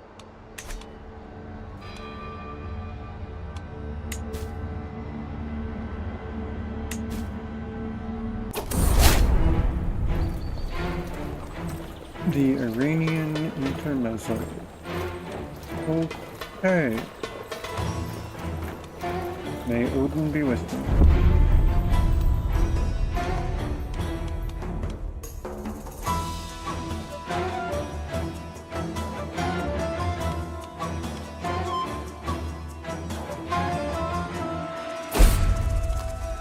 Cutting rations. Father begins Stierbrunn. I couldn't help but notice that we are about halfway through our provisions. Shouldn't we start reducing our rations, or even better, plan for a stop to stock up? Not an emergency yet, but these kinds of situations don't need long to take a turn for the worse. A simple delay and we could find ourselves forced to eat the soles of our boots. Stop fretting, it's gonna be fine. We're almost there, dude.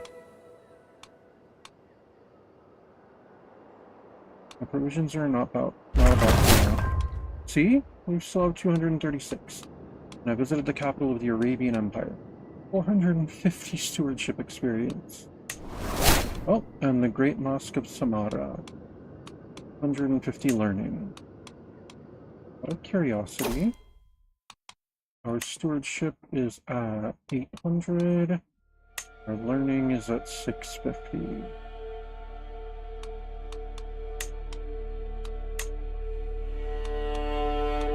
Diplomacy is at 450. Intrigue is at 50.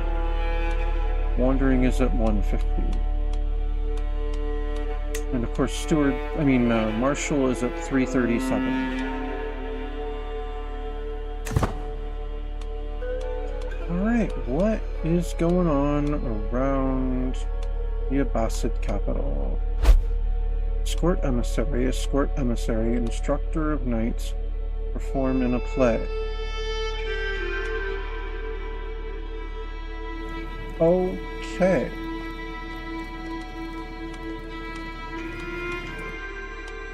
Interesting. Well, it's getting kind of late, so I guess we'll have to decide what kind of contract we want to take next time. Thank you for everyone that's watched. Thank you to anyone who watches this in the future. I'm some guy you've never heard of, and this has been Crusader Kings 3, the Norska Chronicles.